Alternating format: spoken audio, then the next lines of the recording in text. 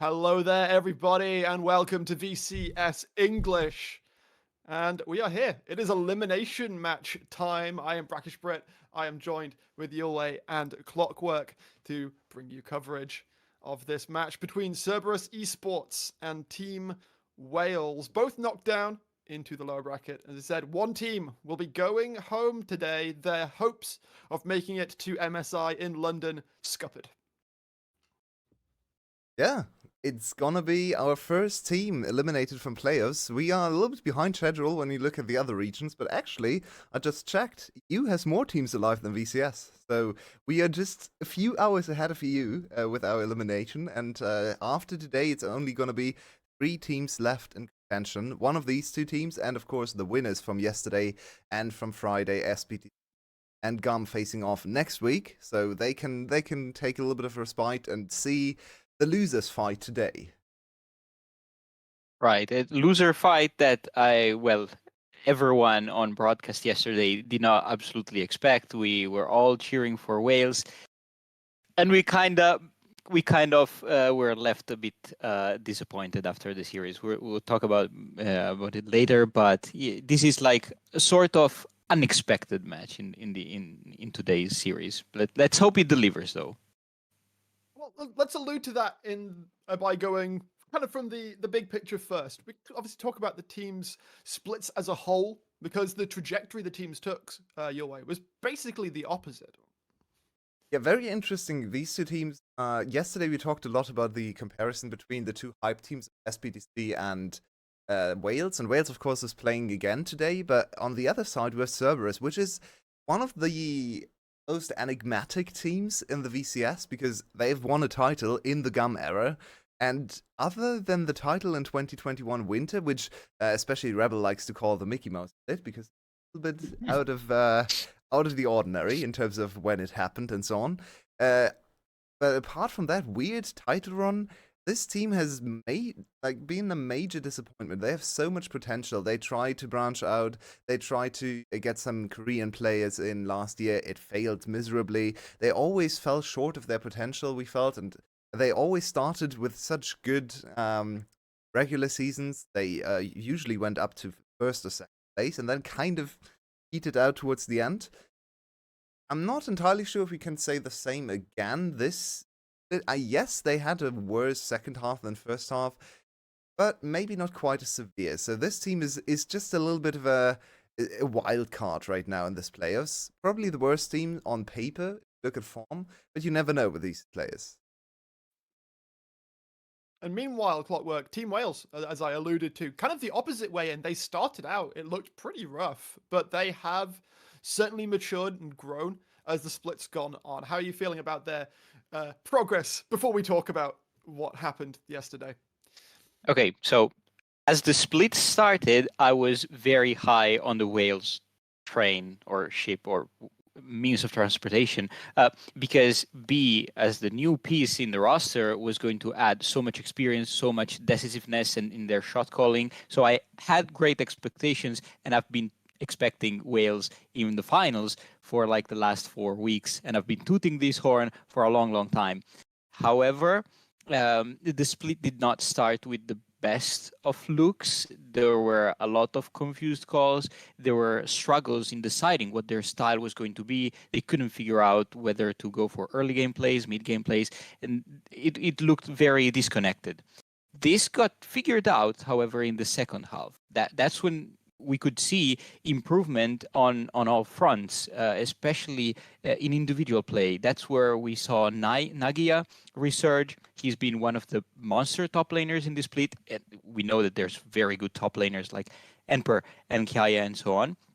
But he managed to distinguish himself, and Vit, also one of the AD carries that we've had a lot of criticism for, he still showed up. He managed to be a primary carry at times in the second half. So that was like what we carried on to playoffs for yesterday. We with this resurgence, we expected that the momentum was going to be on Wales' side, and it kind of wasn't.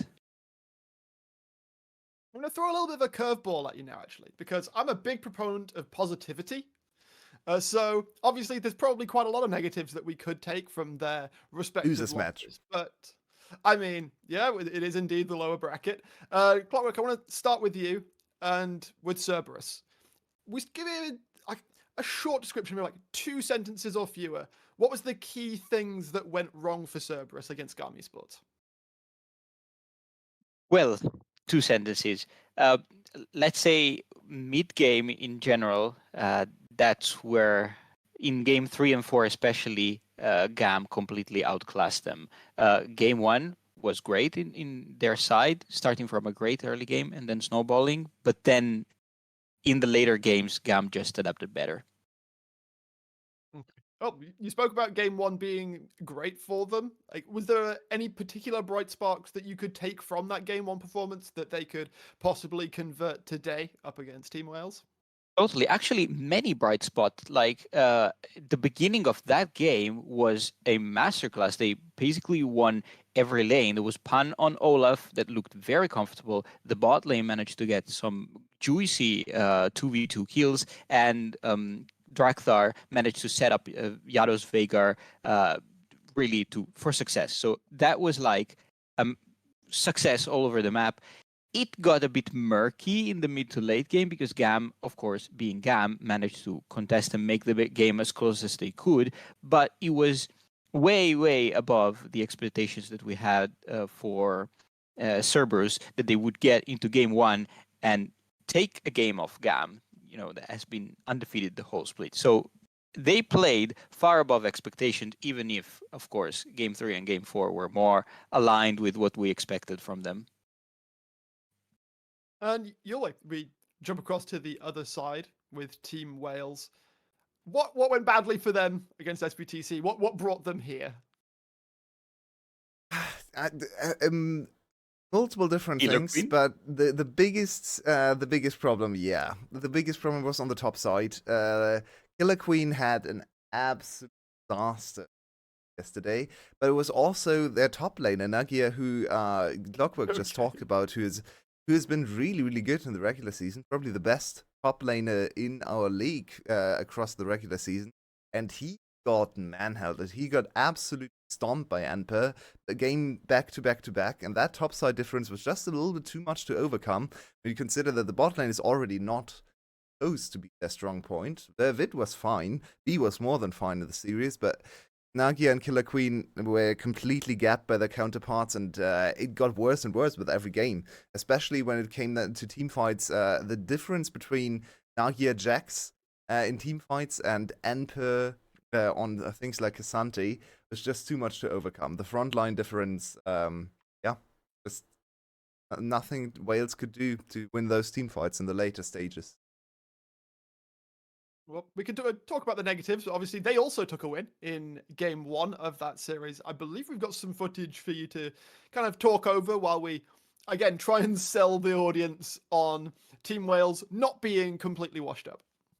Let's take a quick look at some of the highlights from game number 1, as this happened just yesterday, so you might still have a little bit of that in your memory. And this started out with a huge bot lane outplay, as you can see here. Vid. Renata gap. Yeah, Renata just saving Vid's life. This actually snowballed into quite an important bit of advantage in the bot lane. Then Glory also, this was the only game where Glory and Killer Queen worked well together, but you could already see some of the issues with Killer Queen's over-aggressive chasing. Here, he just dies into the enemy team. But overall, still a decent fight. Quite the even early game, actually. And yeah, this is just the aftermath of the first Rifthold fight. They dived on Nagia. Nagia was really struggling in this whole series, but even in game 1, he had a decent Jace performance, especially later on in the game, but the protection from the side of Team Wales maybe a bit lacking. They could have helped him out a little bit more. This happened in the tiebreaker game as well, so this is something we need to look out for today. If Wales leave their top laner alone again and he's struggling like he did yesterday, then that could be an area of attack for Cerberus, even though Pan might not be the same as Anper. Yeah, a lot of back and forth in this early game. Actually, very few kills happening, but a lot of fights. And as we are 11 minutes in, 2 dragons to Wales. That's one of the big things that actually snowballed this game. They failed this engage on DNK, but I believe they still got the dragon, which is really big because they won the next big dragon fight. As we skip ahead a bit. Well, not. Yeah, there we go. That's the next dragon fight. This one was really the biggest turning point of the game, 22 minutes in, where SBTC, you can see they're 7-2 up in kills, but Wales played it so slowly, so controlled, and always stuck together as a team here, and this time they land the engage on the enemy jungler. Now the smite is gone, so the dragon is theirs. The enemy team is forced to fight because they can't give up the soul. So this is just really solid macro play from the side of Team Wales. And we looked at this game. This was game number 1, remember? We looked at this game and we're like, wow, Wales is looking crisp. They're looking clean. Their coordination is really strong here. They know exactly what to go for in terms of macro. So we expect them to kind of dominate the series, honestly. But this was unfortunately just the one game they won. Still, it's a good sign into their strength and also what they could do today if they just double down on this kind of play from here on out. It's essentially just the last few fights of the game. I think this one actually ends the game with Vit dominating on the Jinx. And there's nothing really SPTC can do at this point because Wales' team composition is just too strong as a 5-man unit, even if they lose their Annie at the start. So, correctly, they win the team fight here and just down mid lane. Actually, the next team fight, but you can see they're pushing down mid lane with this attack. And that really was a rather clean game from Wales. The gold never really got into absurd amounts, but they played a clean front-to-back team fighting composition, snowball through the dragons, and it looked like they were a really strong team in game 1. Well, I want to stress on top of what Yue said that throughout the whole game, even if even if SBTC was the one taking the initiative and trying to engage, they never got a lead. Wales was always ahead in goal, ahead in maybe not pressure, but like they had map control at all times. So that's why we had such high expectation.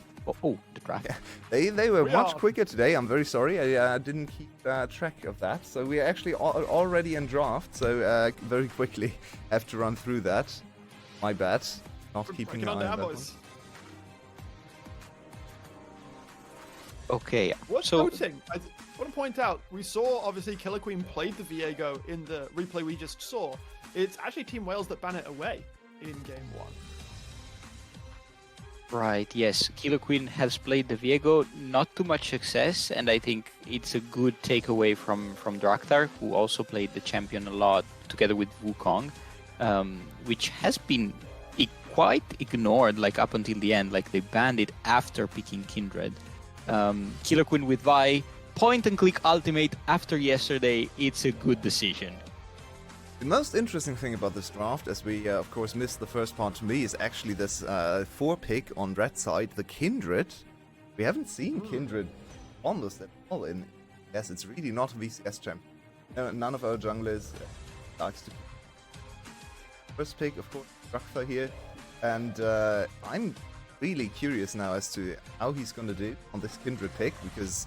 Yeah, we haven't seen it much. Kindred and Lissandra together is also not a combo you expect because they kind of want to do slightly different things, but maybe the Lissandra can set up the Kindred for success.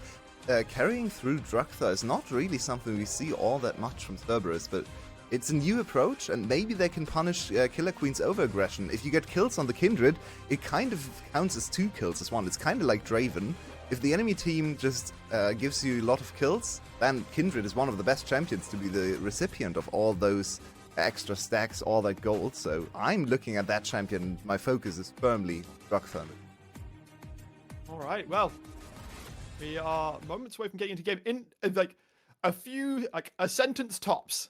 Who do you think has the advantage from what we've seen in the draft? Yulway, what do you think this? Do you think this Kindred is going to be enough to bring them over the line for game 1?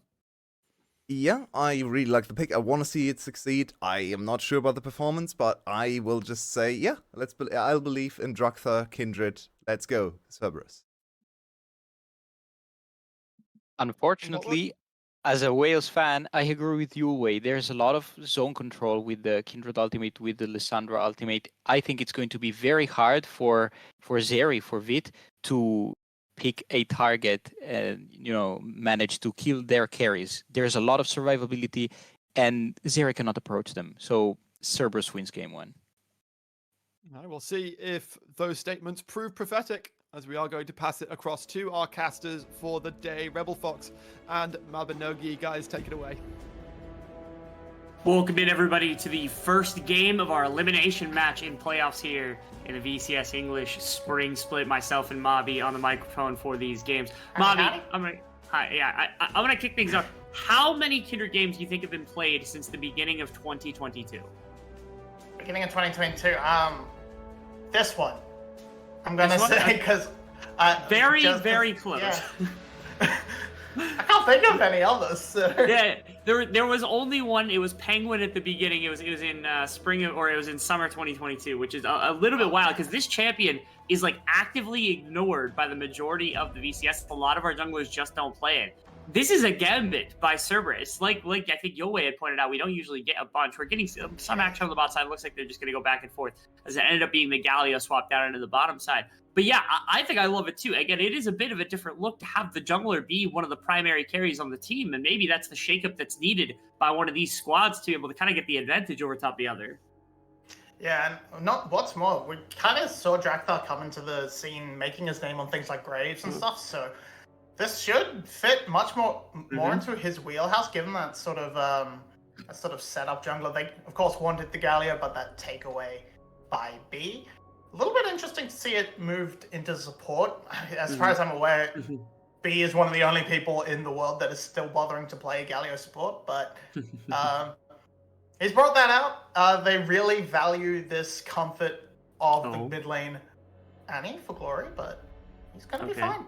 Oh, no, he's not. Well, actually, decent wraparound coming through from Rado P almost out of nowhere. Now they're going to try to deliver the first kill. They do. They just outright deliver it to Drakthar. Oh, he's got the red buff. He got everything.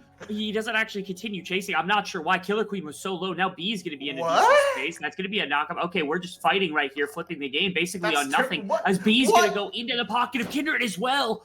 You got to be kidding me, Mobby. The Kindred's off to such a good start. Why did they re-engage that? I don't know. Cool. And now Rono P can just keep pushing onto to kill a queen, and the calls are that was just a mess. That was just complete nonsense coming out from side of Team Wales, and oh my goodness. Drakthar now is 2-0. He has full control of the jungle. Killer Queen can't risk. Oh, he's gonna wait. He's gonna wait. Oh, that's disastrous. Okay, the full combo does hit. Killer Queen's gonna have to flash in order to get out. Glory's still here, so they're gonna get driven out of the river maybe a little bit, especially because bot lane's here. Yeah, it's unfortunate because that wave shoving, the punishment by Cerberus' bot lane actually ends up to them leading river control, which is a mark down the drain. But given just how dominant that the early game was, I think they're okay yielding over the first Scuttle Crab mark as opposed to anything else. Yeah, I'll take he's not on flash. He gonna force out the flash from Nagia. That's about it. Yeah, that counter strike lasting just a little bit too long for Nagia's W to wait that out. Now Glory's gonna try and do his best to regain some control of the mid lane after falling prey to that first roam from Rono P, but we're seeing the Jinx Nautilus just having full control. Galio can't really do all that much in the laning phase, and those rockets just applying a bit too much force, allowing for Rono P to just exit the lane. And if you have Rono P having full ability to just leave the lane and link up with Kindred and make these plays, that should just be fantastic for Cerberus, and you're really stuck waiting until B hits 6 to make these responsive plays. Yeah, to start off this game, the fact that Rado P was able to make just a massive roam, they like bounced the spot wave off the tower and just immediately got space for Nautilus to go moving all the way up into mid lane, all the way up into the jungle to be able to make that second response play. Cerberus came out with a game plan, which is really nice to see. So often is it that Cerberus ends up getting kind of locked in a box of being like, oh, we're playing for Artemis, oh, we're playing for late game, oh, we're playing for all the... So to see them come out with an early game plan, again, playing around Drakthar, not something that we always see, is really, really unique. And I'm glad to see that Cerberus is finally taking the initiative. This is something that I complained about in our first series on Desk, because we were both there, and I was like, yo, these teams, they're boring. They don't do anything. We got to see them actually show us something different. And they didn't really show us anything different in our first series. So saving it for when it's time, when their backs are up against the wall, and it's your life that's going to be remaining in playoffs. Cerberus bringing out the good stuff.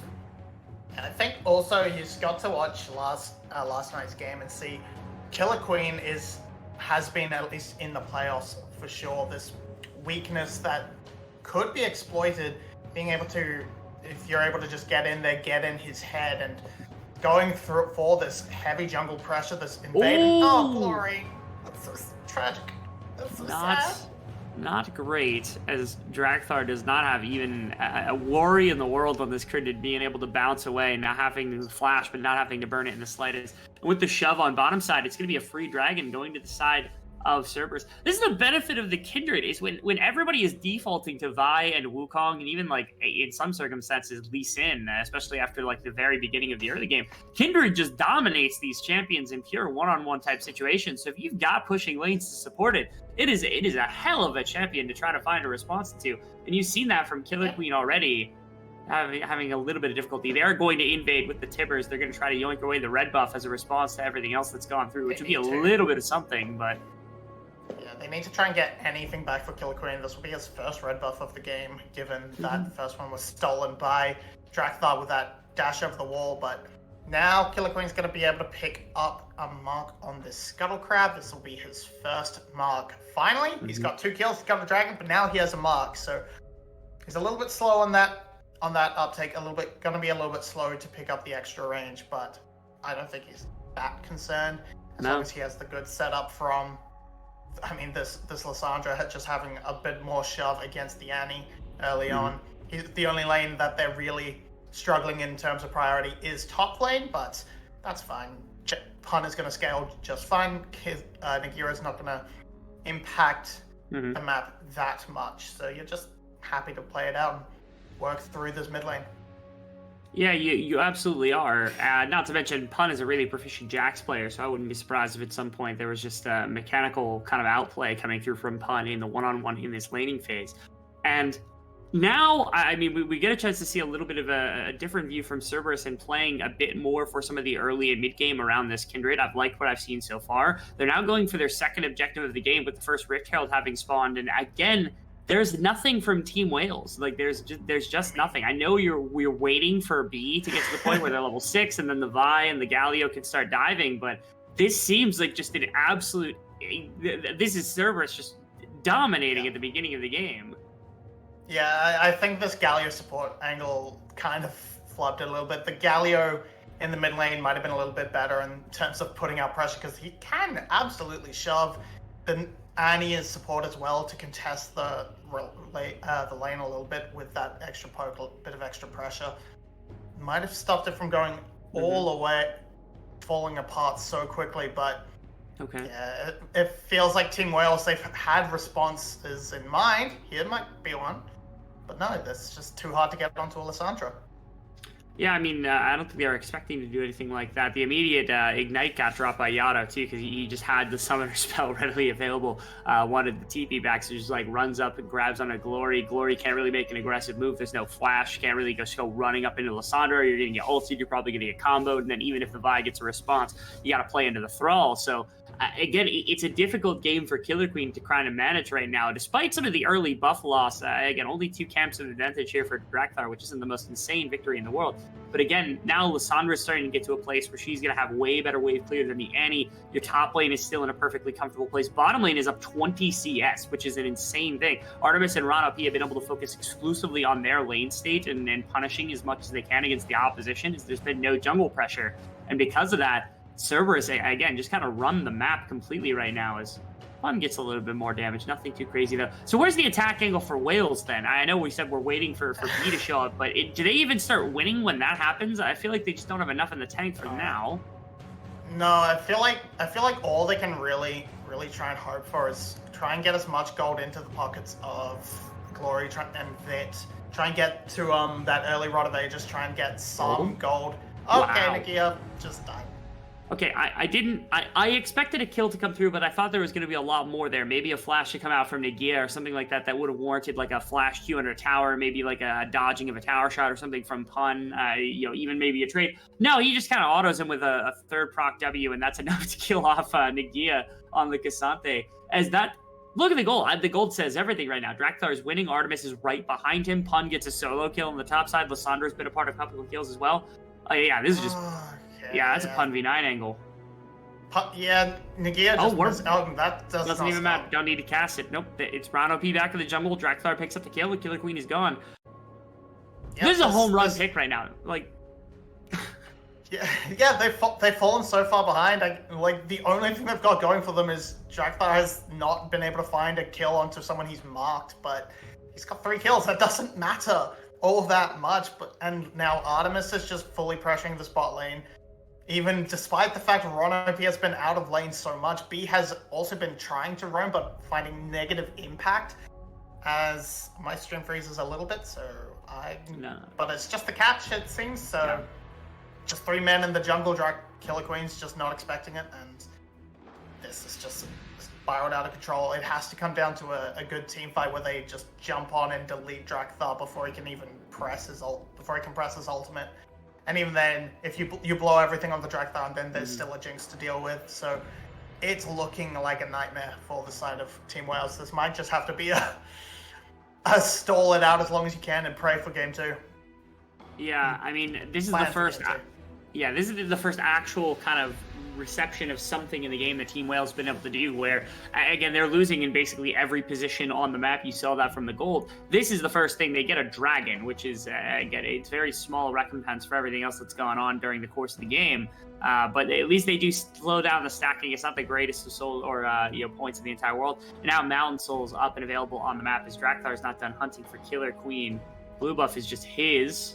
That wall is going to make it really hard, too, because, again, you just pilfer this without, Vi being able to see that wards cancel. He's just stealing camps from right in front of him. Like Killer Queen is on this side of the jungle, and Drakthar is yoinking camps away, going to grab 2 in the time it took him to take Wolves, going to grab this. How has this pick never been in the VCS? There's so many good junglers that have had an option to take this, and this is the first time we're getting this. This is the first time we've seen the Kindred. This is ridiculous. Oh, Artemis, actually, he's taking Gromp, gets root up. Actually, ultimate from Ron-OP, also going to be able to stall up enough. Wow, they zone him. Killer Queen's just dead. Yeah, Killer Queen is just trying to get anything back, and he commits a little bit too hard onto Artemis. Ron-OP is in the area. He might have it in if it's just the 1v1, but with Ron there, he can't quite get it done. So you can see Killer Queen is now very much in his own head. Drakthar is in his head. He's already floundering. He's looking for something to try and make his way back into the game, and he's just not in this game. He's just an alt bot, and unfortunately he's already spec'd in towards that the Divine Sundra, so he's not even just going to be this big tanky thing to buff up his team. It's just not going to be a useful fight. This is also really wild for Wales, because walking into the end of the split, the 2 things that were working best for this team were Nagia and Killer Queen. I think it was a really obvious kind of dictation that Killer Queen was probably the second best jungler during the course of the regular split, and Nagia we had as the best top laner. I think mostly as a result of Kiaya maybe not receiving some of the love that they wanted, because Kiaya has also been amazing. But Nagia, if not number 1, was certainly in discussion for number 2. Over the course of the split. So this top side, I mean, it was something that floundered against SBTCE, and now all of a sudden it's also getting kind of rocked by Cerberus. What are they, is this the attack plan that teams have come up with? Have they just said, hey, if we shut out Killer Queen Nagia, maybe Glory Vit don't have enough to actually beat us in the long run of the game? Yeah, I mean, if in the playoffs matchups, especially Slater and Artemis have been 2 of the best ADCs in the league. Vit has not been that by any stretch of the imagination. So you're just sort of saying, well, we're passively going to win bot lane. Glory alone can't do anything. B has had a great impact in past games, but he's neutered himself by picking up this Galio. It's just not a real champion in the support position anymore. I absolutely don't know why they did this. They went for the takeaway, but Annie is a good support. Galio is not. I'm just flabbergasted. I just don't know what they're doing. They just look completely That's lost. a Rift Herald. That Galio ultimate's going to get dropped. Nagia's going to get dropped well before. That means that B is basically thrown to the wolves as well. As nobody has even touched Drakthar over the course of this fight. Nobody's really done anything. Drakthar just gets to continue to run through. A very, very kind of forward Kindred ultimate is going to make sure that nobody in the backline is going to go down. As that's 4 members, or 3 members, my apologies, getting brought down on the side of Team West.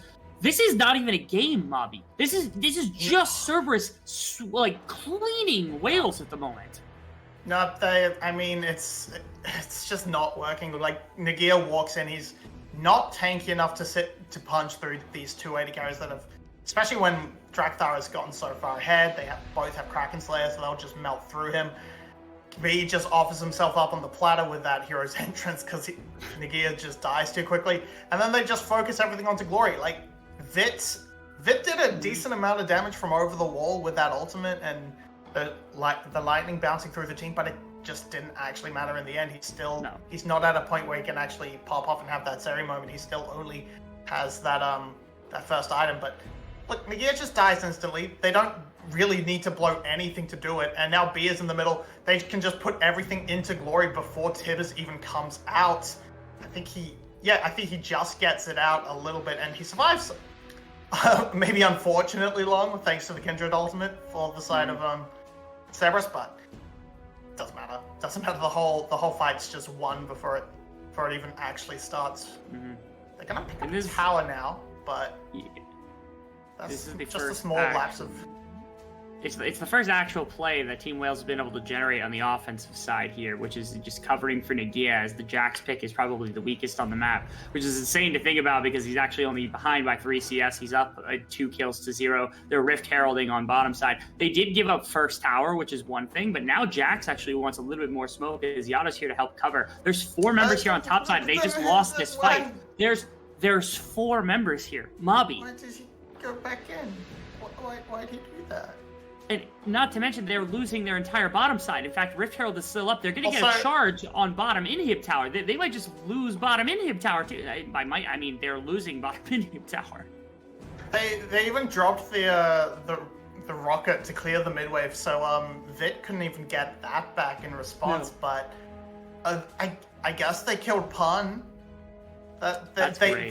They have a kill on the board. That's nice. They have a kill. They have a tower. They have a dragon. So they've got all the metrics needed to turn off to make the perfect game, and that's all they can really scrounge for right now. Try and pick up one of each metric. You're good. That's because this game has just been disaster from the word go.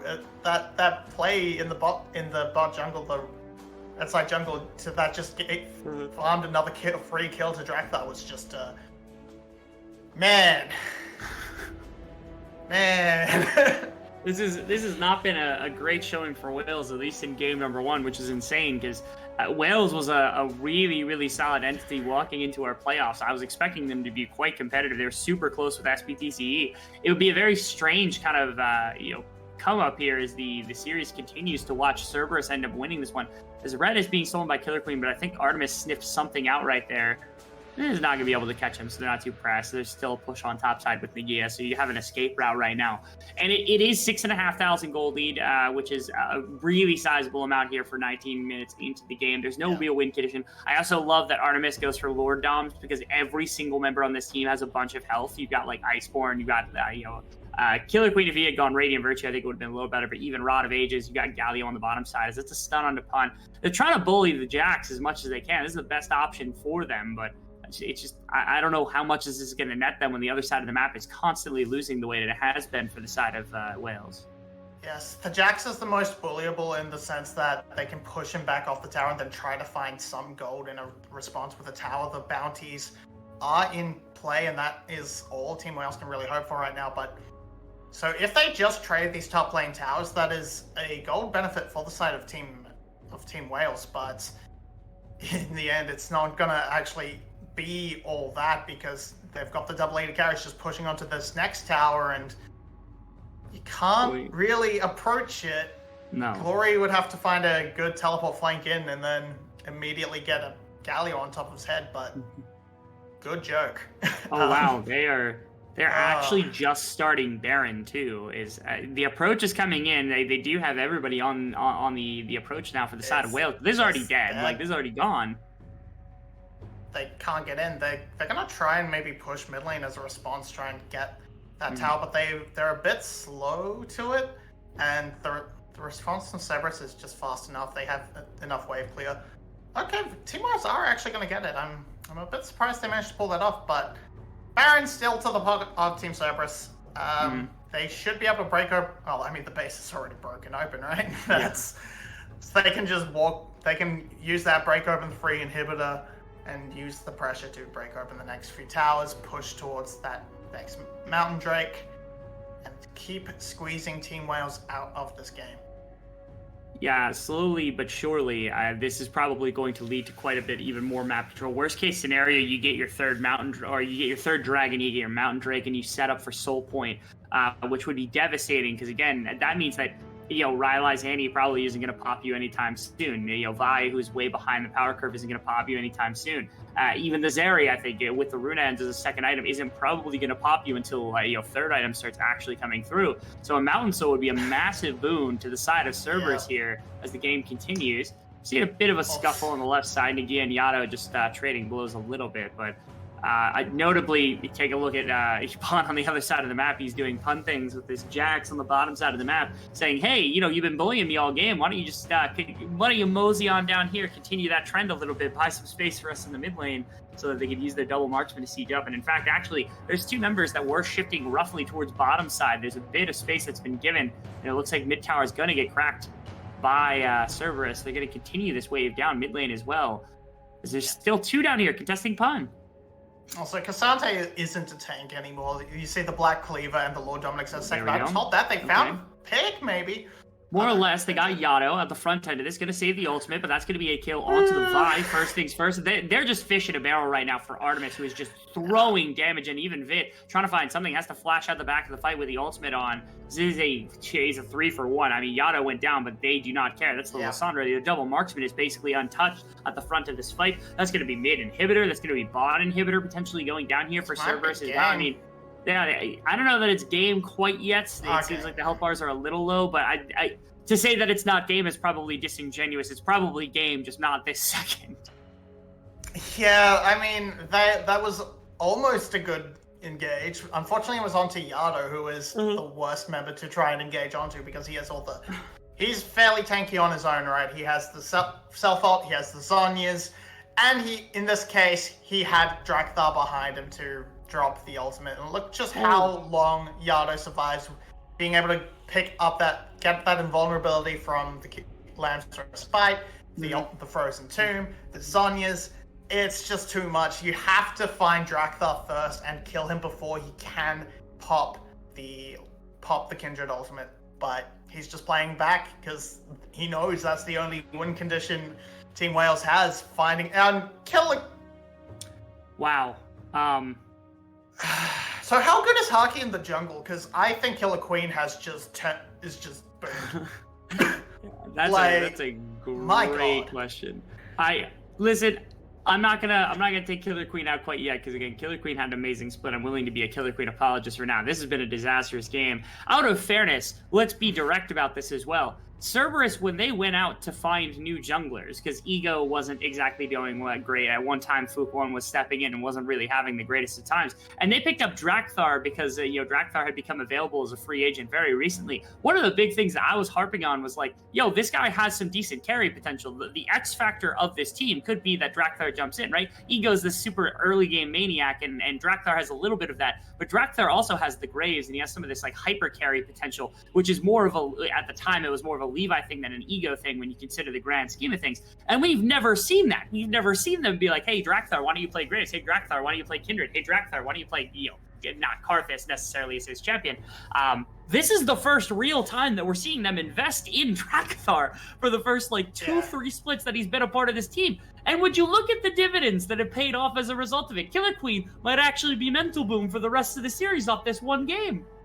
Yeah, I mean, a little bit of push for Drakthar is just dead. Killer Queen again. Okay, now Drakthar, he gets pressured by the Annie, but he's not even below half health yet, hasn't popped the ultimate. That's going to be the damage getting dropped out as a little bit more. That's the Galio. That's a solid Galio ultimate. That's going to be able to knock up quite a few members. Pawn's going to be able to jump directly onto Vit, has to flash away, but he's also going to have to jump out pretty quickly. Yato's going to be able to put out damage, and now everybody's dead. I mean, there's nothing else to be done. Man. Artemis went down in the midst of everything, but they've already got another marksman. They've already got multiple inhibs down. They've got siege minions in the mid lane. That is going to be the end of the game here for Cerberus. 25 minute, 18-3 performance from Cerberus. Name one person who would have expected that scoreline in game number 1, Maui. I don't think we could have done it. No. I'm gonna just throw a little solace towards Vit, who absolutely played his heart out in that last team fight, but too far gone by that point. He did a ton of damage. You saw those blinking health bars on Cerberus, but the game was over so long ago. And oh man, Glory's giving daggers at Drakthar, like, why weren't you like this when you were my jungler? But they finally realized carry junglers are coming back towards the meta. They've given Drakthar that faith now with this Kindred, and this Kindred is probably going to hit the bench, I imagine. But then, hey, Graves is available. He's not buffed yet on this patch, but he's still available. Listen, if it's comfort for Drakthar and they're able to design a game plan around it, I mean, if they're winning bot lane ambiently like that, I mean, if Drakthar can get aggressive with lane push coming through from their mid laner and Yato's willing to sacrifice that worked out great. Like, that was perfect. That seems like a strategy that if Cerberus continues on in the event, SBTCE and GAM are going to have to come up with responses, because again, this Wukong Vi slam has just been there all split long. The only difference has been towards the end now. Lee Sin and Viego have kind of entered the pool. Sejuani's entered the pool. Guess what?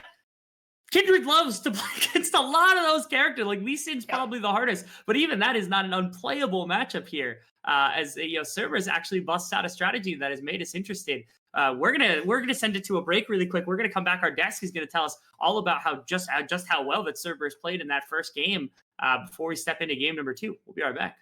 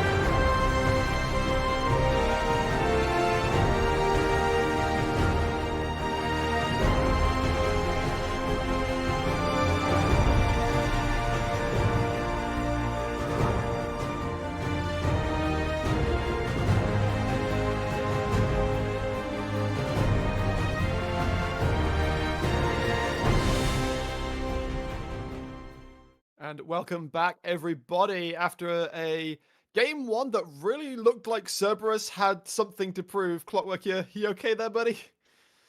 I'm not. Hide the pain, friend. Let's have a quick glance at the stats. I know it's not what you want to see right now, but if we can get that up, thank you very much, your way. Yeah, it's not a pretty sight for a Wales fan. Oh, it was actually a bit worse than the graphic shows, especially if you just look at the damage. The damage doesn't look too bad. Honestly, the Kindred only dealing 8.7k is a bit surprising, but then again, we mostly ran the early game together with Ron P on Nautilus in perma invading, and the team fights were mostly carried by the Jinx later on. But yeah, if you take a look at the left side of that graphic towards the gold graph, that is beautiful. That's exactly what you want to see as a coach. Just steady downward, like towards your team. Your team is getting an advantage, and then they push the advantage. No spikes upwards again. It's just a clean downward slope. And Cerberus really just ran away with this game. 18 through 3 kills. Complete domination from start to finish. Absolutely. And as you said, it was controlled. It started out basically from that 2.5, 3 minute invade. As you said, it was Drakthar linking up with Ron OP, getting that early invade, getting those early 2 kills, and denying that first red buff to Killer Queen. And speaking of Killer Queen, perhaps, Clockwork, there were some questions that need to be asked here. Okay, so that invade was the League of Legends equivalent of the school bully pulling Killer Queen's pants down, and then the whole game was him trying to run around and tripping over and over in his pull-down pants. But I want to highlight that, of course, it's very easy to pick Killer Queen out and single him out for the bad games that he's had between yesterday and today. But I want to highlight that he's really playing unlike the second half of the split. In the second half, he was like instrumental in keeping the team up because, as I mentioned yesterday, usually it was Glory to roam and affect side lanes and protect his teammates and set them up for advantage. This split, it was Killer Queen's role. It was always him to ward for Nagia. It was always him to protect Vit and keep the side lanes alive and also focus on Glory. Now the Killer Queen can't have these pressures. We see what happens. Nagia just crumbles and gets solo killed. Vit and Vit and B cannot keep up the lane. Rono P is free to roam whenever, and Yado just monster gapped Glory too. So it's like when Killer Queen cannot play his game, everything in Team Wales' synergy and strategy crumbles, and they don't seem to have any answer to that. Kind of felt that way. And well, we did have a relatively short amount of time to talk about draft. They kind of jumped in before we were ready, perhaps. So, your way, do you want to bring the draft up so we can have a more in-depth discussion about it? So we weren't able to have one before the game. Yeah, so there are a few things we need to hit on here as we bring this graphic up again. Of course, the main focus was that jungle counterpick that worked to a T, though it worked better than you can even dream of as a coach. Like you dream of that early game happening in 1 of 10 games, but you can't really plan for it, and everything went so well for this team. But even ignoring just the early game plan, if you look at the draft, there are a few very questionable decisions taken by Wales here. You have Nagia, okay, he's an amazing K'Sante player, but K'Sante into Jax is a no-go. That's a self-counter pick, and he after the Jax, I believe. So I don't really understand what happened over there. We have Vi early pick is understandable. It's something a lot of VCS teams do, so I don't want to flame them for it, because yeah, most VCS teams would go for it, but they need to adapt now because they know that the Kindred can come, even though Cerberus is now on blue side. So the Kindred is less likely, but I feel like Team Wales needs to keep it in mind, in the back of their mind at least. And then this Gallia pick was, Marby talked about it a lot in the game as well. I really don't understand why they didn't try to play more towards their support advantages. Because if you look at the 2 support players, we have Rono P and B. They are almost polar opposites. Yes, B can play Rono P champions as well, but Rono P can't play B champions. If you look at his champions played, in their first series, P played 4 games. He played 4 games of Rakan. He didn't deviate a single time. He played Rakan every single game. If you look at his regular season, he has 9 games on Nautilus. So now on his 5 games in playoffs, he played 4 games of Rakan, 1 game of Nautilus. That's literally the perfect way to play for this player. He's an old veteran player. He doesn't have all these new and enchanter, finicky kind of supports in his arsenal. No, he wants to play engaged supports. That's what he knows. That's what he loves. That's what he won titles on back in 2018. So just attack his champion pool. Take away the Rakan, take away the Nautilus, and move him towards the Thresh, or maybe even move him off the Thresh, so he has to go to the Blitzcrank, which is a little bit more situational, or maybe even force him towards something like a Lulu, which he's only played once. So I really want to see Team Wales try to attack that support champion pool. I feel like B brings so much more. He has like double the champions plate of Rono P. He has Lux, he has Sona, he has Heimerdinger, he can play Caitlyn support, he can play everything. Play 2 games of Belveth support of all things. So just try to make use of your MVP support from last season. He knows how to do it. If I may, I want to echo what Yulu is saying, also because it might directly benefit Killer Queen. If he's struggling in the jungle, just allow B to run along his side, to hold his hands and to prevent him from running in bad situations on his own. So it has direct benefits also for the parts of the map that you're struggling with. So Unlock B is one very good form of adaptation that Wales can and should go for in this game too. Otherwise, this series might be short. Another point that was made by Marby during the break, that a majority of success for Team Wales that have been coming out, specifically in the AD carry role for Vit, has been on Varus, on Xayah, on Jinx. In Game 1, they banned the Xayah, which immediately forces Vit potentially onto a less comfortable pick in the Zeri. So maybe, now that you're on the red side, don't ban the Xayah. And potentially, if you're looking that way, I don't know how you feel about the specific priority towards picking the Lovers duo together, but you could, if you wanted to, as you said, Rono P has many games of Rakan. Maybe ban the Rakan, don't ban the Xayah, pick it yourself. And even if you look back at the 2 series these 2 teams played in the regular season, the series number 1 was a huge stomp for Cerberus. And if you look at the stats, it happened through Botif, as we will head into draft on time this time. I was keeping an eye out for it, so not gonna miss anything.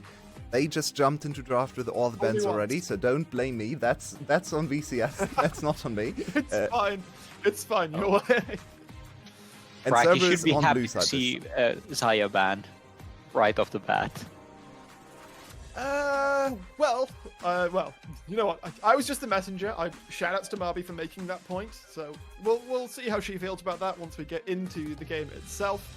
And Lucian Nami is the response coming out from Team Wales to the first picked Wukong. Yeah, they played a really good Lucian Army game, was it just one game? Yeah, game number 3, Team Wales against SPTC tiebreaker last week. Was a really good performance from Vit. Maybe the best individual Vit game I've ever seen. His Lucian looked amazing, so I don't actually hate this one. Jungle He first. also won against Gam. Yeah, so it's actually a really good pick for Vit, and B is an amazing Nami player, so I already like to see this. Look at this. Nautilus is banned. Rakan was open, okay, but they do force Rono P on an Enchanter, and Rono P on Enchanter is not what you want to see. Yes, it's Artemis on Aphelios, but Artemis Aphelios is not actually his best champion. I think Shogun Aphelios is much better than Artemis Aphelios.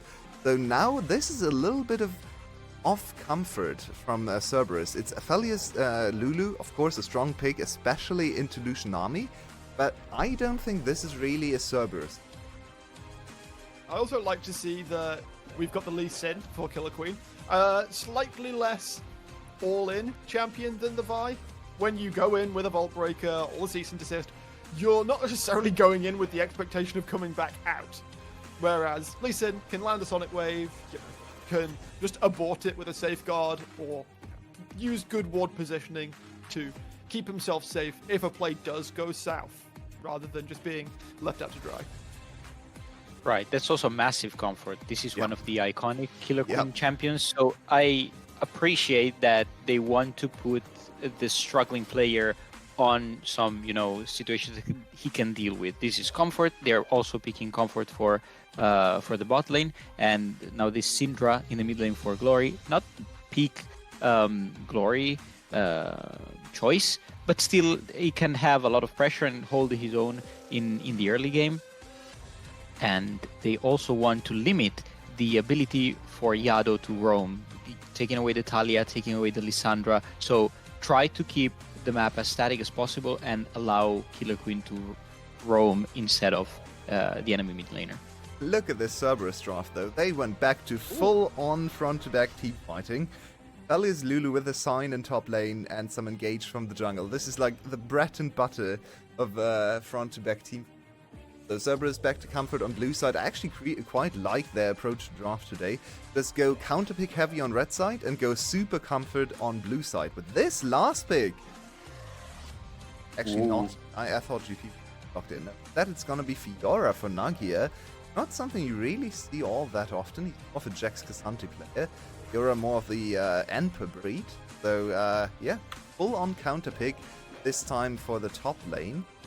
And I feel like the whole composition for Wales is a bit funky. It doesn't really give me that cohesive feeling of Cerberus' draft where you can clearly see, okay, pressure from mid lane, transition into sides, let Aphelios carry late game with Lulu, have a really strong front to back setup. I think Team Wales' draft is much harder to play and relies on individual performances more so than synergy. Right, very solo queue-ish. Every lane wants to play for himself and try to get their own advantages and maybe snowball off them. Wales' early games haven't been good enough to justify such a draft. However, there's comfort for every player, so it might work. Well, as a caster of amateur leagues, quite a lot. I like to put I have 3 favorite words when it comes to casting amateur league games, and those words are ease of execution. Because the less onus you put on yourself to individual mechanical performance, the simpler your path to victory is. Obviously, we're talking about pro players at this point. Execution should not be that difficult to them, but it does leave something to be said that, yeah, a standard front to back, rely on your carries in the late game is going to be much more easy to execute than a Fiora playing side lane sort of composition. So we'll see what happens when we get onto the Rift for this game number 2. We'll send it back across to Marby and Rebel Fox.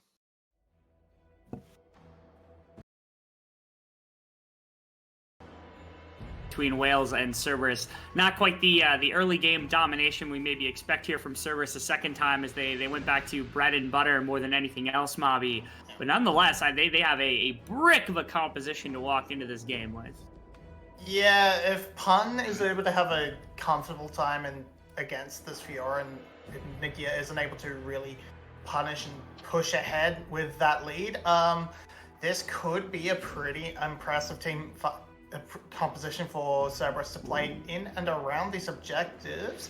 Pun does not find himself fall for the bush. They are now gonna go onto the top side themselves. Okay. Perhaps. They're very fortunate to not get wrapped around on by Glory, but unfortunately this buff, it's a 2v2. All right. Immediately, that's a play. Q lands, though! Killer Queen is so low. As a result, has to flash over the wall. Now Nagia is in a really rough position as well. Has to try to find a kill, maybe against Drakthar. Flash to get out of vision. That's going to be very for Nagia. Traded off for Pun. Woo! That was about as close could be as Drakthar burns the flash. In fact, 4 flashes burnt right there from all 4 members on the top side. Honestly, if I'm being 100% real, both top laners picking up kills is quite nice, but extra armor for Pun at the beginning of the game is going to be expert. As also Killer Queen gets kind of a tempo advantage here, being very low, getting to start on the Raptors. Yeah, this is a very, very big swing. It's a miracle. It's so lucky that Nagia is able to actually get away with first blood, because trying to fight level 1 into Drakthar and Pun, Wukong and Sion are so strong in this early skirmish. That passive from Drakthar doing so much work. These little bits of true damage do make up for it for Nagia in the end, but First blood to Nagia, he's going to get a little bit of gold, but that's going to be at the cost of some extra experience, as Pun will be able to head to the wave first and still has a teleport available, so can try and cheat a recall and try and make Nagia's life a little bit more difficult. But as you said, Killer Queen has the tempo advantage himself. Yes, is still relatively low health. Now has to figure himself out just a little bit. His top side is going to be there, but Drakthar has caught him. This is going to be third cap now for Drakthar, and it's going to have to be a full wraparound onto the Scuttle Crab maybe from Killer Queen, maybe a gank attempt. Killer Queen's walking into the jungle to maybe wrap around on Pun. Setting up this Fiora is going to be huge. Fiora is unstoppable in a side lane against Sion. Like, there's nothing Sion can do if Sion is not really, really bricked house to do something. Is they're going to gank for top side. Q's going to land, dodge out from Killer Queen, who had tower aggro. Is actually no way. No! You gotta be kidding me, as they bail so early. They bail early. They don't have quite enough damage. Pun is just able to land another double knock up with his Q, and because of this, they stand on. Killer Queen actually bails from the knock up, but he exits the fight nonetheless. So Team Wales just absolutely flubbed the dive. Nagia is now actually in a rough position because he dies, Pun gets another kill, and Pun has the teleport, so he doesn't even miss out on all that much. And with a Bramble Vest first, Nagia can't even sustain up in the lane as much as he'd like, and Drakthar gets to get the tempo back and be ahead in jungle camps. Okay, wrap around onto Glory. Glory's now going to be in a really bad position. Nowhere for Glory to flash. Just has to try to push into Yado. Not much in the way of damage to work with, as Drakthar is going to continue to chase, try to find something. Stun comes out. Glory's making this a difficult job. Oh, okay. Can he catch him before the TP actually goes off? I don't think it's going to be the case. No, doesn't even land the Q. Instead, it's just a TP getting out from Glory, as he was down to, had to be single-digit health right there. One Q from Drakthar nearly brought him down. But that is going to be sufficient for Glory to be able to get out without having to burn Flash, notably, either. It does lose the teleport, but that will be... So he can't return to lane immediately, but Killer Queen in position to actually push the wave in and crash it will make it not terrible for Glory in the long run, as now we're seeing this top side once again.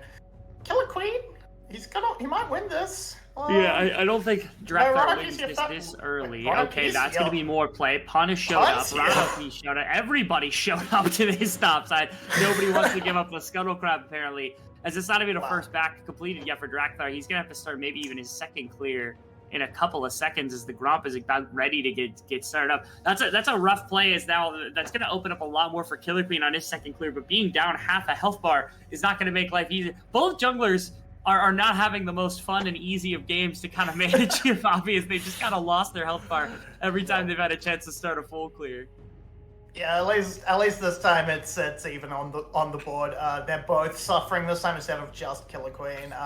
Makes the game a little bit more fun, a little bit more exciting, as there's still pretty much dead even. Just that small advantage in the kills pretty much showing up for this top side. Bit of CS in the jungle as well, but that doesn't really amount to too much. And now we settle into a bit of a lull state. We're waiting for these mid laners are still waiting to scale up a little bit. They aren't quite as potent in the early game as perhaps once they were. Syndra, not in this case 100%, but now Rise on the roam might push Team Wales back a little bit, so they can't quite force in. Now levels have come through for that bot lane, so they are starting to take control. Yes. The game is actually exceptionally even in this one. I know that, again, the early kind of kills for Pun does make the laning phase a bit more difficult for Nagia. You're seeing that kind of manifest itself. But eventually, this is going to be winning for Fiora. Your mid lane matchup right now should be Rise favored because of the wave control that Rise is going to have. Eventually, Syndra is going to feel quite a bit better as well. And the bot lane is holding their own a lot better than what they did in game number 1. They were down about 20 CS at game number 1 by the time you hit the 10-minute mark. And here, they're dead even. Not great into the Aphelios Lulu, but I think you'll take it. Again, Bit and B, very proficient Lucian Nami players to work with here in this one. as there's a lot more, there's a lot less of a dead game to start things off, Mobby, which is a nice thing to see that Wales was able to come out with a bit of a different strategy. It is still anyone's game to be had. No neutral objectives have really been approached quite yet, and Devin even in gold means that we're going to be walking into 8 minutes or so Rift Herald territory without too much of an advantage one way or the other. Because that's going to be a mid lane gank. Yato gets ulted, going to get stunned up. Now Killer Queen's going to find him with a Q. They're actually just going to find a kill, as Killer Queen finds a nice setup from Glory with that range advantage. Yeah, that's really lovely from Glory, playing it out, using the ultimate first to set up the easy follow up with the Scatter the Weak, rather than just trying to hold it for the execute damage. It doesn't have it. It's not quite as potent yet at this point, so getting that easy stun for Killer Queen to execute is the way to go. This will actually put the jungler ahead a little bit. Can't interrupt Nagia's back either, can punt, so gonna just be a little bit of a trade. Mid lane kill, but Drakthar's going to take the opportunity of the reset to move into this Rift Herald. Yes. That's gonna go pretty much uncontested, as Hello Artemis has actually made the roam up first. They don't read this, I don't think, or maybe they do, but they're looking to try and match it a bit. Match the lanes on the top side, rather than just allow Vit to just mine plates for free, as I suppose you don't need a teleport when you're Scion and can just run your way back to lane. Yeah, the interesting thing about this, I think, from Cerberus is that it's them kind of poking at Wales, and they say, okay, Wales, here's how this is going to go down. We're going to swap our bot lane up the top side, and you have two options. Either you swap with us, and then you don't have dragon pressure as a result of the Rift Herald play, which defends your Rift Herald play really nicely for your Cerberus. Or you don't swap, you leave your bot lane in the bot lane, and you end up grabbing the dragon, but then you run the potential of Artemis, grabbing up extra plates as a result of that Rift Herald going down in top side. It would have hampered Drakthar's clear a little bit, but I think they would have been absolutely in that position. As that's Killer Queen, he was fishing a bit with that Q. He was really far back, and Red White was about to be up for Artemis, so I don't think you ever really wanted to mess with Helios in this particular case. As Yato and Drakthar are here as well. In fact, 4 members from both teams on the top side. And again, they didn't get that response of neutral objective, which is one of the big things. That is a kick used under the cloak. Holy, okay. Now Drakthar is going to go down eventually, as that's going to be the Cinder ultimate bringing him down. Killer Queen got absolutely fleeced in that deal, but somehow Cerberus still on the dramatic losing end of everything right here, as that's going to be a kill and a flash bird from Artemis going to the side of Wales. Man, how do you not know that's the I'm flabbergasted. I'm appalled. They just pull it out in the end because Team Wales had the run of the top lane and could rotate first and join in, so it picks up the kill in the end, and killing off Drakthar, killing off the holder of the Rift Herald means that there's no chance for a play to come through, no push. No. That will be delayed, and if they can push it to a point where it has to expire and he has to drop it at an inopportune time, that will be fine for Team Wales, and they will kind of win the overall map play if they can then move to this dragon. And what I more or less want to see here in a second is whether or not they decide to go for Dragon on one of these two teams, because again, it's just top laners up there. If you could solo the Dragon as either Killer Queen or Drakthar, I don't think that's an unreasonable thing to make an assumption for. So if I were Drakthar, I would be trying to get information on where Killer Queen is at. Actually, Red White getting popped by Artemis and doing quite a bit of damage with the picks being attached for a second there. Right now, B's just out of lane, so Vit is suffering at least a little bit. Artemis can kind of choke up in the lane as much as he wants, which is kind of nice to see. And no flash hasn't really been pressed on too hard from Vit and B quite yet. We'll see if they decide to do something with it a little bit later. But okay, Killer Queen threw a Q at Dragon just to see whether or not Drakthar was in that pit, probably, but nothing to be found there. Yeah, the Dragon not being touched. But now Drakthar's in the air. He's gonna find out there's no Lee Sin around, and maybe make the move on to it. But no, okay. Now, can B find something? Yes, he can. Yes. It's just a flash, but he finds something. Yeah, does find something, and a really nice play as well. Notably, Lucian is heading down into the bottom side of the map. Aphelios is heading down there as well. First support to bottom lane is actually going to be Ron OP, assuming that Yato isn't going to get all the support. I think it's so that they could break Yato out of mid lane relatively safely. That is going to make it easy for Yato to move down into the river, and that means if Aphelios ends up getting pushed with Infernum, which is exactly what's happening alongside Drakthar, it's just a Dragon setup or a Rift Herald setup potentially. Is that actually looks like what they're going to go for? They're going to go for the immediate payoff.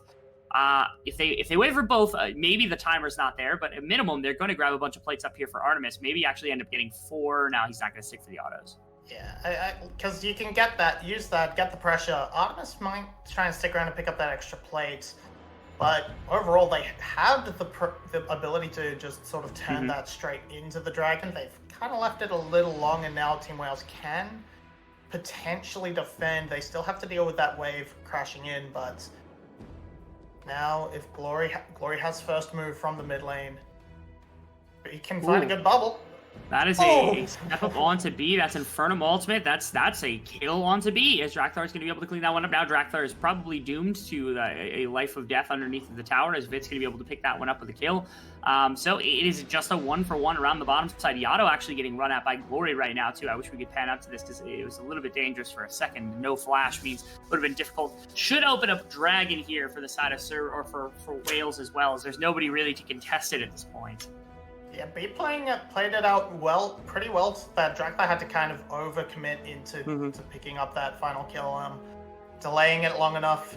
Got the return kill. That's one actually for Vit this time. Oh no. Okay, that's grabbing him. That's gonna be okay. And Duskwave, yeah, that's just a full combo from Artemis as he brings down the Lucian. Feels pretty bad. Honestly, they got the 4th plate too. B is not in this laning phase. They're not gonna step up and try to grab up the tower, but yeah, lots of gold actually did get infused into Artemis over the last couple of minutes here. So while, yes, the Dragon does finally go to the side of Wales, I think it's Cerberus that's okay with that because of the gold amount they just got into one of their primary carries.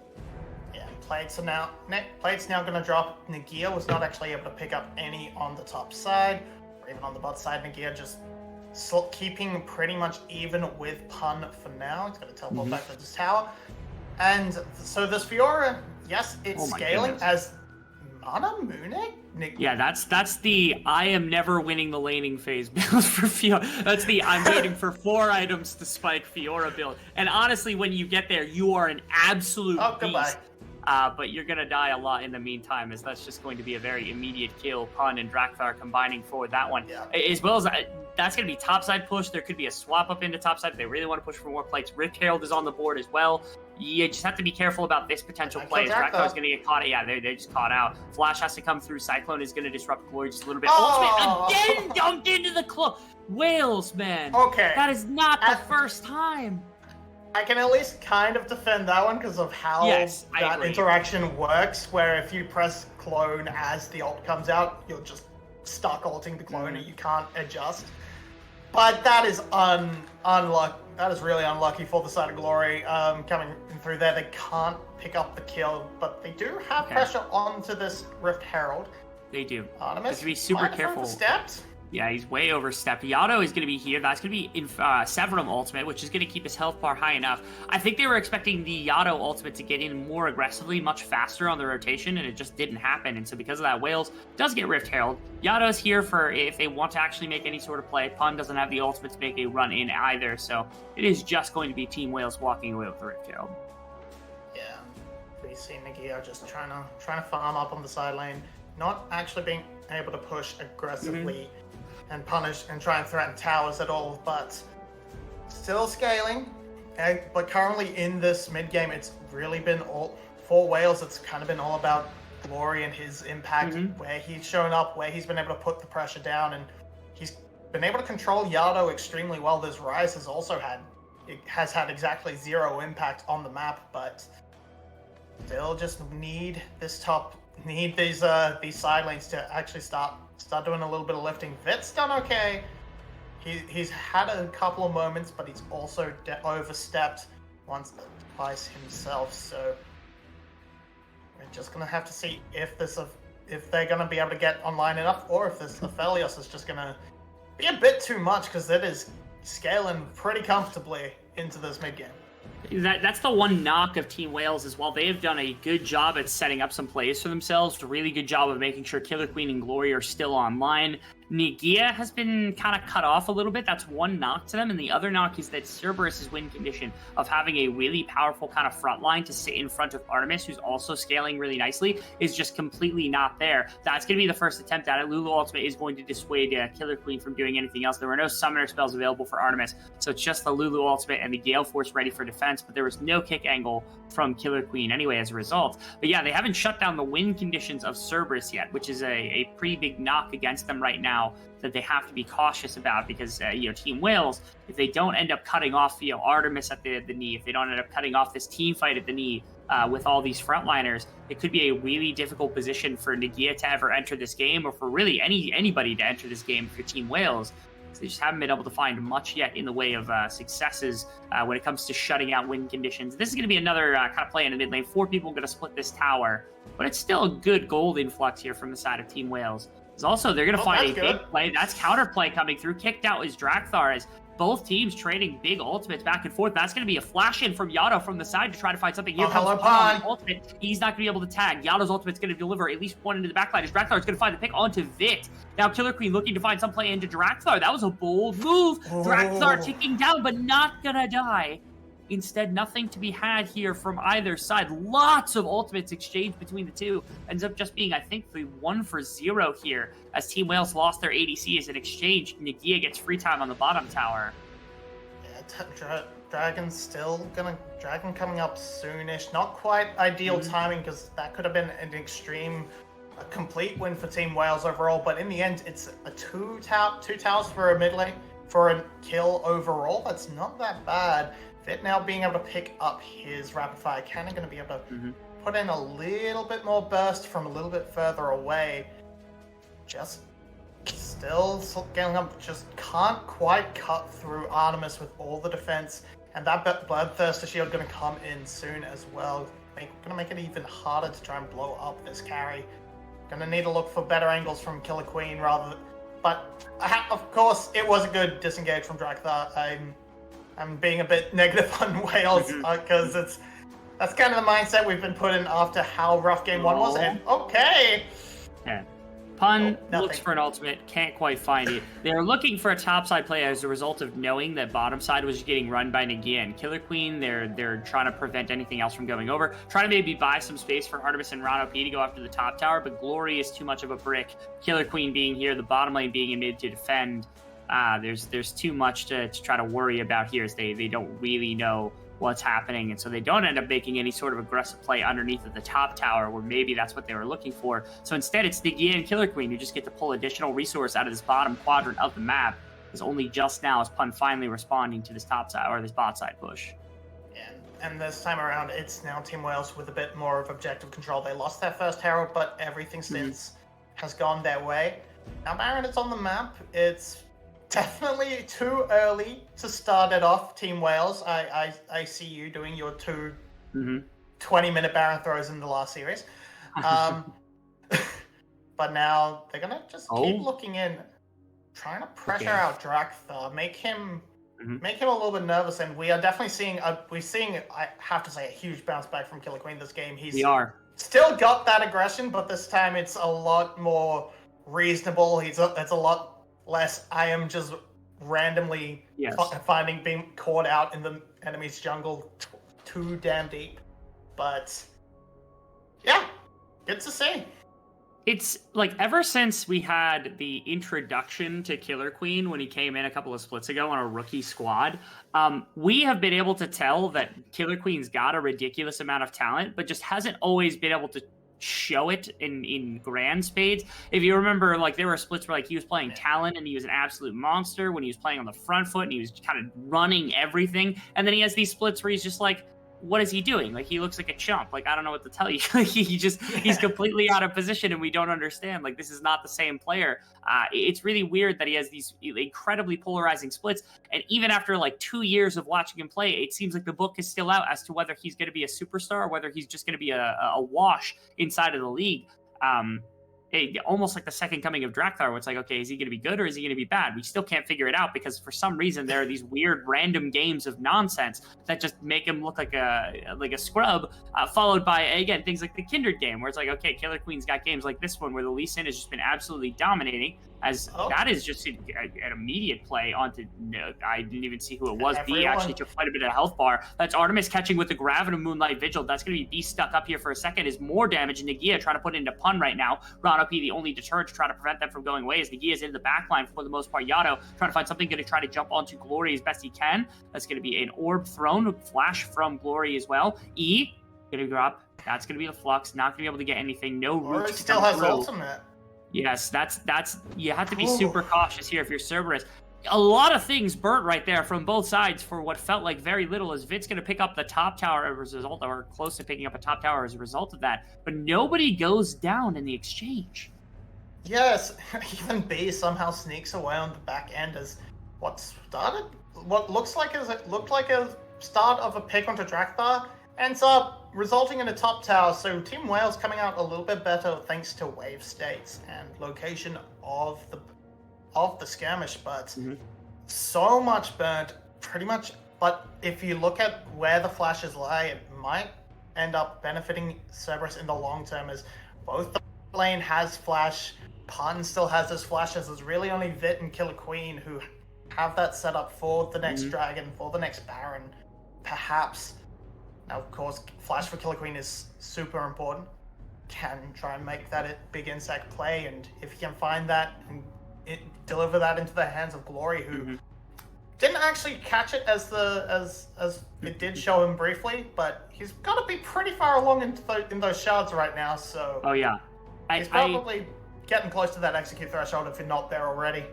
Yeah, one of my favorite things about Glory from way back when is he was one of the first players that I actually casted inside of the VCS, and I remember he was on a terrible team because I think it was OG. It was actually the team that Drakthar was on way back in the day, like originally when he was playing Graves. Yeah, Burst the Sky. Well, it was even before Burst the Sky. It was before they were called. It was back on Percent. Yeah, it was way back in the day. And I remember being like, wow, Glory's pretty good. It sucks that he's on the worst team in the league all of the time because he's actually a really good player. And you've seen him grow over the years. He's consistently a solid team fighter. He's consistently a good enough laner. I don't think he's ever going to be a superstar. He's never somebody we're going to be like, oh yeah, he's an MVP of the entire league. He's probably never going to be like the #1 mid laner of the split, but he is consistently above the top half. He's consistently performing well. And in a game like this is the type of player you want. You want somebody who's going to be an absolute brick for you. As Baron is started up, Killer Queen tosses a Q in to try to kind of bait in. Vic's only just now entering the fight. Nagia's on a bit of a fly, as that's going to be Pun jumping into multiple members, going to find a Q, going to find a big knock up into Killer Queen, gets kicked out of the fight. That's going to be one. Drakthar gone, Pun's just dead. 2 full members down now for the side of Cerberus, and they're just going to have to walk away. There's nothing for them to accomplish. Yato is going to ult them behind the pit, maybe? Where did that ult go? Oh, I guess he put them into the mid lane. Yeah, they seem to have maybe misread, or at least just try to bail out. They're going to try and use this to grab the dragon as a response, which will stop the stacking, but Baron claimed for the side of Team Wales. Okay, they're actually trying to turn on to Glory. Yeah, they actually find a decent angle here as Nagia is going to go down. Now Glory's going to get caught up afterwards. Not going to find anything. And unfortunately, Rado P gets the kill instead of Yato or Artemis, but they are fighting back decently. They did, however, lose all of the time that they needed to go after this dragon effectively without losing any mid-tower. So on one hand, I'm like, okay, they did get the kill. Yes, that's great. And they're going to get a dragon. There is no push coming through from mid lane. Okay, so it ends up being that they don't want to run directly into Pun or into Drakthar. So this actually is a decent gambit that worked out for Cerberus, because that could have been disastrous. They could have lost mid tower. They could have lost members in that fight. They could have lost the dragon if they weren't careful. But it does end up working out about as optimally as you could have ever asked for. That was kind of cute. Glory actually catching the wolf mid push from Pun, and I think that ends up denying the gold because the damage comes through at the end of the push rather than at the start. So, yeah, victory Glory, I suppose. He gets the wolf gold. Well done. It's a little bit of something kind of thrust back towards Team Wales, which they didn't necessarily need because they are up a decent amount of gold. But Cerberus now does have yet another win condition, which is that again, Artemis is starting to ramp up almost on the third item, and Infernal Dragon stacking is going to make him a pretty decent beast. So Team Wales now have to operate on this timeline, on this kind of push that they've got, working with this Baron, because they've got the gold advantage. They have the superior team fight right now. The scaling is there for Cerberus, but they have the way to strike ahead of time. Rabadon's is nearly done as well for Glory. So this team is hitting the big spike that they need to in order to take full control of this game and never lose it again. It's about this Baron push. So what do you want to see them do with that? How do they confirm that this game is theirs and that we continue this 1-3 split of teams losing the first game and winning the next 3? Well, I currently want to see Team Wales sort of commit to an actual lane. Leave Nagia where he is, he's doing fine, but I don't necessarily think the 1-3-1 is the angle. This cannon's going to do a decent amount of damage to the tower, but I would have much preferred an actual setup, just 4-1, push, try and completely crush a tower instantly and then rotate to the next. It will end up getting this top lane outer, and because there's been a small rotation, it will actually be a successful 1-3-1 in that respect. So Strathar's going to take a lot of damage, but the clone is just in the way of the culling. But that move did seem to draw Pun away, perhaps. Oh, okay. They took an unreasonable damage, man. The Chuck, 2 of them live by the skin of their teeth right there, Mobby, as Artemis is hunting. He's not being hunted in this game. He is hunting in this game. All it would have taken is a Pix proc from both of those to maybe get those kills confirmed right there. As Artemis is stepping into this late game kind of Aphelios role, that is, again, it's a terrifying prospect if you're on the side of Wales to have to deal with this, especially if Infernal Dragon continues to get stacked and he just gets a bunch of raw AD to work with. That's, again, the one condition that they have not denied in this game. Yes, they're up 7,000 gold. I think they've thrust themselves into a good position, but they have not necessarily taken Cerberus out of a position that they can win the game from yet. Infinity Edge now just around the corner. Should just be this 1 or 2 waves away for Artemis. And so basically it's going to be here for that next dragon, and we saw just how much damage he can put out there in what was essentially the 1v2. If he goes untouched in this team fight, it's going to be massive. However, now he doesn't have a flash. That is the angle for Team Wales. Killer Queen has flash, Glory has flash. They can just jump on top of him and blow him up. And that would be a huge chunk of Cerberus' damage taken away, but now they're just camping the bush. Okay, Drakthar has to flash as well, as that's a nice stun from Glory coming through. The Rabadon's is done, and that means that the damage from the Syndra is just out of this world right now. Notably, also, this is a really big kind of caveat that showed up in the last couple of minutes. Hello, Hullbreaker, by the way. Okay, yeah, Hullbreaker for Nagia as he's just staying in the side lane. They're going to jump on him. That's going to be Yato helping bring him down. They did give up a ton of pressure in the mid lane. In fact, they actually might lose their mid inhibitor tower for this. They actually don't, which is a little bit miraculous, but not wanting to overstep, not wanting to play into the team fight quite yet as Team Wales, they're down a full member. Now the re-engage potentially to be held up here. I was waiting to see. It looks like Cerberus want it. They just can't find an angle right now to actually get onto anybody. That's going to be the angle right there. That's going to be a kick trying to prevent something. Infernal again! Finn is walking away with like 200 health every time Artemis hits him. Just barely not able to get that kill, as that's going to spur in the end of the fight. Again, the immediate portions of it are so in favor of Wales, but the kill almost getting traded over. Artemis is still this massive damage dealer. Artemis eats a straight up scatter the weak and takes 0 damage because Overheal Bloodthirster is really huge. Really good, folks. I think, man, I'm looking at Vin and asking, hey, how's that Serpent's Fang coming? I feel like that's every time I see an Aphelios with Bloodthirster, I always think maybe we need Serpent's Fang to come back, but and so it is. Dragon is just gonna spawn right now. It's Team Wales with the advantage. This should go over for free. I don't see Cerberus really having the need to contest it by any means, and that is going to be just fine. Baron will be the next sort of port of call where they need to try and figure it out. Yeah, a big fight win is what it feels like Cerberus is trying to fish for here, because they've got all this front line, all this attempt for Artemis to try to do damage. They just haven't been able to find it. The threats onto Artemis are just like Killer Queen kicking him into a fight is massive. Glory being able to hit him with the full combo is massive. And especially now that 4 items on Lucian is completed, even the Lucian diving is a really massive kind of damage dealer. He's under potential threat of being somebody to be risky. And again, especially with some of the gold disadvantages that are held from the side of Cerberus, Team Wales just kind of has full control of everything. This might be the place where they can look for an attack. They're going to have to leave Pun on bot side to make sure Nagia doesn't just wreck their base. But there is a number of people collapsing into this area. Glory's going to try to cut them off. Is this going to be Vit getting Drakthar? A little bit of damage. Rado P doesn't die, but very nearly dies as the Glory's ultimate gets pumped. But that means that the Baron is likely over, as there's nothing more to really contest with. There's no chance to really kind of one-shot Artemis. As Nagia, again, with the Hullbreaker, I don't think he doesn't even really care about Pun here. This is where the Fiora eventually lands in this game, is that you can just start taking towers in the face of the Scion, and there's not much you can do. That's going to be a pick on the B immediately. That's going to be Glory putting multiple members into the pit. Ultimate from the Lucian is going to ton of damage, as that's going to be 2 members. Now it's just Artemis remaining to try to take damage. That is a Moonlight Vigil that goes off into the distant. And that's the game, almost certainly. Nagia winning on the bottom side. Pun was half health. That is a 1-team fight, and that's going to be Team Wales taking us to game number 3 in a 1-1 split. Glory doesn't even need it. Doesn't even need the ultimate to pick up that triple kill there. And now Pun has to try and defend the line. He's doing his best to clear the minions, but not gonna come through. He's just pushing away. Oh no, he's managed to clean it up. They still have 15 seconds until anybody spawns, so it's still a win. But yeah, he stalls for a couple seconds here. Is a very mild amount of heroism coming out of Pun. Does not end up mattering. Team Wales continuing the curse of the teams inside of playoffs. The team that wins the first game potentially going on to lose. Team Wales continues this potential trend as they take our second game of the series. Yeah, so it was all an elaborate. It was an elaborate plot. You lose game 1 and lose it so hard that you can laugh at it. Mm-hmm.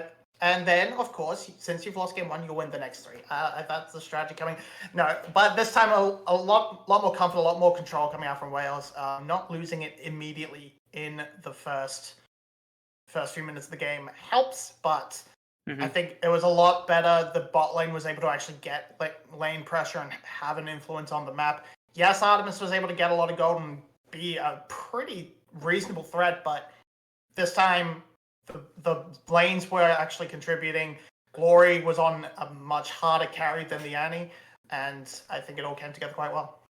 Yeah, you want to talk about what happened in this game. I think that Pun had a fine game versus Nagia. I don't think Nagia had a particularly bad game. I think both junglers traded back and forth. And while there were moments that Drakthar felt like he was on the receiving end of a ton of pressure, wasn't a horrible game from Drakthar either. Artemis was doing really, really good things, even into Vit and B, who were kind of dominating. I didn't have a problem with bot lane. You know where the gap was? It was mid lane. Glory gapped Yado in this one with the Cinder pick. Whether or not that was a result of the Cinder pick or just Glory absolutely smashing this game. If that is the person that they can rely on, if Glory is going to step up today and finally be this presence, be one of these top midlaners that we know has been capable for the last couple of years, I'm excited to see it because I want to see more Glory kind of diffing like this again and again. As we're going to step to a quick break, we're going to bring it back to our desk, who's going to talk about game number 2 before we get into our third game of the series.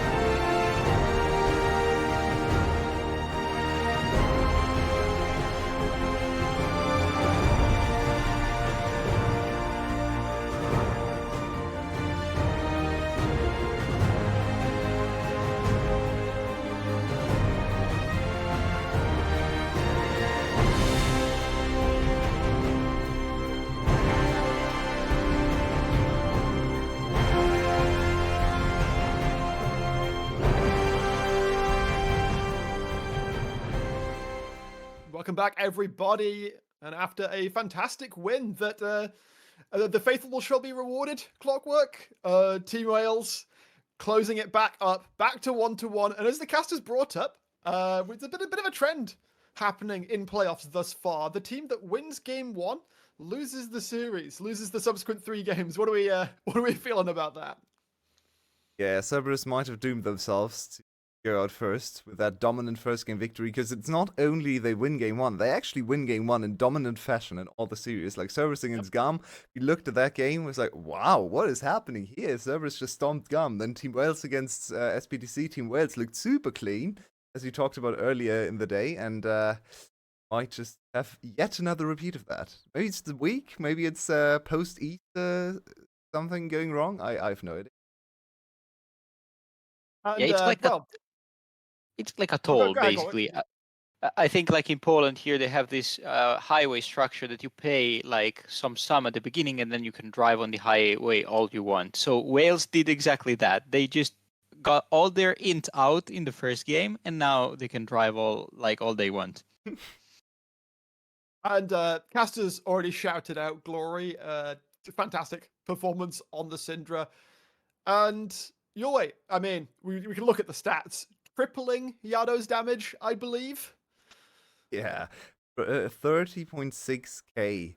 And this is modern Syndra. We saw a lot of it yesterday, actually, with Dia1 going to the Syndra quite a bit. He liked this champion when it was old Syndra, and of course he dominated the game with a lot of really good early games back in the day. But nowadays she's a late game scaler. She's also really strong into short-ranged mid laners like the Rice, like the Annie.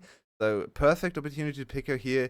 Gives so much stability to this team composition, because the rest of the comp is so aggro and so short-ranged, so playmaking focused, and then the Syndra kind of just holds them back, puts them on a leash, and lets them all chill a bit with a lot of mid control. But yeah, her damage is disgusting. 10k gold damage more than Artemis, who is honestly popping off in this game too on the Aphelios. That's quite a stat. And it's really nice to see, because yesterday in Team Wales series, we had Carrick's kind of calling out Glory. It's like, you need to do more. There you go. Doing more. Right, especially also, I remember that I spoke out because like Glory was a key member in last year's Wales, when he was the one keeping up the team with his roams, assisting the side lanes, being always top and bot, and trying to, extend his presence not only mid lane to the other lanes.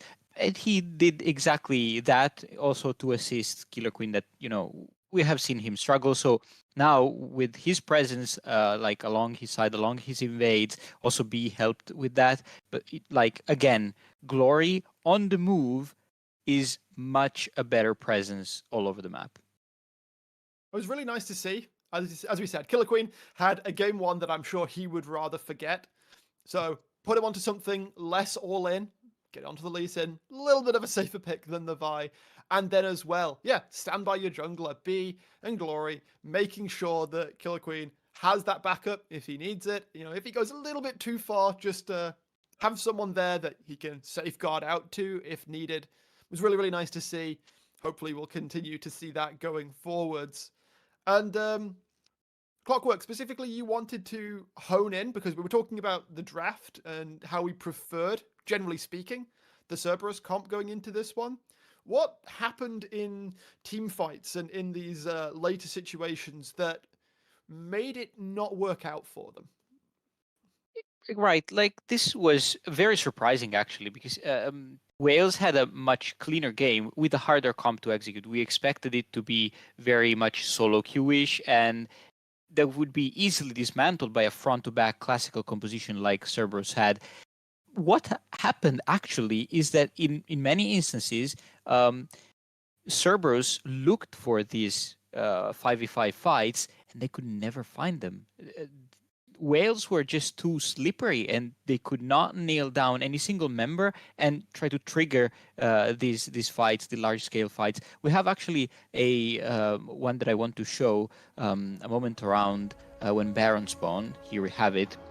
So here, Wales is definitely overextended. They're trying to invade in the top jungle, and Cerberus catches a couple of them. Okay, we can roll the replay. So here, Draxler gets a nice ultimate. Vit is low, B is low, Pan is on the flank, Yado teleport, and then they just run away. There's disengage, bubbles. They cannot pin down anyone. There's just too much mobility. Also now here on the chase, Nagia, too much mobility. Glory manages to escape with his low, his stuns. You see he manages to get away from Yado despite the good flash, and nobody dies. And this has been a very clean disengage from a Team Wales that was immensely tilted and overcommitting the whole game one. These instances were very clean, were very expertly navigated, and I was impressed. It happened also like a couple more times, but this was the moment that was really iconic in my opinion, and that defined this game too. If we want to look at the draft in a little bit more detail, I believe we've got that here your way. Let's look at those specific elements. So obviously, when you're looking at disengage options, your mind usually will leap to the Nami, with the bubble, with the tidal wave. But what other elements here your way were crucial when it came to denying Cerberus the fights they wanted? Yeah, so when we looked at this draft at the beginning, we didn't really think of their disengage potential, right? Because it actually looks quite aggressive. It looks like a mid-game fight comp with a lot of good flanking options through Lee Sin and even Lucian doing a lot of work there. But they kind of found another gear in those champions, right? Where Syndra played a very defensive kind of game and just control game where she developed into that zone control and choke control champion, where it's really hard to walk past her area of control, especially with someone like Aphelios and Dryce, who, while you would traditionally say are really strong fighters, they also lack a little bit of range, and especially compared to the Syndra, who was the main star of the show, as we saw in the damage numbers. She really changed the whole battlefield, and then you can play Nami and Lucian as disengaged champions as well, right? Lucian very slippery, Nami with the ultimate, with the bubbles, with all her movement speed for all the other champions, can also just play a little bit of a Lulu role in team fights where she just sits, or even Renata you could say, where she just sits behind and waits for her champions to disengage, and then she aids them with a little of extra bit of movement. So actually really impressed by how Wales transitioned their composition, that in isolation you say, okay, this is a 4-1 composition with a lot of aggressive playmaking around objectives, setting up early Dragon Snowballs and then letting Fiora have the other side of the map. Transition it into an anti-team fighting composition with a lot of kite back. Oh no. I've been on the internet too long, guys. I'm sure Syndra is very good at choke control. He's banned this game, though. I'm sure there's some people who are into that as we get into Game 3 draft. My number one advice here coming into draft for Game 3 is absolutely, and as I say that as a very genuine Dota fan, it's fine if you want to play Aphelios and Ryze, but they suck at chasing. What would you need? Yeah. Stuns. Pick stuns. You have the great option of Rakan for run OP to set up engages and big team fights. He could not make it work with the Lulu and did not deliver on the support pick. So go back on the Rakan. Of course, Wales is eyeing that because they want to deny it. That, great tool for setting up, also disengaging in this case. No, wait, actually, Cerberus is red side, so well done. I got it right. Shoutouts, though, as a callback to what Marby said between Game 1 and 2. Team Wales, or Vit specifically, likes Xayah. They banned it in Game 1. They chose not to ban it this time around, and it will be picked up for Vit here. We see Killer Queen going back on towards the Viego, and an Ari hover for Glory. Very, very good option into these aggressive picks like the Rakan and the Vi. Yeah, the Viego, Ari, or maybe even the Viego with a different mid laner, Lissandra comes to mind, does give them a lot of agency in the early invades and so on. I'm a little bit skeptical as to if they should play this kind of style again, because Killer Queen Game 1 and at the tail end of the last yesterday maybe overpushed a bit too much into the enemy territory. And now, one thing I'm a little bit curious about is Zaya working together with the Lissandra Viego kind of draft, because Zaya essentially wants to do the exact opposite of what Lissandra wants to do, right? So you could try to play Lissandra defensively in this draft as well and just play a full disengage comp yet again, which they just showed us. So maybe they can once again transition their traditionally engage-focused draft into a disengage draft, which would be interesting another time. But as we pointed out earlier, this is another Rakan game for Ronald P. He was pushed to Lulu, and they promptly lost the game. He played Nautilus in game number 1. He played Rakan every single game in series number 1 2 days ago. Now this is the 5th game of Rakan already in the playoffs, and they've only played, how many games? 7 games. So he's playing Rakan more than any other champion, so he's back to full-on comfort, and I think that's always a good sign for Cerberus. If you pardon me for a second, sorry, your way. I don't know if you heard that, but I just slapped myself on the wrist for a bad brackish. Don't talk about hovers. We are into the second phase of draft. The Ari gets banned away by Wales here as a potential option. We know, as anyone who has followed Nymera even slightly, then Ari, great to pick against the Vi. Also fantastic to pick with the Vi. The two, when used aggressively, can synergize incredibly well. Wales trying to pinch the mid lane a bit, trying to take away mobility. There's also the Talia open, so that could be a thing that Yado also plays. Very active on the map, and he's played it quite well also Friday versus Gam, and he gets locked in. Now Wales needs to pick a support and a top lane. So the top lane is going to be blind. We know that Nagia is comfortable with weak side champions, so there's a lot that he can play in this situation. There's a lot of tanks left. Sion is still open. We have a Blitzcrank in that bot lane. Makes weird. it. Yeah, it's like. There's a lot of slippery champions like Rakan, like Zeri and Vi on Cerberus side, so I don't think it's going to be a very easy grabbing game for B here. I do not really know what the Blitzcrank is supposed to do here, but okay, maybe it's just a 2v2 adaptation. When I look at Cerberus' draft, I would absolutely hate playing Vi in this game. Vi looks so doomed. If you look at the enemy team composition, you're looking at a comp that only has Zarya as a squishy champion, because you can't really count Lissandra. She's not that squishy. She builds Zhonya's early, she has her ultimate. You don't really want to dive onto Lissandra anyway, so that is not a nice champion to play into. Zarya has her ultimate. What does Vi do in this game? I feel like Druktha has an insanely hard job in this. Yeah, this is very, very difficult for them, for Drakthar to execute, because the only person who can go as far forwards safely as the Vi is Ron P on the Rakan. Not a champion known for his damage, and if they go too far forwards, it may mean that Artemis has to overextend himself, use the dive over a wall to try and actually be able to deal damage in a fight, which of course would then deprive him of the option of using that as a get-out tool, should Team Wales turn the fight tool. There's a lot of pressure on Pan's shoulders this game. He needs to win lane, he needs to have to gather a good advantage and roll into the mid game with a big lead. Otherwise, it's going to be very hard to have priority on the objectives for Cerberus. So, I mean, Pan has played a great Olaf, and he absolutely cleaned up Kiaya the other day. So we know that he has it and he can do it. However, we have Nagia on Xante, might not make it too easy. I would say that, like, my pick is going cautiously for Wales this game.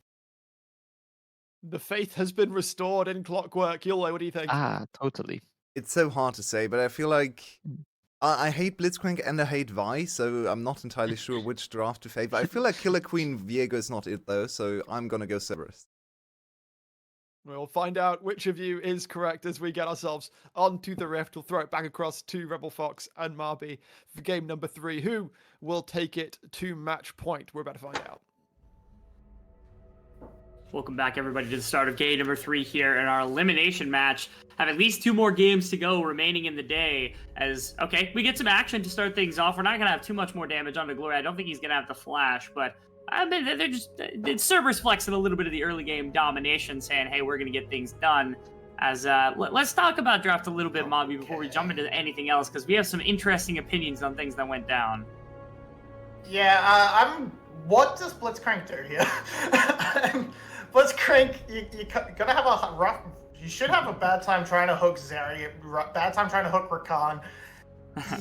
You're hoping to get Talia, maybe interrupt a Vi, or put Vi into a bad position, but you could have just picked Thresh or Braum, and you would have absolutely smashed the lane, and you would have been able to deny so much of what Cerberus is able to do.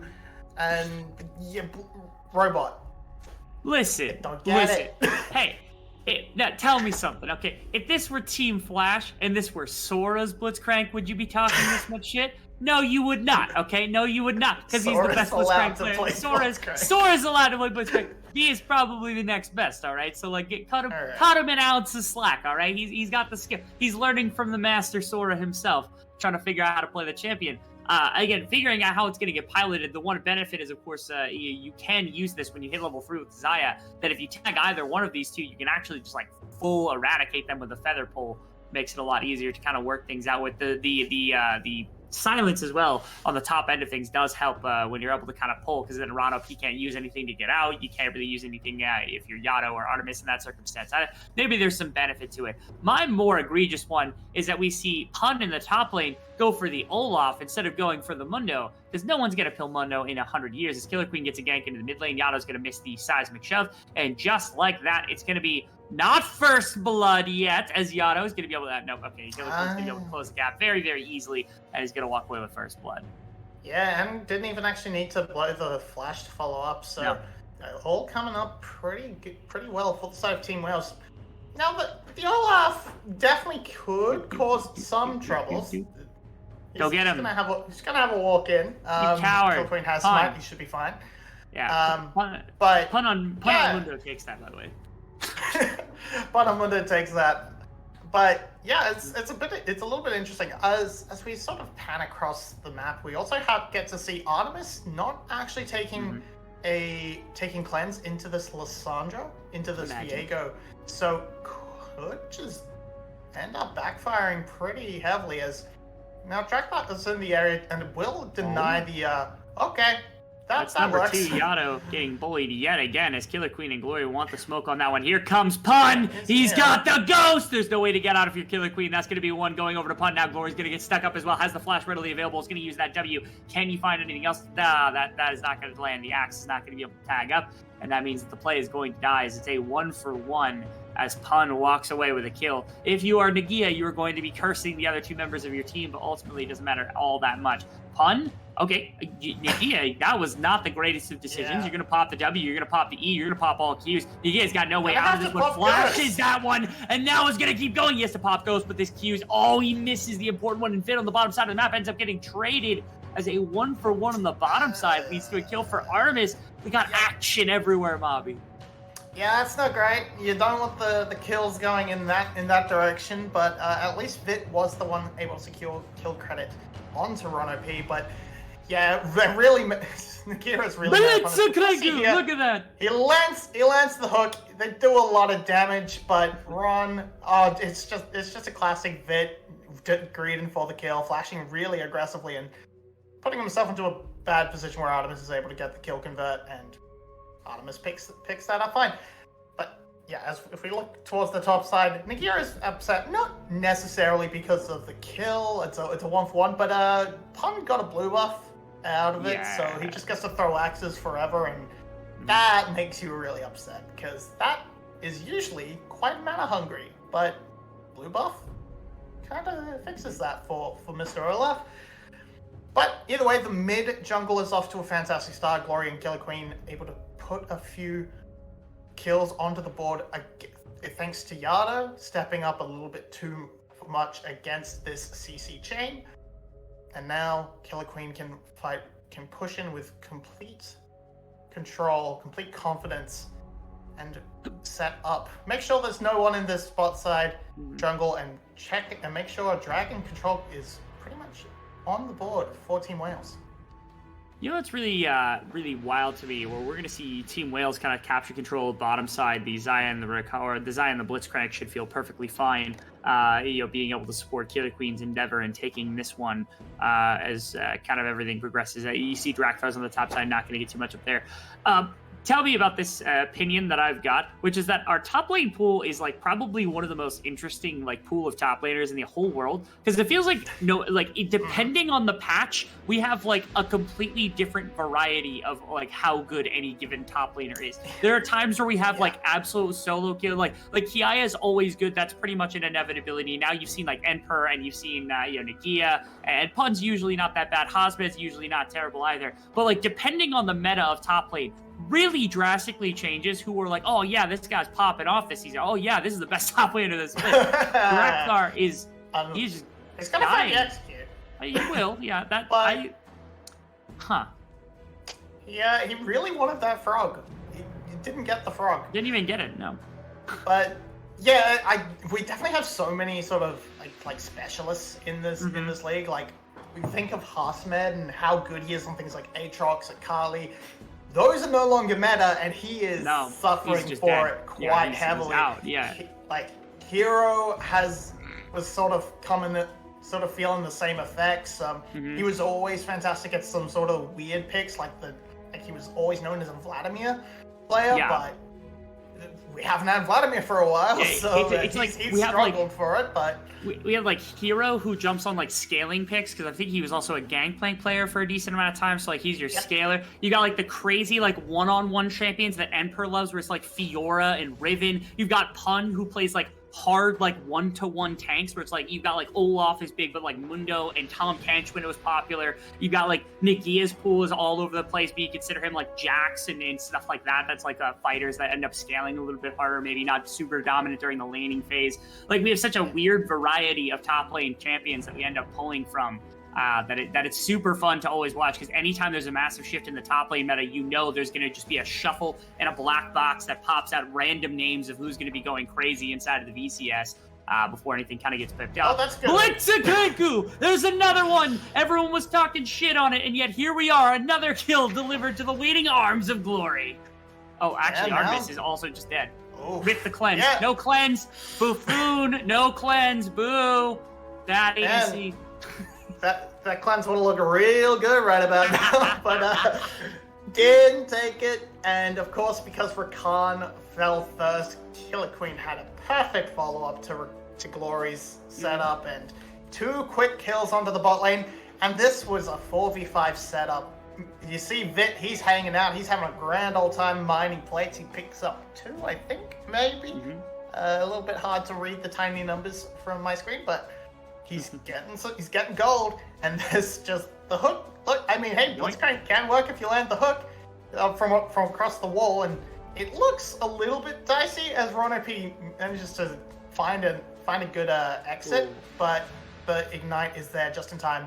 And Flory with the max range E flash picks up the ultimate onto Artemis, and then from there, what can he do? Nothing, because he forgot to take cleanse.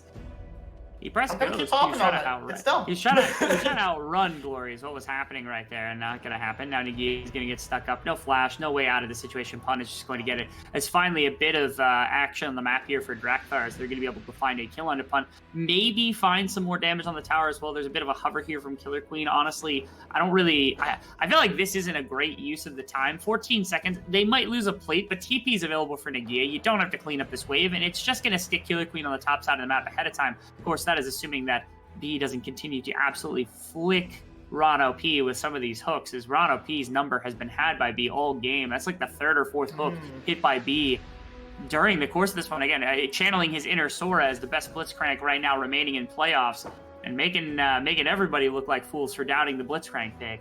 Yeah, so we in the last series against Garm, we saw a lot of the Rakan, but it fell apart pretty comfortably when the Nautilus started being picked by Xin, as was just sort of tanking hook after hook. It looks like the trend might might continue. Ron OP might have a weakness, and that is just champions with hooks. Blitzcrank has the strongest hook in the game if it hits, so that's going to be rough for old Ron. Vit, I'm so sorry. I'm so sorry you had to back with a 1 CS call. I mean, you don't usually sell it on first back eye until you need to anyway, so it's not that big of a deal here for Vits. Like, it would have been nice to finish the boots with the completed gold from the Cole, but it's not going to make a massive difference. This game's pretty winning. It's a 1,500 gold lead already for the side of Team Wales, as they're going to be able to expand upon. Not to mention the Kraken Slayer being completed. I know it is exchange for boots. Artemis not quite on the shield, though, yet either, so they don't quite have that defense going. And at no point here is it likely that Pun is going to just show up on the bottom side for a big play, as Nagia right there did not pop ultimate, is not going to be under threat. Drakthar is going to be here in case he decides to stick around for just a little too long. Yato also can come up and make a disruption happen if you really want to. Drakthar picks a bad angle. No, they let him go. Not gonna happen. So there's just going to be plates traded for the dragon, and also more plates, I guess, for the side of Vit and B. Just short on that hook, predicting the dash, but not quite finding the range. And they're going to need to do something to help out Nagia, because this Olaf is getting off to a pretty impressive lead. And unfortunately, they roll the Camtech Drake, so this dragon lead is not going to be quite as much of a boon as they were hoping. Yato, if that Q had landed, that would have been an all-out angle for sure. Okay, for Nagia. Okay. There's that. That's the ultimate. Drakthar says, okay, enough of these games on the top side of the map. We will trade the one. The Rift Herald does continue to get work done, but they're not going to be able to pick a second tower, so it will just be a 1-for-1 with first tower going to the side of Team Wales, as well as a kill, which kind of, it brings back the gold at least a little bit here for the side of Cerberus once Pun ends up cleaning that one up. Mid lane's not going to fall either, even though Killer Queen is here trying to pick up plates, as it's actually a really large amount of gold that was picked up just through pure tower and plate damage that was done right there by Killer Queen shifting around the map. So props to Killer Queen. While yes, Pun does get juice even more than he already has been, that's a big win here for the side of Team Wales. Yeah, and with this Olaf getting quite strong, I'm gonna have to point towards the Kraken Slayer a little bit and sort of question a little bit, because Pun is gonna be a menace. He's picked up that Stride Breaker, so I would have really thought the Gale Force to just try and build that little bit of extra distance, maybe dodge out one undertow. An extra undertow would have been big for Vit in the team fights, but B just trying to put the fear of God into Artemis. He can't really do much without anyone behind him, but Artemis is not going to be fooled by such petty tricks. And we just return to these lanes now. Now the ADCs are going to park themselves in mid lane. They're going to try and see if they can potentially break open some extra plates, but second Rift Herald will be the next sort of point of call, so they're gonna perhaps keep Olaf onto the top side, which would make a lot of sense. Yato can cross the map a lot faster, but pressure onto the mid lane, this looks to be the play, and Artemis dodging the sun means he will be safe. Just might be. Okay, well, with that, things are broken apart. Turret plates no longer available for either side. As you can see, it was about 600 additional gold that went the way of Wales via this massive kind of influx from the number of plates that they picked up.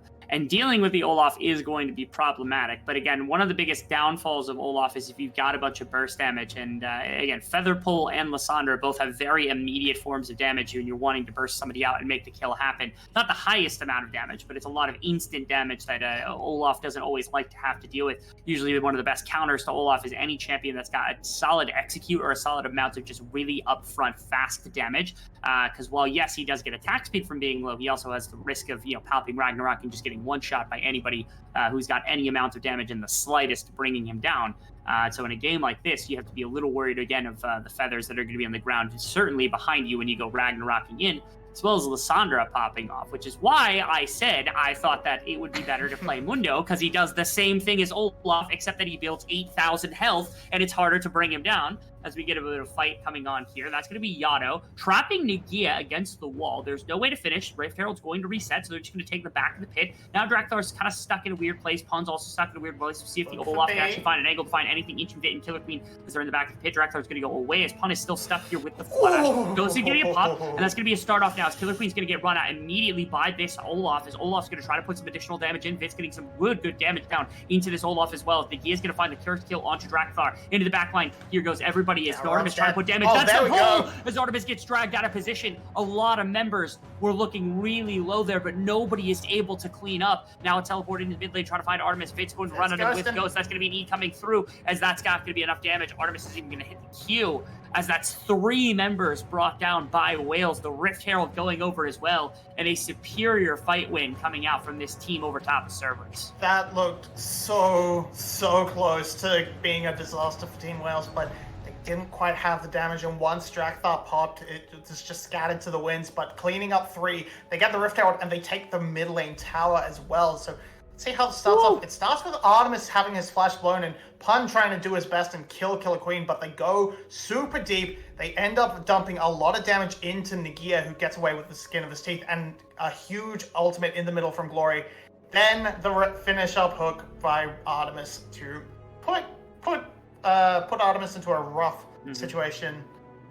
And that just was all she wrote. Getting that final kill with that teleport coming through from Glory secured them that tower, and maybe even this dragon as well. So everything just falling into the hands of Team Wales. They still have a Rift Herald yet to use. That can easily break open that bot lane tower, which already took a charge earlier. If they can move it top lane and break that one as well, but now it's up to it's up to Cerberus to try and get something back. They're currently overloading onto this top side to try and get some tower damage down, but Glory in the area, that's not going to result in anything. I'm a little taken aback, because that right there from Cerberus felt like they were improvising. Like they got to the pit, and then they were like, okay, how do we approach this? And when B goes in for like the death and effectively burns both of Artemis's sums out of nowhere at the front end of the fight without anything else, that felt like a death blow, because then, your ADC so far back. Pun is trapped in the pit more or less and has to try to find a wraparound with no real supporting damage from Artemis to be able to kind of, continue forward. It felt disastrous. It felt like Cerberus's intention was to fight 5, 10, 15 seconds earlier than that, and when it didn't work out, they just had to, freestyle it and hopefully try to get something. And while, yes, they're not down a ridiculous amount, they're not down like 2.8k, which is not an insane lead at this point in the game. Again, it's Cerberus' team fighting that right there got called into question, given that you have this insane dive from Glory, this insane pick from B, and that your damage dealers in Killer Queen and in Vit are really, really on point. Pun not able to stand up to that adversity, not able to 1v5 in this game, making it difficult for the side of Cerberus to have a response in any way. And so it looks like currently they're just going to keep trying to trade. At this point, it's 2 towers for 1, so Team Wales trading up with that Rift Herald, but Cerberus trying to do their best. Unfortunately, all the gold is kind of going onto the Olaf, and they really want to try and get as much as possible onto the Zeri, who has slipped a decent step behind Vit, who has already picked up the Navori Quick Blades and is starting onto that Bloodthirster already. It's going to be a very hard Zaya to kill for Bun, but he's building about as the more tanky route for this Olaf, so. Which makes sense. He has to sort of be in this front line pretty aggressively and try to survive as long as possible. So Death Down's going to do a decent chunk of work for him. But it's looking harder and harder. Drakthar can't just jump onto Vit either, with that Featherstone being able to deny the cease and desist. It's really up to Pun running in and getting a good angle for Rono P to dash on top and get a follow through quickness to set up the team fight, but that's what they got in the Herald fight, and they couldn't bring it home. So if that's your win condition, it's already looking a little rough. What I'm waiting on now is when we get to team fights, can Artemis and Pun kind of lock together? Because those are your two members that you're really wanting to kind of put into place. The issue with the last fight is that not only was it the Blitzcrank, but it was also Glory and Killer Queen that have this insane dive threat into Artemis. And Yato and Rado P kind of have to be the coverage because, again, if Drakthar and Pun go forward, you need to be able to deliver that Zeri damage. As it's going to be Rado P popping the ultimate, actually gets dragged back into the rest of the team. That's That not was who you Pun wanted. actually grabbed. No, that is not the person you wanted. Now into the rest of the team. There goes Drakthar, who's able to get an ultimate into the backline. That's going to be traded again. Nagia ends up ulting through the wall to make sure that he's not going to fall down. It's a 1-for-1 right now. Killer Queen going in with the Vi, as that's going to be a bit of damage traded back and forth. That's a big go in here from Glory, who tries to get something. They're going to get one kill, but there's so many low members here. Can Artemis Now kind Killer of Queen keep is themselves all out of a out. bad situation? Now No. Killer Queen's low goes in. Absolutely no reason. Yato's trying to clean up some additional damage. Glory again going in at the front end of this one. Nagia's going to go down, and I think that's 4 kills, 3 kills. My apologies for Artemis. kills. He's going to try to drop some additional damage. These Qs are not going to do enough. Artemis is not going to fall to the tower, but instead it's going to be Rado P who falls to the tower. As Cerberus does finally get a decent team fight, Fit's going to try to find maybe a feather onto Artemis on the side, but that's not going to matter. They No, I did want find something back, Mobby. They got something back here. Yeah, a bit of an unfortunate one. B hooking Olaf into the middle of the The team. giving him worst that possible passage. measure. Yeah, giving him that free passage into the backline, and then a little bit of a spicy secondary re-engage from Glory, having already spent the stopwatch. As we see here, yeah, B gets caught out. See, this is what I thought it was. He thinks he's Oh my goodness! slick. I See, didn't he even thinks see. he's slick. He's coming. He tries to flash and then get Rado P on the follow-up, but he pulls in the Olaf, and it's kind of all right. But then Killer Queen gets a little bit spicy with it. Glory coming in, getting this re-engage is huge. But after this, they could just back off. But Killer Queen's like, no, now I'm Olaf. Now I run in, but he just dies. And from here, they didn't need to try and go back in, but they did. And this ends up feeding another kill over to Artemis. They sort of just get away lucky that Artemis doesn't die and his shutdown doesn't end up in Vit's hands, but Ron takes the L for his AD carry instead. Very true. All right, B. Let's see if you can redeem yourself. Don't try and hook the Olaf again. Yeah, that one would have done a lot Ragnar, more. though. Yeah, there was no follow up on that one. See, the big difference is that everybody on Cerberus was readily available for when Rado P was going to get pulled. When Rado P dodged that away and Drakthar, or my apologies, Pun just gets pulled in, presses Stridebreaker, and all of a sudden the entire team's stuck underneath the Olaf's damage. That's the difference maker. As that's going to be Chemtexel. I think this is just going to be given away there. There's no way that they're contending against this here. That is maybe a mistake. The soul is powerful, and obviously it always exists as in a state of being something very useful for whatever team is grabbing it. There's never a negative grabbing it. Other than that means Elder Dragon's going to pop up here in about 5 minutes at about the 28-minute mark, something like that, 27-minute mark, something along those lines. And when that happens, Cerberus, who is not down a ridiculous amount of gold, only down about 2,500 gold at this point in the game, can fight for that. Can join them in the pit and say, hey, let's 50-50 the Elder, let's go for it. And if they end up taking it and taking a team fight, the game is basically back to neutral. The game is basically back to done. So I don't always love this. Stalling usually the soul point is usually a beneficial thing to do for this exact reason, is you don't want to give a win condition over to the side of Cerberus, and that's exactly what you've just done. Yeah, Chemtech and like individual Chemtech's also not all that strong. Now the tenacity could be something big, and considering you're looking to play a lot of like instant burst to carry and then carry on and then continue the fight from there, and that might give angles for Artemis or Yato to flash out, be a little bit safer. But overall, I think you didn't have to take that on spawn 100%. You could have let that sit a little bit, try and push in for some more control over these towers. Maybe, and then if you're not really getting anywhere, then fall back and take it. But right now, it's off the map. Nice. Baron is on it, and Team Wales are looking to try and use it to force Cerberus into a bad position. Okay.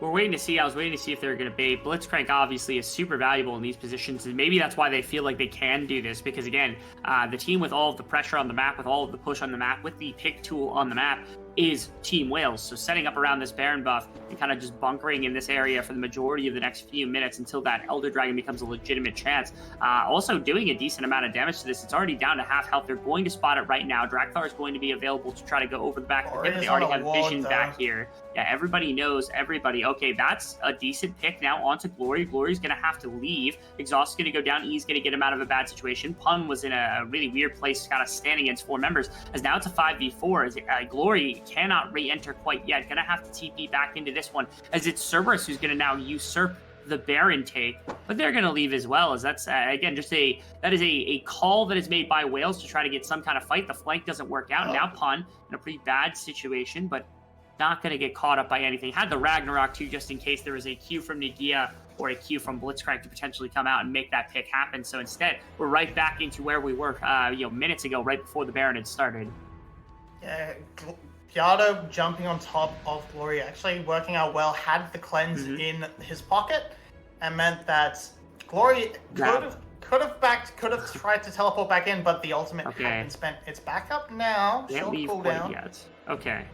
They can't leave quite yet because, again, it's a half-health Baron, and Drakthar is here on the backside. They actually might commit fully. They got vision of what's going to happen. He's going to have to jump into the pit and contest it right now, as that's going to be a fight potentially going down. That's Killer Queen confirming the Dragon, as Nagia is going to go into the backline, going to find that kill against the very, very low health, low armor member of this team, as that's going to be Vit, having to pop ultimate, doesn't want to get caught up in that seismic shove. That's Artemis who gets caught up as well in a bit of CC, and the chase down is very real, although they finally have enough distance that it looks like the Team Wales is going to be able to get away, increasing their gold by about 1,000, not much more than that quite yet. Structures, mid-inner, bottom inner, both available, as well as that's the setup you're going to want for the Elder Dragon here in 2 minutes anyhow. So probably working perfectly into their favor to set up for this Dragon play, as Cerberus now backs against the wall, have to figure out a way to get into this bottom river to make sure this Dragon does not just mean their execution is on the way.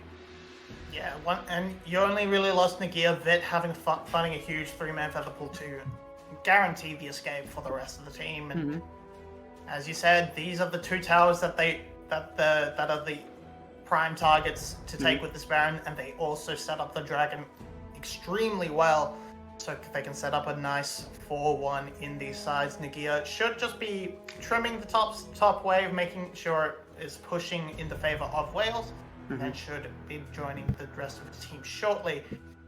As now begins the push into the jungle. Drakthar will get away from the push of Killer Queen and B. But right now, the setup is a little bit scuffed by Team Wales. They aren't able to really crash these waves. The wave clear is just a little bit too good at the moment. Despite the Baron buff, I guess you're only really denying a little bit from the side of Yardo. Artemis also going for that Runar's Hurricane will make the wave clear a little bit cleaner from them as well, but look for B. Okay, a bit of a play coming out. That's B. B's going to go down. A couple of members now on the side of Cerberus are super low, though, as that's going to be Drakthar going down. That's going to be a second member. Artemis still in the backline, able to do some really significant damage with this Rune Ends and with this ultimate. His pawn's going to go down as well.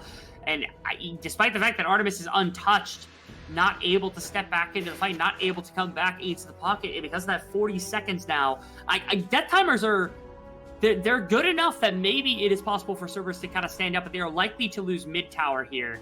Or bottom tower, my apologies. Mid tower is going to be under the defense of Artemis, as that's going to be bottom tower getting shoved up. Vit, they might fancy themselves even maybe an inhibitor push, but Yado is going to be able to stop that one, as now backs are coming through from both teams. There's going to be sufficient time, I think, to get back here for Drakthar, for Pun, for Bron OP, which means they get another fight attempt. It is a 6,000 gold lead. It did get further ahead here as the time has ticked on. But again, win conditions still not dead in the water for the side of Cerberus. They can still try to win this coin flip of a fight around the Elder Dragon. If they are super lucky, or if they get a nice steal, they have a legitimate chance at it. As it is available, they have to walk through all this jungle. Pun is just now coming out, but they can get to it. B is going to sit on the corner, ready to take. That's going to be bad. That's a big pick. That's going to be Drakthar going down, because B maybe traded back, but that's not going to be a big difference. And now they're going to have to 50. They're really hoping that they can steal this dragon away. That's going to be the Elder Dragon taken up, and now there is doom spelled for the side of Cerberus. Yado has to cleanse to get out of dodge as fast as possible. Artemis is going to try to drop damage on the back end of this fight, but Artemis is going to go down. And now Yado, super dead. And yeah, everybody's dead. There's dead men on my screen, and everybody else on the side of Wales, as they're going to be able to clean things opens up the graveyard around this bottom side as Cerberus tried to hold on, but that will certainly spell the end of the game as Wales will likely go up 2-1 here on this push. If not, it's going to take a little bit of time, but it's not going to take too long before they end up getting a W in this game. They can just sort of walk through, clean this one up, join up with the wave in top side, and try to utilize that. Pun is heading straight for it, gonna try and clear these minions as quickly as possible. That's all he can do, but there's an extra wave approaching from the bot lane, so maybe they might not be able to end the game straight away, but it's 2 inhibitors and they get a reset with a lot of gold and go for round 2. They've got a minute 30 on their Elder Dragon back up. They could walk back onto the map again. They've got Baron in a minute 30, so there's nothing that will stop them from running right up mid lane, running right up top side, setting up for the next Baron, getting the siege underway. And again, the Blitzcrank, you talk shit on it. Our desk talked shit on it. Yeah. How many times has it found pay dirt in this game? It has been electrifying. Well, I mean, the late game Sora substitution was unexpected, but it came up huge.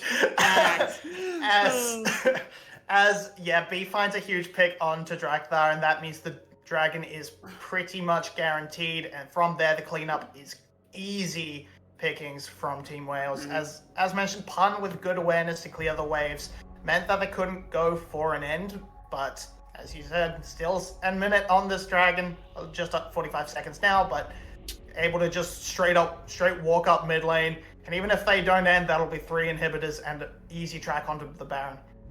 Yes, it will. 4th item just got finished for Artemis.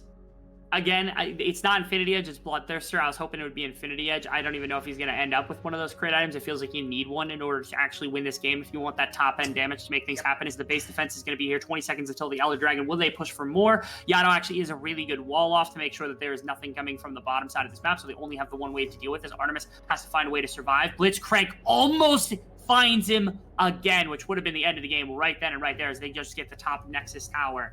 That is all they're going to be able to get, as the Elder Dragon is now gone.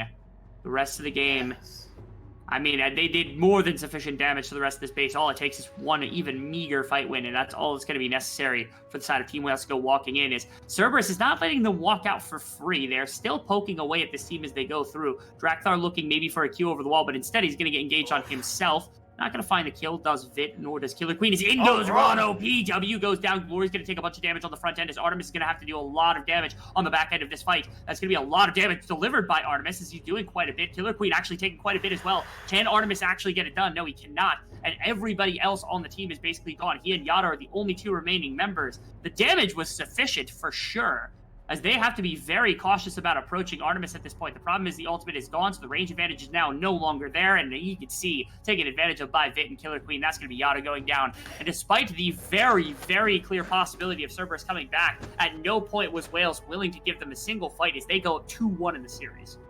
Yeah, this looks a lot like the game from Game 1 from yesterday against SPTC. They played it reasonably calm. They found some good angles from Killer Queen and Glory, but most importantly, they just had full control over the objectives, especially these dragons. And we did say maybe taking that dragon on spawn was a little bit rough, but they played well into getting the Baron, which set themselves up nicely for that Elder.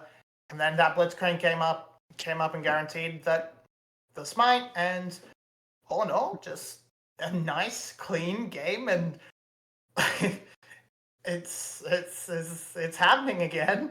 That first game gave us so much hope for Cerberus, and then it's just not happening anymore. So do we see Cerberus go back to the Drakthar angle, go back to the carry jungler? It definitely could be an option. Could be an angle.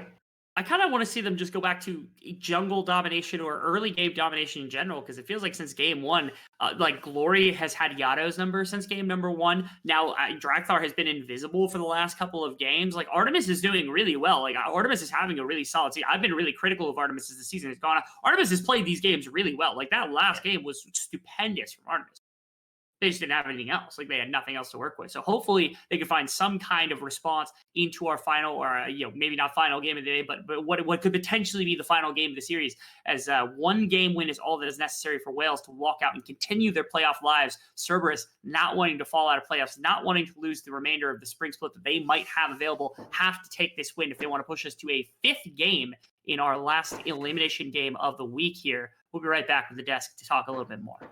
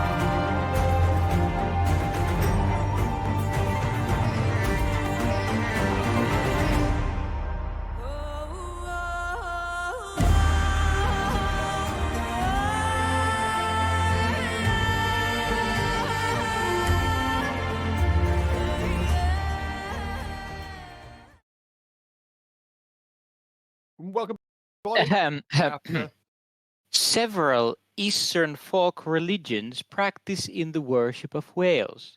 This practice is common in Vietnamese folk religion, where it is known as Kaong. In Vietnamese religion, whales are believed to be guardian angels that protect fishermen. work. What the hell was that?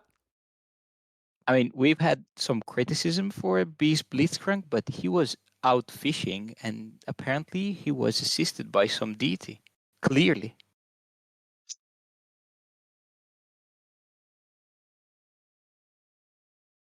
Yeah, I'm at a loss for words as well. Let's crack on to the stats of the game.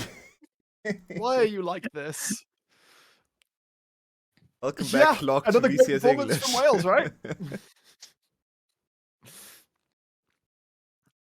Well, here we can see what actually happened, apart from divine intervention that apparently happened as well. We have the stats of the game, and this was pretty close till 20 minutes, but then slowly but surely Team Wales just got objective after objective, right? If you look at the left stats, it's just 11 turrets, 4 dragons, 1 elder, 1 baron. They got everything, and CES just got kills in there. Not enough to win the game, so Team Wales really looking back in their pretty strong objective control form, I guess.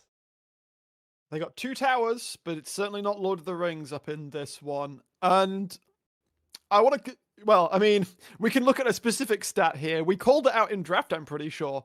What was Vi meant to do in that game? Well, 4.3k damage kind of says it all.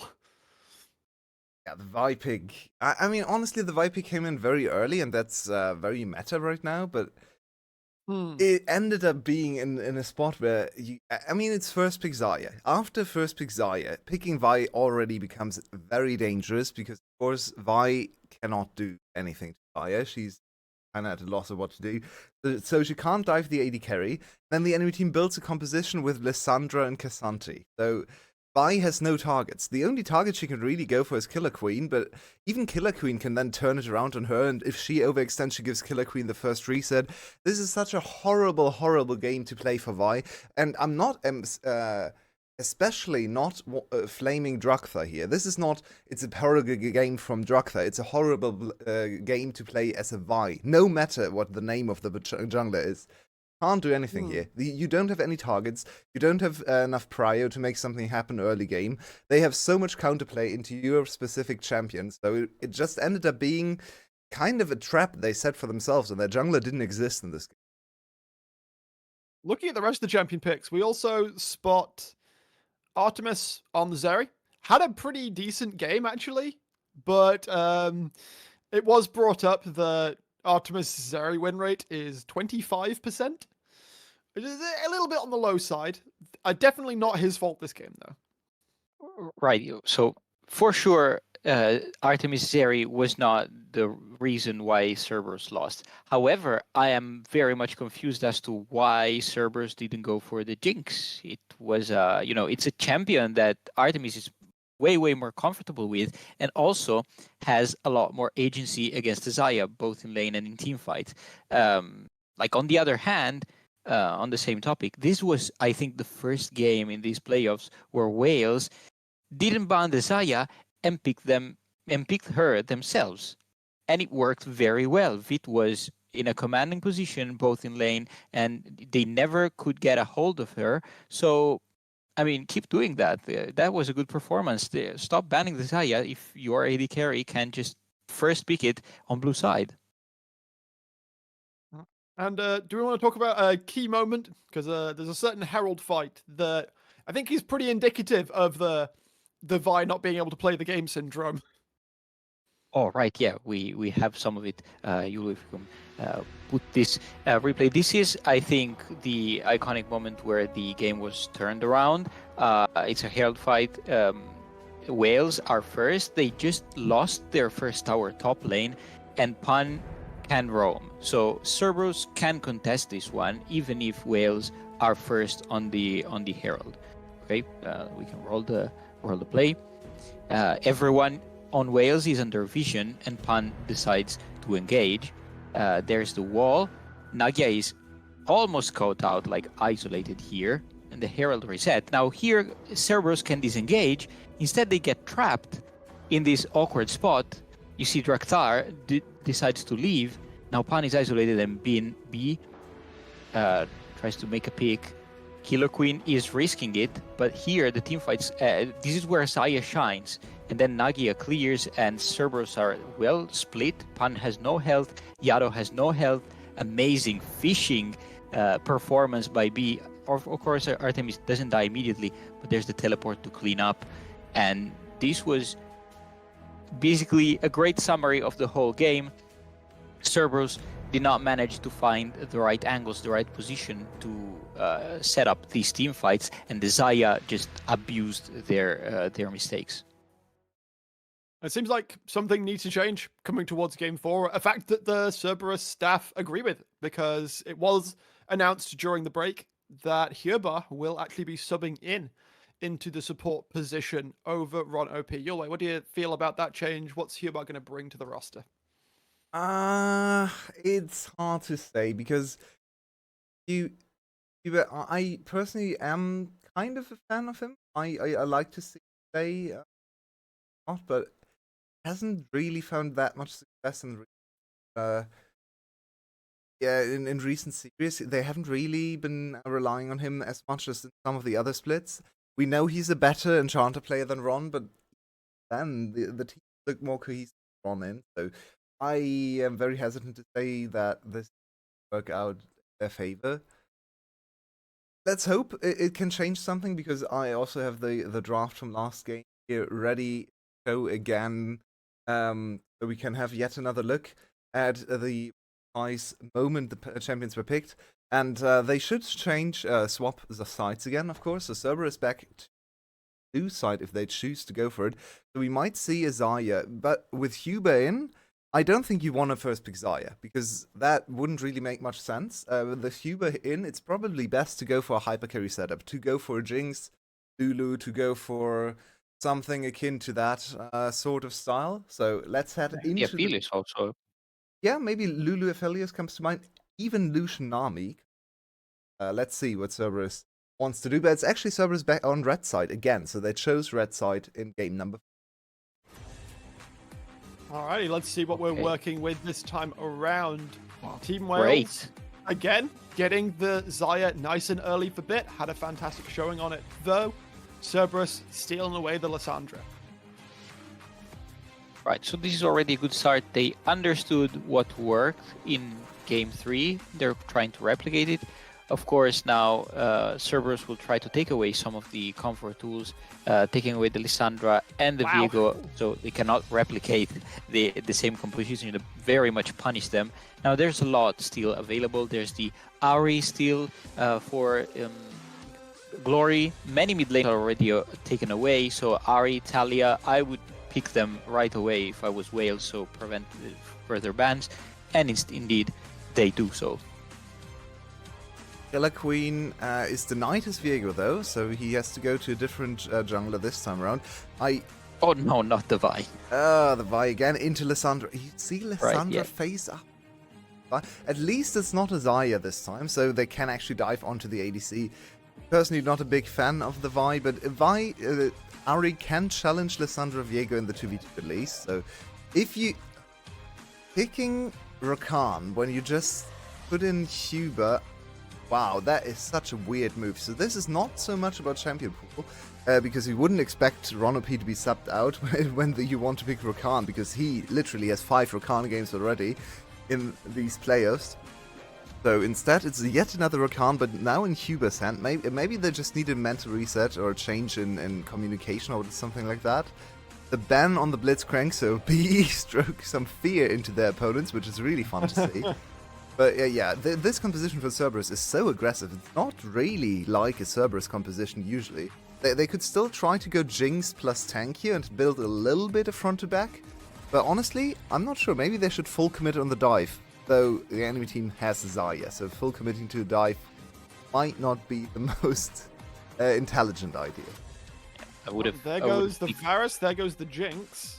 Yeah, here I would have picked an AD carry instead of this Rakan because now Wales are going to pinch Artemis pool a lot. Of course, there's still the option for Cerberus to pick a counter pick top lane, and I think that's what's going to happen. However, Wales rightly identified that Pan on a counter pick is not the same thing as, I don't know, Artemis on a counter pick or Emperor on a counter pick. So they are not worried about that. There's still a lot of safe options for Wales, the Cassandra, the Sion, the Malphite. Everything is open, and Nagia can just, pick whatever he prefers, and he's going to be fine.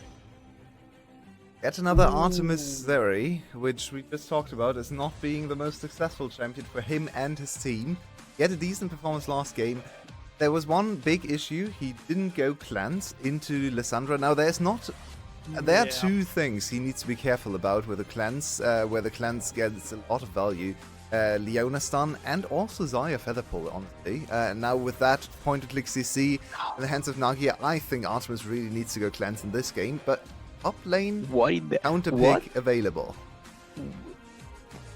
Okay, if they pick Gnar into Renekton, I'm not. Okay, well, Malphite makes a lot it's finally of sense. open. It has been banned all the time.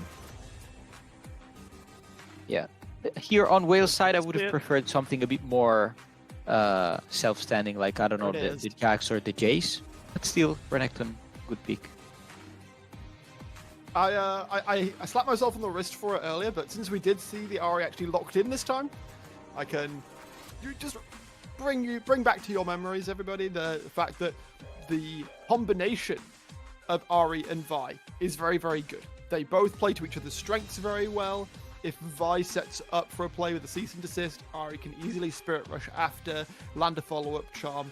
It's very, very good if you want to get your Ahri rolling, and we've already seen Glory has done great things in this series. So if Killer Queen can play towards that mid lane, and Glory can be activated, by the book in a nice and early position and be kept safe, then this could be Team Wales' ticket to the next round. By the book, I know where that is coming from, but maybe. I watched back some of the games from Knight and yesterday's LPL final, and he had some absolutely insane Ahri snowball performance with early 7, 8, 9 stacks on the ring. So maybe Glory can replicate some of that performance. It's a very important game, because if Cerberus wins this one with Huber in, then suddenly the series comes down to a single game for their lives in spring. So Wales really wants to shut the door. They want to shut the door. They want to get back to their off, 1 week off, and prepare for the other two opponents. I kind of want it to go to 5 just so that we don't get the, you win the first game, you lose 3-1 script angle. But Clockwork, what do you actually think about these drafts? Do you think Wales brings it home? Look at Wales. They have Renekton, Ahri, and the Vi, and the Leona. So any lane can get Prio, invade Drakthar, stun him, and make his life vile. The Malphite, maybe the Lissandra can hold the Ahri Prio, but the Malphite is not going to do that. It's Rift. Wales wins it right here. What was that, your way?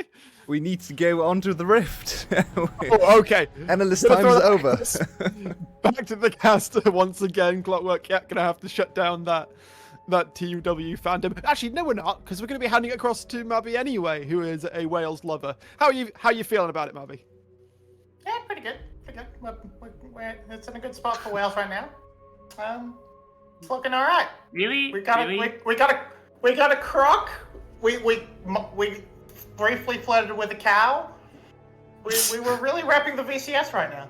You've briefly done what now, Mobby? All right. Well, B was flirting with a cow, right? That's reasonable. That's reasonable. Okay. Welcome to Game 3, or Game 4 now, everybody. We potentially get our decider match here. Although I have to disagree. There is a bunch that our analyst desk did not talk about, which is the most important thing of all time, which is, of course, my favorite joke to add into any time that I get to watch Cerberus, which is a pun v9 angle. Mobby, who the hell kills Malphite in this game? Give me one name of anybody that kills Malphite if Malphite gets going. I mean... Can't do it. You can't be done. It can't be done. Vic should be able No, to. no, no, no, no. considering You're gonna have Zion doesn't do two damage. Come on, black. be better than You're that. gonna have 2 black cleaver builders on there, so the armor won't be as threatening. Yeah, I mean, he gets reduced. I mean, yeah, Pun's 300 armor goes down to like 100.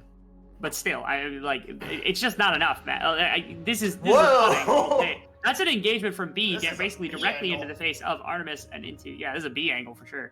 But I mean, it ends up not actually leading to all that much. It is both the summoner spells of B for both the summoner spells of Artemis, which is nice for the engagement if Leona wants to continue kind of the winning ways here. Hex Flash could be used right now to try to find an additional engagement on Artemis, but not going to find that one. And slides out yet again.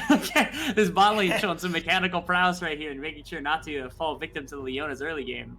Yeah, but the aggression has been set up and it leads to a good potential position for Killer Queen when he makes his way down. And Q Flash could be something to fear, but that's sort of why Artemis is backing right the hell off immediately. As we see him, we're going to take a quick look at the top side. Pressure for the Croc. That's to be expected right about now. Pun not going to really be pushing out a lot of pressure.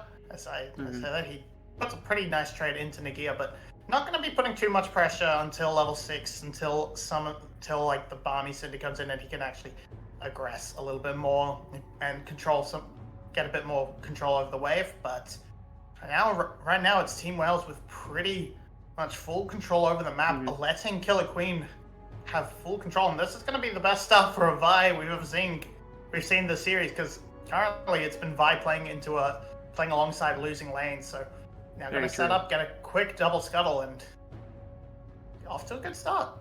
Yeah, and let's dip out of the context of the game and let's dip into the addition of Huber to the Cerberus roster, because I think previously we've been operating under this assumption that Huber's like a really big Enchanter player, and let's be very direct. Huber in the past has been very much the Enchanter player for the team when they needed the substitution when Rodopi was injured. I mean, Huber's filled in some very big shoes and done some good things for Cerberus in the past. I am still under the assumption that if Huber were not on this squad, he would be on another squad starting somewhere. He's good enough to be a starting support in basically any role for most of these teams. There are people who he would be better than. Now, that said, this season specifically, it feels like Huber, for the most part, the number one reason that they are using Huber as a substitution is that Rano P is not the most prolific Recon player in the world, and Huber is. Huber is a much better Recon player. I remember specifically there was a series where they both played Recon into the same lane twice in a row, and the difference was that Rano P took W at level 1, and they lost the trade, lost the push, and were just kind of crushed in the laning phase. And because Huber took Q and was much better about spacing at level 1, they actually not only won the level 1 trades and things like that, they actually ended up winning the laning phase outright in a mirror matchup against the same team. Huber is a better Recon player, and so with this Recon kind of preference that this team's got, it makes sense that Huber comes in here at the team's potential final hour as Nagia gets the ultimate first, goes on to Pun, finds a bit of stun, not going to find too much else though, as that's just going to be it here for the trade. Nagia is going to proxy behind the tower because he can, and there's nothing that Malphite can do about it, but shouldn't be too big of an issue. Okay, yeah, Pun's not going to hit 6 off that wave, so Nagia can get away with this one, but he's going to have to evacuate because now that he's lost the ultimate, there is a potential angle for Pun to try and find something with that dominance down, but gonna get the push, gonna get the quick reset coming on through for Nagia. All is just well, and yeah, I mean that's the beauty of like we kind of call Huber the Enchanter player, but it's not. I'm gonna not get a talk as okay. The feathers apparently didn't. That looked a little bit sus, but feathers aren't gonna land. I'm gonna get a stun in there, but we call Huber the Enchanter player, but I don't think that's. I always feel not to say he's a bad Enchanter player, but that's less due to him being an amazing standout Enchanter and more Rono Peak just cannot. And okay, Vit's in huge trouble. Is a lot of trouble. Huber is tanking the turret currently, took 2 shots. Now Vit's going to go down, and that's going to be well juggled tower aggro, but Glory's here to try to find something. Flash and ultimate both popped immediately as that comes through. That's going to be 1 going down as Yano is going to be punished by the roam from Glory. Glory's probably going to get a second one now. Instead, it's Killer Queen who picks that one up. This is a 2-for-1. First blood going to the side of Cerberus, but the win going to the side of Wales. It's a lot of what CS also denied to Vit, but he played this pretty well for the 4v1 angle, managing to dodge a lot of CC, using the flash cleanse well, but in the end, against 4 people, there's only so much he can do. Killer Queen just not able to provide the CC there, no level 6 at this point. If he had that, it would have been a huge disaster, but Glory's able to get in there in time, and with this duo, they're able to clean up the retreat. And now Nagia, he's going to play Nuisance in this jungle, because unfortunately the Rock is very hard to unseat as this Renekton, so he's going to do his best to try and make Drakthar's life miserable, but with Yado being in lane and Glory still on the reset, not going to find the opportunity as B once again. Yes, directly in. BU wants to make an aggressive play into Artemis. The cleanse and the flash are available, so it ends up not being that much, but a bit of trade damage and a winning trade for sure, especially as this wave gets pushed in. Could be beneficial. There's nobody on bottom side. Dragon's already gone. They're not actually getting all that much. Instead, it's just the push that's going to be coming through here from this squad. Curious if they're going to look for it back. Curious if they're going to do something with it, but instead it was just the aggressive play coming through as Drakthar is going to find run headfirst into Killer Queen, pops the E, going to get spotted out. Now the blast code going to take him over top the wall. There's nobody here for support. Ultimate from Killer Queen also. An ultimate gets popped by Drakthar, but far too late as he just gets true comboed there by Killer Queen. Killer Queen ran him up and down the jungle right there as another member of Cerberus falls.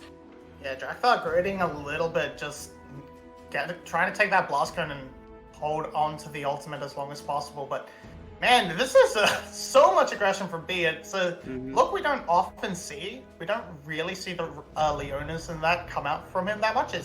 He's going to try and get onto Pun, but until that Black Cleaver comes through, it's not going to amount to much. Oh, Pun! Okay. Pun V9, baby! Let's go! Woo! All right. Who will kill Malphite now? Yep, Rock. Like, the Bramble Vest being so cheap, denying so much of the healing from Nagia, you can't quite take that fight anymore. And without that fully completed Black Cleaver, it's just not going to happen. This is so aggressive from Nagia, just trying to bully up, but he's not healing with these Culver Meeks, and that is getting him into a lethal position, and Pun just sees it, it's like, yep, Rock. Yeah, the better part is like he times this not perfectly with the ending of the ultimate coming out from Nagia, but instead right before it ends. So Nagia feels like there's a small amount of protection still with the ultimate, AoE around him, with the Q being able to be charged with Fury, being able to be stacked. But Pun takes the aggressive play, goes on the offensive without maybe the expectation from Nagia, and Nagia basically gets nothing done. Because that's a massive win here for Pun. Again, to me, this is one of the big win conditions they've got. Malphite does decent damage right now in the game, and he's one of the best tanks that you can have, has a bunch of forcing ability, and Pun is known for these things. Pun is known for being able to carry on tank champions, so I do like that is at least an avenue as the rest of the map is falling to pieces. Somebody flashed, I think it was B on the bottom side of the map here. Artemis also had to burn the cleanse in the flash earlier during this laning phase too, so I'm assuming that was just a trade of summoner spells on the bottom side. Yeah, B, I guess, seemed to aggress a little bit into Artemis to try and force their summoners, and with that sort of setup sort of happening again and again, just constantly trading these summoners, trying to put it into a position where Killer Queen, Glory, later on even Nagia can just flash on top of Artemis and kill that Zeri, which is a good bulk of Cerberus's extended teamfight damage. There's a lot of bursts between Viego, Glissandra, and Malphite for sure, but and resetting Viego is always something to. Yeah, well, he's dead. Yes. As set up by B earlier, he doesn't actually get any reward for his hard work, but Fit does, so that's all okay. And now the hopes and dreams of Cerberus lie on their top laner Pun. Can the Malphite 1v9 in this video game? We will find out just as soon as team fighting and the laning kind of breaks to pieces, because right now it is not the greatest of situations to find yourself in if you are Cerberus, as every one of your lanes has felt the effects of Killer Queen over the course of this one. Only top lane is unaffected thus far. And Riptail being dropped bot lane gets them nearly another 3 plates on top of all the other gold. It's only about 1,000 gold lead at this point, but again, we've seen this a couple of times from Wales, where this beginning of the game, when it goes so effectively, when bot lane is going fine, ends up turning into a very, very easy game for them to transfer when it gets to the mid game. So what does Cerberus do to stop this? Again, they've got a bunch of this kind of immediate forcing damage, but can you really rely on that here in the mid game? You can try to do the classic camp Nagia strategy. That's worked a lot in the past for a number of teams. Nagia has often been left out high and dry by Team Wales, permanently playing weak side. So You could try and farm a few kills up there, send Artemis up, and especially in the next 5 minutes, you're not going to contest this dragon by any means. So try and get something up there. And as you said, this Malphite, once rolling, should be very hard to kill despite everything being built up to try and help take him down. But no, Cerberus is going to try and contest. They've brought the rock down, but it's matched by Nagias in the teleport, so... Oh, okay, Killer Queen's in the back of the pit now. They actually have vision of this. Now split. Pun pops the ultimate into nobody! And that's going to be the Killer Queen stealing the dragon. The fight afterwards now, it's going to be Rakan taking down Killer Queen, but that's about that. As Glory's going to be able to dance around the fight. Cerberus is still in a decent fighting position. His Fit is going to be in the back of the pit trying to find something. That's going to be him pulling out the feathers. It ends up being a very, very even fight. All things said and done, I think a 4 for 5. As that's going to be the fifth member, or 3 for 4. My apologies, going down. As Team Wales does lose the fight, they get the dragon, but that was a scatterbrain fight if I've ever seen one before in my life. Yeah, what in the world was that? Punch is completely worse, and with this, Vit ends up sort of trapping himself into the pit, trying to follow up on Drakthar, and these iframes coming up huge for the Viego. As Artemis, he managed to duck away and remains untouched the entire fight, which ends up winning it for them. But with that pullback, getting that kill onto Runner B, that could have even been a fourth if like a 4 for 4 overall. Okay, Artemis died, so it's a 4 for 4 overall. Good job. Yes. That was a wild fight, to say the least. Again, so many things were just like not going perfectly. But notably, I do want to say, how long did it take for Pun's health bar to actually get shredded through? It took way too long for that to end up going down. And this is just Artemis greeting quite a bit. He's getting caught under the tower here by Killer Queen. There's no way for him to get out. No summoner spells to use to get away. I mean, that's just him saying, hey, I've got a little bit of tempo. I'm on the map. The rest of the bot lane is not going to be here for a minute. Maybe I can get a plate. Maybe I can get 2. But instead, just throwing his life away for basically just the 1 plate coming out here. Yeah, very low plate game. Just those ones traded on the bot lane overall. So very not going to be quite as an accelerated game as perhaps the last one, especially for Team Wales. But they managed to get a small advantage. They still have the Drakes in pocket. And if they can keep up the objective control, as Glory is taking it to Yado in the side lane right now, it's going to be... they're going to be quite happy. Charm just misses, and Yado is still forced away, and Glory should still have control over this turret, but will be traded for a Rift Herald. I will. Nothing too crazy. Rift Herald going down, especially at this stage in the game with no plates remaining, doesn't have the same kind of value that it normally would have earlier on in the game. Trying to pick where and when to apply this is also going to be an interesting point of force, as Yado is going to try and find something. That's a flash ultimate coming through from Malphite to find onto Vit. Vit still has the Featherstorm to be able to pop up into nothing, as that's going to be that pop right there. Does no damage to Pun, as now they're going to be looking for B. B might be able to get out pretty easily. Huber is going to pop the ultimate, going to find B here, and that's going to be a W being popped. That's going to be Malphite trying to slow him down, but B is just not taking enough damage. Artemis only just now getting the kills. They're underneath of their own tower. Rift Herald getting clogged up on minions around the mid tower, and that's going to get stopped by Killer Queen. And now in comes Glory. They find a pick on the Yado.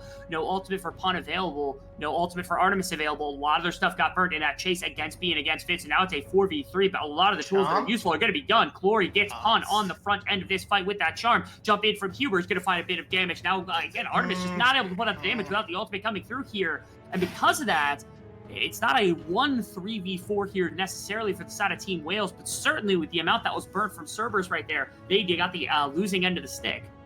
Yeah, they threw everything at B. They got him eventually, but they abandoned the mid lane push. They abandoned the Rift Herald, and that went down for nothing. It didn't get the charge off from the mid lane at all. And the trade back onto Yado, who has had a pretty rough time of it this series, but yeah, it's going to amount to not too much more. Team Wales are not able to really push in and collect that tower. Vit's having to reset after the damage done by Pun. This just means that we're going to fall back into a holding pattern, waiting for this next dragon to spawn. This mid lane towers are going to be so important for that. But the single bot lane tower being down for Team Wales means that they should have a little bit better time controlling that quadrant of the map that they need to stall out Cerberus and make sure they can claim this Hextech Drake. Okay.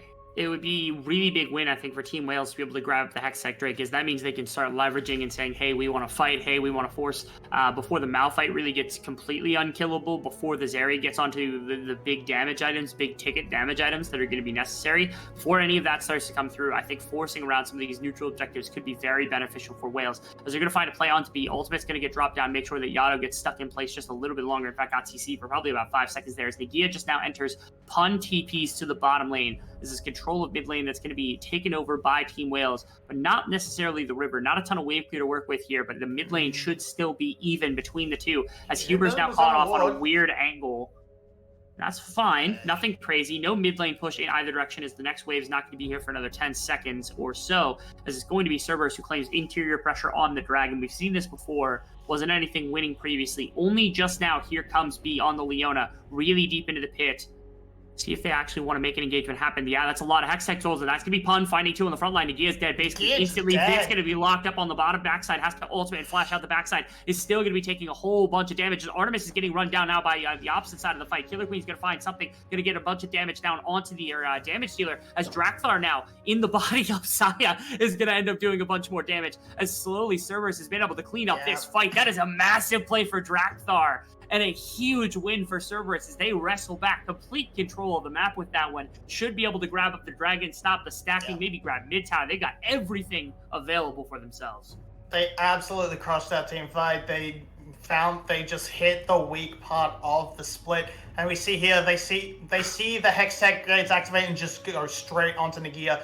Does not get anything off. B does his best to delay Artemis, and they do kill him in the end. But it doesn't actually matter, because there's still enough damage to run down Vit, who survives as long as he can, plays it out as well as he can, but there's no hope he can do with 4 members barreling down on top of him. So, and then once the reset city comes in for Viego, gets to do silly Viego things, and clean team fight for Cerberus, brings the gold back to even a slight advantage for them, and the Dragon stacking has been stopped.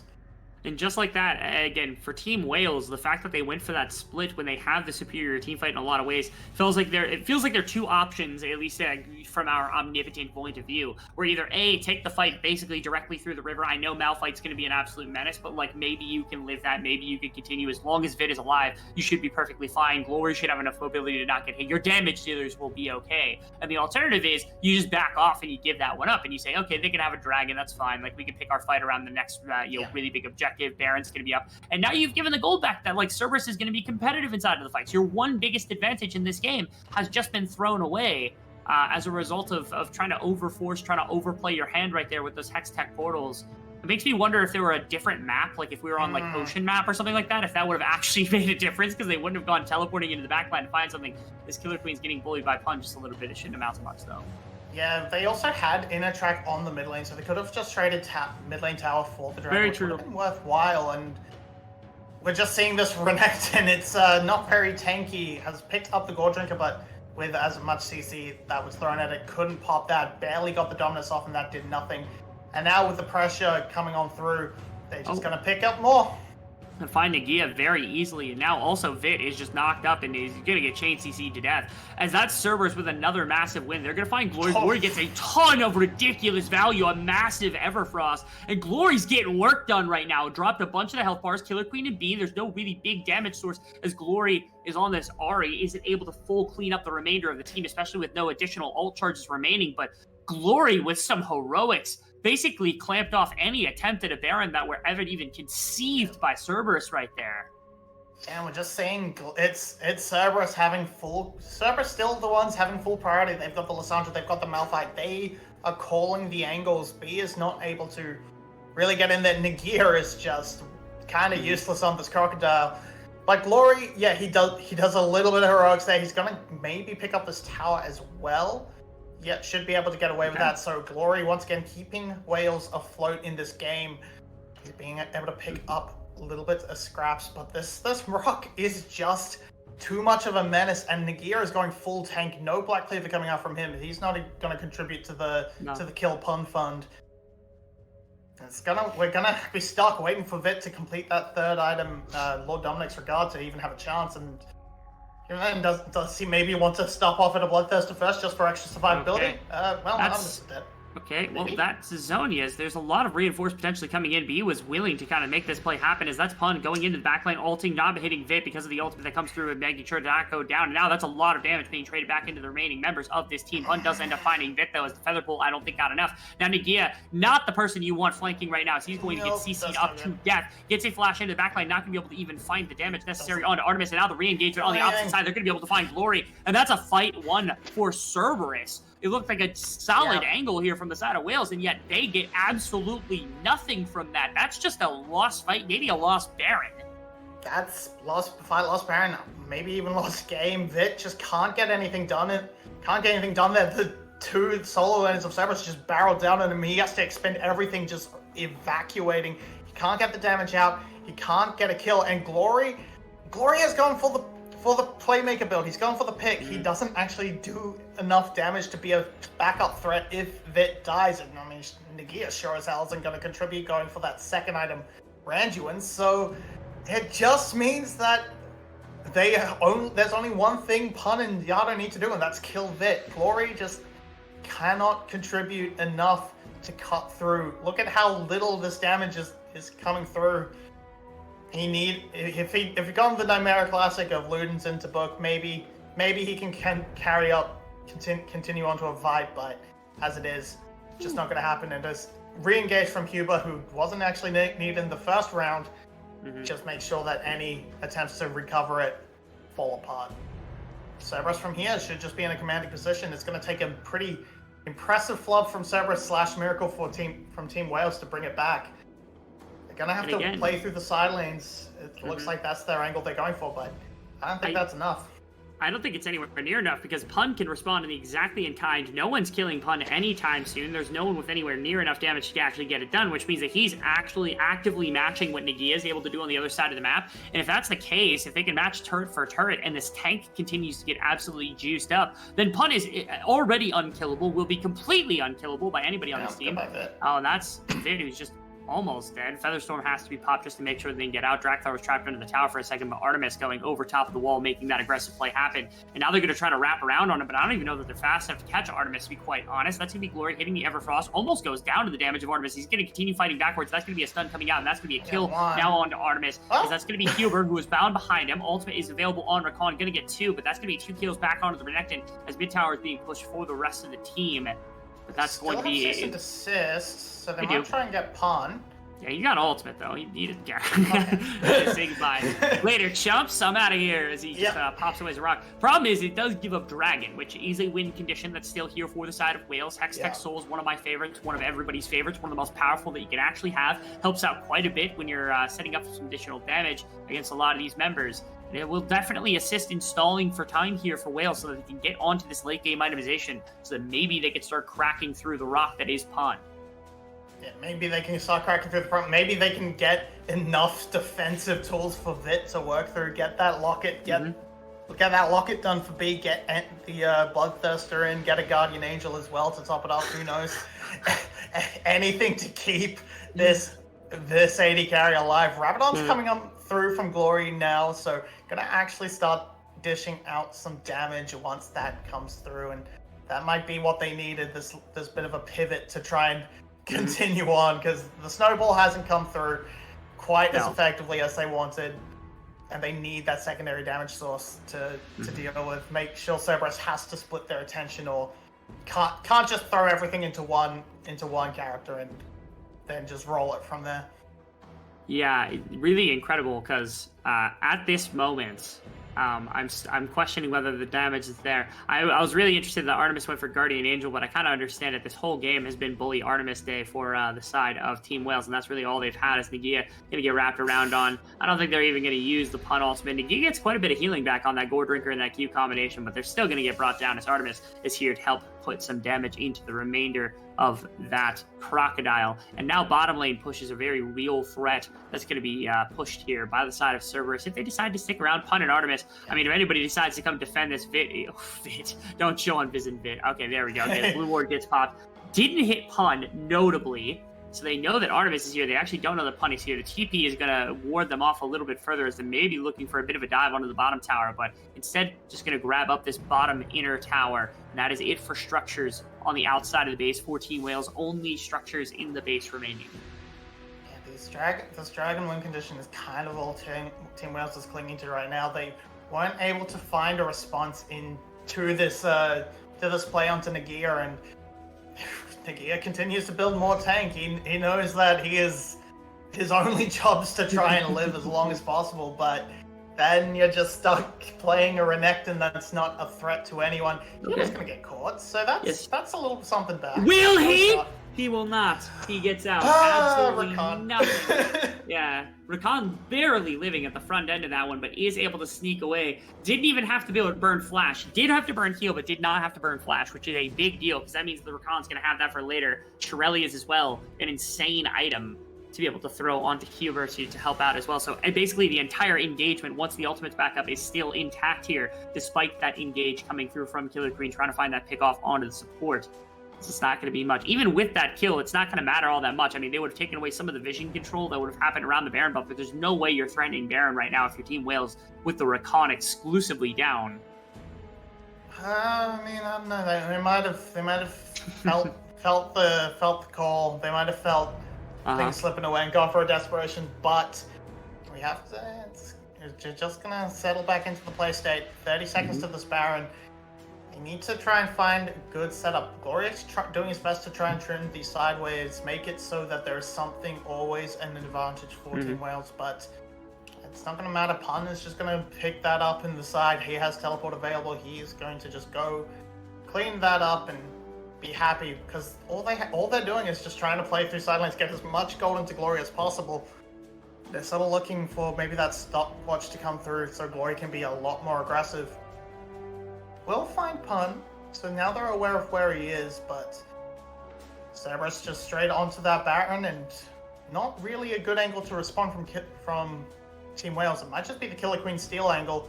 They're not aware of where he is. Well, they should be now. That pink ward has dropped, but they have not done anything to try and dissuade him. Okay, the fight potential is also here very much so from both sides. They're going to find Pun charmed onto the backline. That's not going to be enough. That's an ultimate directly onto Vid, basically in the face of the ADC. Is Pun's going to be able to stop that one up now? It is easy for Artemis to clean in a front-to-back team fight. Look at him. Look at where he's at right now, Mobby. He's going to be able to work his way right down the river. The dive goes down to try to find some additional members, but Artemis is still entirely untouched in this fight. And yes, there are a number of members, Yato and Huber, taken down here from the side of Wales, but it does not matter, because Drakthar and Artemis are still alive. Pun is still alive. They're going to be able to shove up this mid-wave, maybe even turn for Baron. I think, again, finally going to have that one back, as Pun should be able to join them and assist in tanking that one. You can see in this fight just how much damage got done. Not enough props, I guess, to Yato, who was the damage leader inside of that fight. But nonetheless, an insane setup for Cerberus gets them a massive win. Why did Killer Queen go use the cease and desist onto the Lissandra? No idea. I guess the idea is to maybe delay it so they can cut through Pun, but that's just not gonna happen. Pun's just like, Yato can just cross too much distance. Glory's gonna do his best to try and dissuade them, but yeah, Artemis can fend him off just in the 1v1, and Drakthar finishes off Baron. Maybe with the resets they can clean up a dragon, but we just see here, all in onto Yato, and then Vit's just standing on top of the Malphite, so gets cleaned up immediately. Glory is not able to contribute because he's stuck in stasis for so long, and he gets the one kill at the end, but it doesn't amount to anything. I have to give a ton of props to Huber, too, because, again, Pun gets jumped on. There's no threat in Pun going down, basically, at all from the side of Team Wales. But the fact that they waited out, Vit was stuck and had to Featherstorm in a really, really weird position because was just too far up, was kind of pinched between a rock and a hard place, unfortunately. And the follow-up after the Malphite ultimate from Huber to knock Vit up a second time so that there's no feather pull to close the distance from the rest of the team to find that damage onto basically the primary damage dealer, I guess secondary damage dealer, since Glory's doing more of the work in this game. But still, one of the main damage dealers of his team gets knocked out of the fight basically first, and you're never winning that one if you're Wales afterwards, no matter how well the rest of your team plays. So props, again, Huber, the substitution was something we were questioning. I was questioning it a little bit because, again, this team has not looked as cohesive with him, but damn, they look good in this one with this Rakan. Yeah, I mean, it's a little bit unfair it's a little bit mean to Vit to be like, oh, Glory's the primary damage dealer because he's doing more. It's not Vit's fault. Vit has been... It's Vit's fault. Just has a giant Skill target issue. laser pointer on his face. Skill issue. Rock is just flying at it.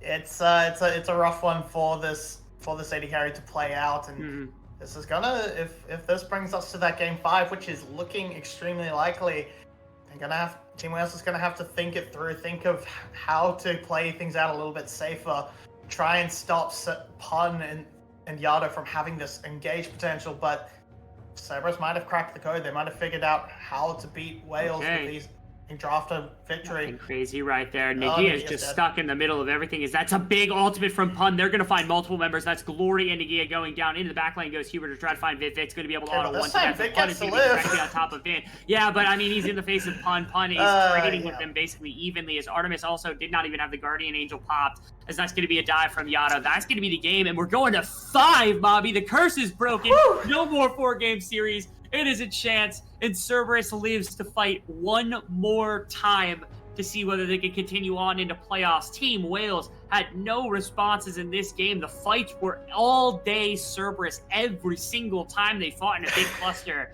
and that is something worrisome to walk into game number 5 knowing.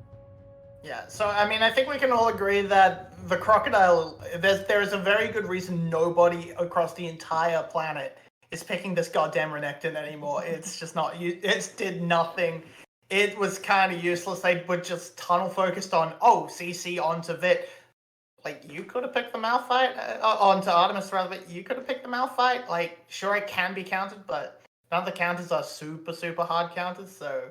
It was comfort. I don't know what they were going for. It was comfort. Glory. Yeah, it's comfort. Glory played with Draco with Ryuk for so long. He's just like, I know how to play with a Renekton, right? Like if you get the best Renekton in the entire world, the best Renekton on the server, like you're gonna get accustomed to a certain level of gameplay. And unfortunately, it just was not met right there. But I agree with you. I think that was a very weird pick to throw into this draft. I thought it was awkward from basically moment one, as you could have gone for a number of different things. So now walking into, there's a lot that just got thrown up in the air all at once, because now you've got like, Pun has tanks as a potential counter. He's winning games on it right now. Again, I still think Malphite was Thanos in this composition. Artemis is still doing great in the bot lane, even though Vit's staying up. I still think that Glory's outperforming Yada massively. You have to consider Huber versus Ron P on both sides of the table. There's so much that gets just tossed into the air here out of nowhere that I think it's going to be impossible for us to break it down. Instead, our analyst desk will do a job setting us up for game number 5 after just a short break. We'll be right back.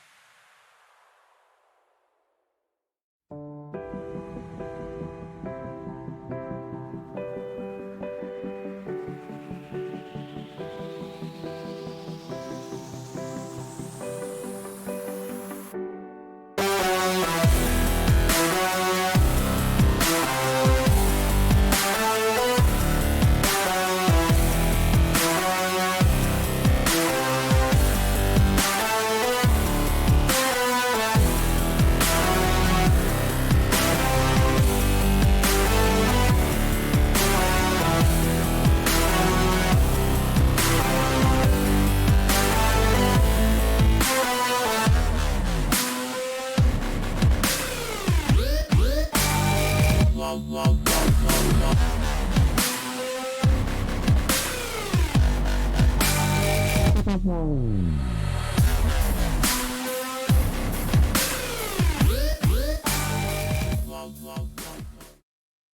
lo, it was stated that the curse shall be broken. We got ourselves a game 5, boys!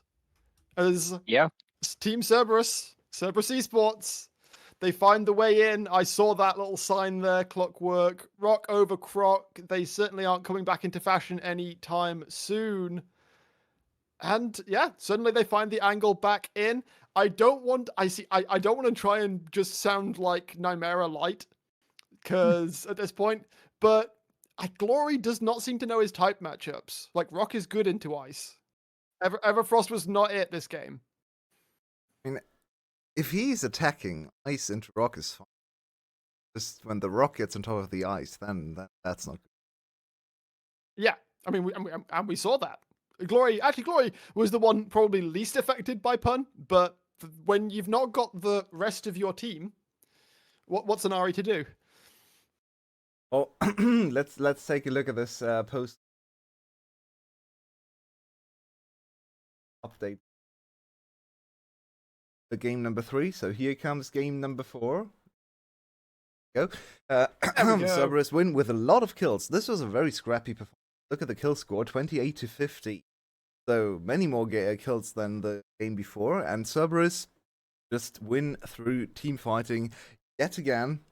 There's the elusive Artemis Zeri win, but most importantly, as you pointed out, verbally and non-verbally, that Rock was a bit better than the opposing top laner. And if your Malphite deals 11k more damage than the Crocodile, the game is probably not going great. Yeah. He almost matched the Zeri. Like, on one hand, we can see that there was like this little initial wiggle on Wales' side. They absolutely started with a great early game. Like, Killer Queen was on a roll. He was impacting all lanes. He found Drakthar and solo killed him before 6, I think. No, at level 6. So everything was going right for Team Wales. But everything stopped the moment that the team fight started, where Malphite was unlocked, where Lissandra was unlocked, and they could get into these like large scale big ultimates and put down their crowd controls. From that point on, Team Wales tried to make it scrappy, tried to make it as confusing as possible, and try to pull Cerberus apart, but they never managed to. And even if they could pick maybe one kill here and there, they always lost these trades around the objectives, and at some point they could not keep up, especially around the Barons.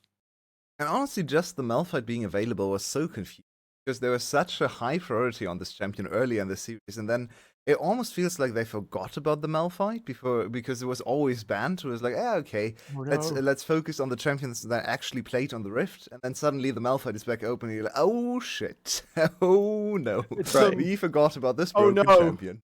Is this some Game of Thrones season 8 vibes? Danny sort of forgot about the Iron Fleet. Oh right, yeah. Wales sort of forgot about the Malphite. I'll be honest, I didn't watch 8th season, so... Neither did I, don't worry about it. But the memes stay with me. The memes forever stay with me. Looking towards Game 5 then, I think it's safe to assume that The Rock will be going straight back onto the bench. I don't think the Wales will make the same mistake twice. What else do you expect to change coming into this final game? Obviously, this is now, as you alluded to before Game 4, this is now a BO1 to decide who continues with their MSI hopes and who gets sent on vacation. Look, actually, I wouldn't change a lot on that draft because I liked it actually. You know, okay, the Vi into Malphite. No, sorry, there was only the Lissandra picked at the point. Okay, that was a bit problematic, but you know, the early game was good, so I'm willing to forgive that. But as you always said, when you're picking your top lane and it's blind, and you have the Cassante open, and you have the Jax open, and your top lane is Nagia, and the Malphite is open as well. Remember, until yesterday, had 100% win rate on the champion. You pick Renekton with that many options to blind your top lane, and you know, that's I think the crux of all the chaos that happened in the game, and it's very fixable in draft. They don't have to change that much. Everything else, I think, was fine. I mean, as you say, I think it comes down to no Renekton, ban Malphite. I like the Vi into, or picking the Vi into the Lissandra perhaps was a little bit sus, but I liked that it was paired up with the Ahri, very strong duo. So I wouldn't necessarily even remove that. Like, pick that duo again, put like Cassante Jax top, do not give Pun Malphite, and yeah, you've got a perfectly functional composition. Yeah, maybe also change a bit about the support picks, because the Leona looked very sus in this game, I feel like. Even though on paper, Leona and Ari and even Vi engage on the Zeri sounds pretty good. Like, it sounds like you should get some picks there, and they got close, especially in that one mid lane fight. You remember they got on top of the Zeri, but she had stopwatch and the whole fight turned around. I feel like B didn't have his greatest of all games of all time, so maybe just go back to more of a B champion. Don't try to get lured into or don't get lured into that full-on engaged style support meta, which favors Cerberus. I feel like, because B can play so many more things, right? He could go Heimerdinger, he could go whatever. So I want to see that as we head into already. Ooh. Oh, fantastic! I was about to say. Oh, hello, Silver Scrapes. I mean, well, That is while you always attacking, sorts that out. So that is straight out of 2011, like as featured in League of Legends 2 World Championship. That is like time machine us back 10 years ago. God. Oh, okay. So the Xayah is off the table, and Cerberus go for the first pick, Lissandra. I mean, it worked so far. Yado has had great performances and has been key for everything that Cerberus had done in the early mid game. So this is a good pickup. Now, of course, Ahri, Talia, even Veigar, if they want to go for it. Those are a lot of control mages that are available for Wales. They decided to go for Lee Sin, of course, comfort for Killer Queen, understandable. What I want to see either now or next phase is some AD carry, because at the moment the pool is very open for Artemis, and I think there's an angle for Lucian Nami now for Cerberus, probably. Certainly possible. We're starting to see a second pick come out from Team Wales, however, and with the Xayah gone, Jinx certainly makes sense. I agree that, yeah, the Lucian Nami is potentially an option Artemis and Hero can go for, but will all depend heavily on what B then picks to supplement this Jinx in the lane. Yeah, this would be so interesting. They lock it in. Okay, we're back to game one. In game one, Cerberus won, of course. The Kindred only ever picked once, and that was earlier today. So, pick rate 1%, win 100%. Yeah, but it's not quite as easy of a matchup, because Lee Sin, of course, has some countermeasures against Kindred. Early on, he can burst her down, he can skirmish her out of, kind of chase her down. And then also, ult against ult is quite a good tool, so it's a bit of a mind game between Lee Sin and Kindred. I'm already getting really excited for that one, as we also see Nautilus for Hugh. So, our conjecture about why the support pick changed was completely wrong, completely off. Cerberus just placed the same champions on Huber as they would play on Rono P. It was just the change of hands. Like, is that Jinx? It is. It makes sense once everyone is grouped inside Dracula's ultimate, inside Kindred ultimate. You have basically everyone signing up for the bouncy castle. On this context, I would like to see some Veigar bans coming in from Cerberus, because that's also, you know, baby cage inside this Kindred circle to make it less effective. It has already been got. Oh, right, yes. Wales banned it, yeah. I mean, there's still a lot of options. Malphite's not gone yet, by the way. Still there. Yeah, now the Cerberus banning this Silas kind of hint that they may want to put their paws on it, you know, preventing this counterpick from stealing his ultimate. But they did their homework without the teacher. Swain. That is an AP option. That's a top Could lane be Swain. thrown into the top lane against it. Not been picked. Pun. Yes. Coming out. Yes, Potentially yes, looking yes, yes, to make yes, yes, things yes. happen in this game 5. He's so good in this Well, champion. He's the best. Oh no. Ultimate. We were on the Not verge of gonna greatness. go- Not gonna go for the Vayne in this game number 5. Instead, opting for the Aphelios. We already have many potential threat options coming out from this Cerberus composition. We're looking Yeah, for Kali. the final pick for Glory here. Oh, okay. Akali, kind of risky into this composition too. There's a lot of point-and-click CC. There's a lot of survivability too. Not so that this was last picked into the enemy composition, which confuses me a little bit. I don't think it's the greatest Akali spot I've ever seen.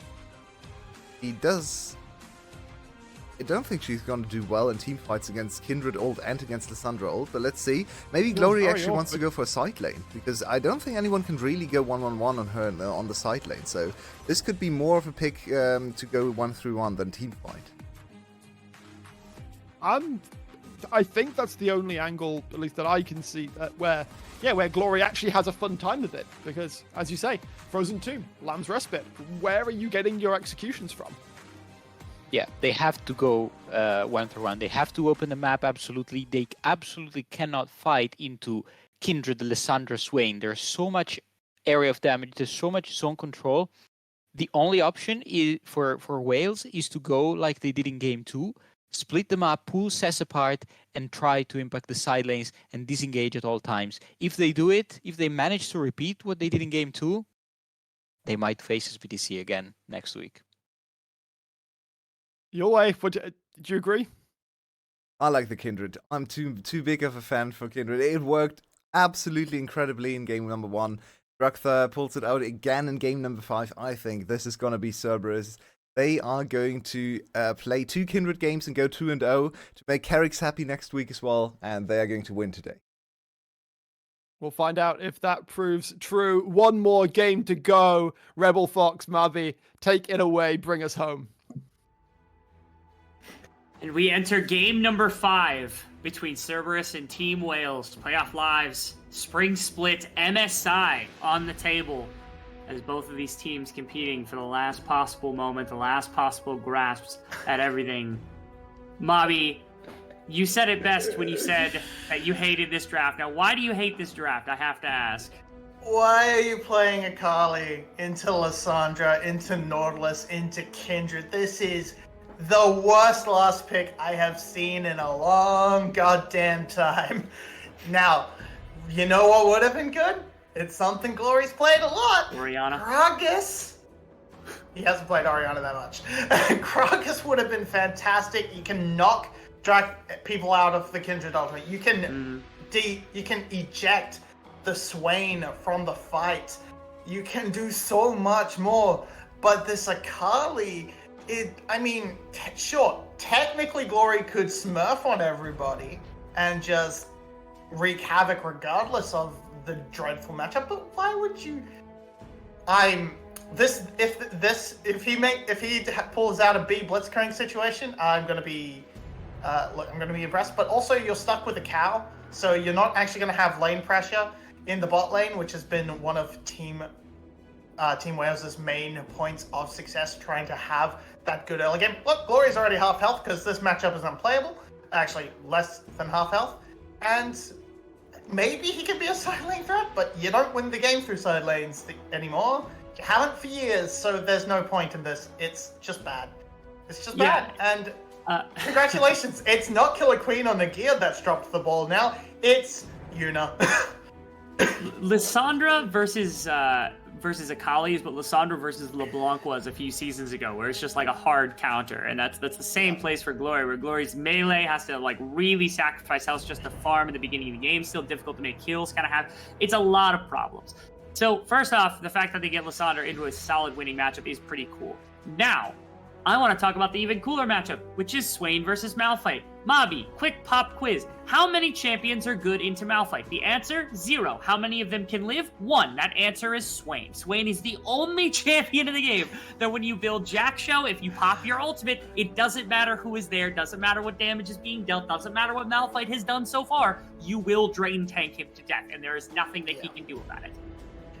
Yep, pretty much. We even see this is reached a point when Nagira has actually gone for this unsealed spellbook to just maybe try and hold the lane?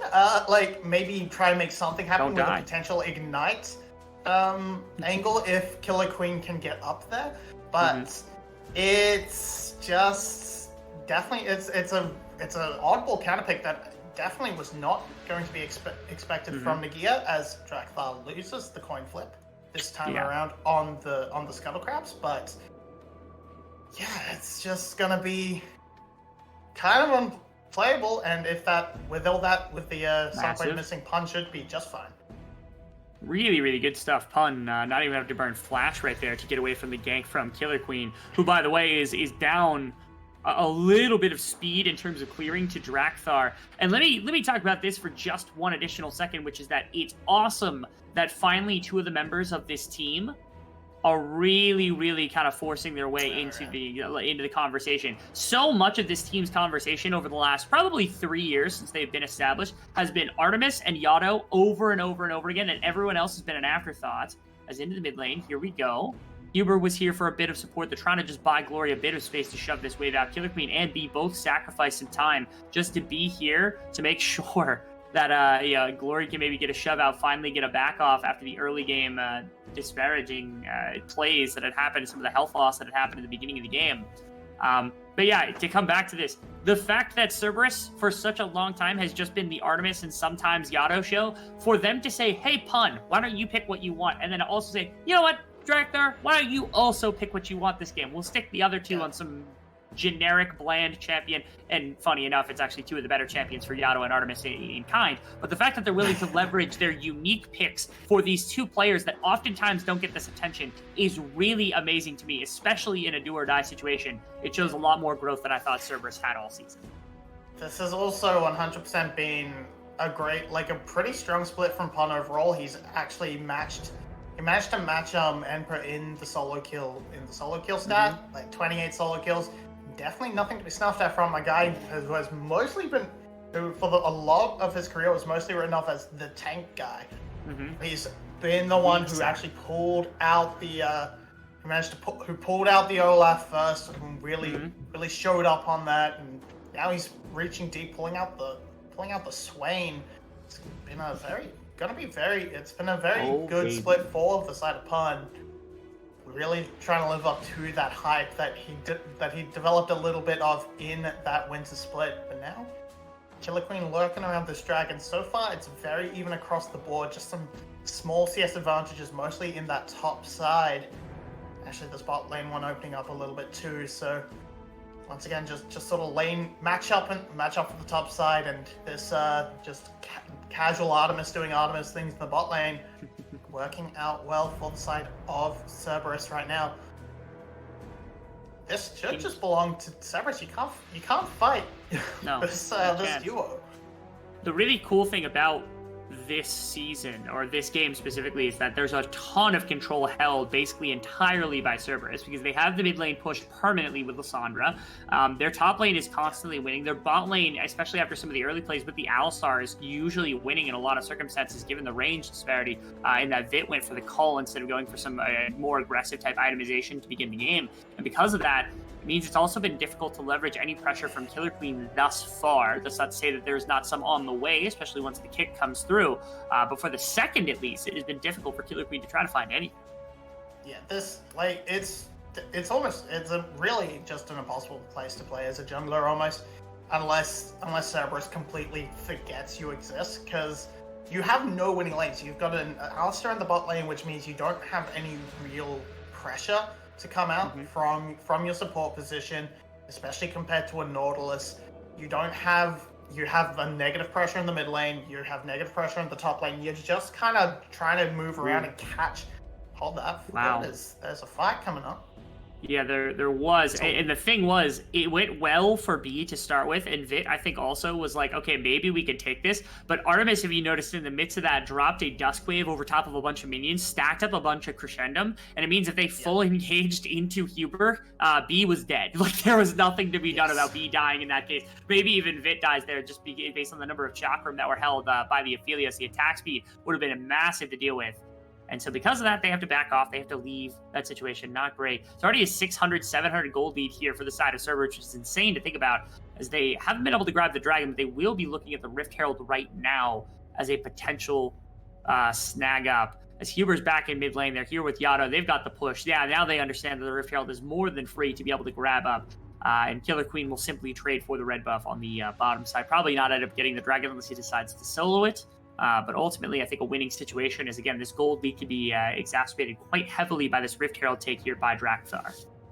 Yeah, they might be able to they might be able to pick on or key on to the fact that there is the backs coming through, the swap up coming from Cerberus, because this has been their standard point of play against these Rift Herald, swap Artemis up to try and make sure that they can convert these Rift Heralds straight into plates for Artemis. So this will open up a free dragon, open up some plates for Jinx. This is one of the best champions to just sit and hit plates with.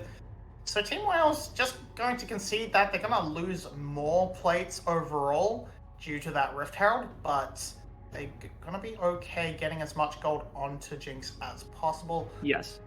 Picking up 2 plates and a dragon is definitely not that bad, but given how much work Pun was able to do earlier, this might just end up being first brick.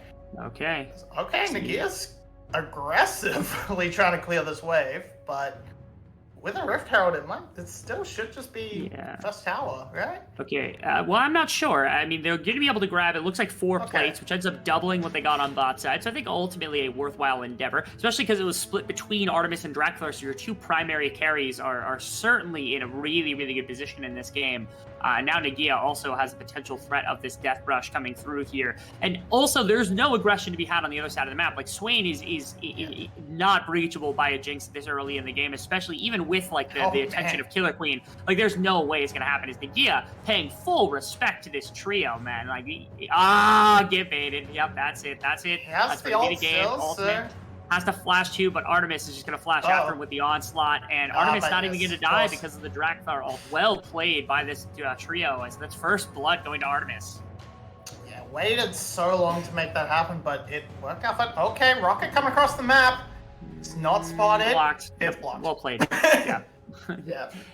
Good instinct by Huber right there. Again, playing this Nautilus to pretty solid perfection. And again, both of these marksmen grabbing up first tower of the game, splitting that gold evenly between the 2 of them, as that is a disgusting amount of gold thrown into 2 of the primary carries here of this team. Now a potential dive to bottom lane, but it's a Rylai's swing. You do not want to go diving this person.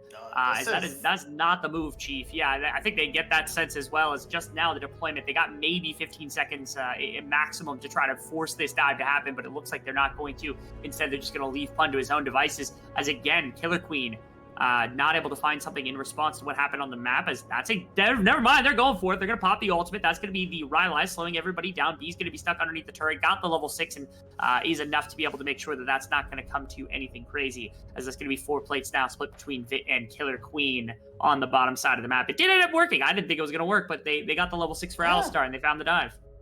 Yeah, they ended up waiting for that unstoppable or unbreakable will, rather, and it came out, and it used it to great effect, had that ignite to cut through the healing, and Pun not quite tanky enough with just the Rylai's in hand, but Drakthar does find the angle to pick up a free mark. Only got a second so far, so not quite at the level not quite at the unstoppable point yet, but he's also doesn't have 3 kills to his name, so it's still a better position than game 1 was. As now Artemis going to hit this tower. He's been mining plates all day.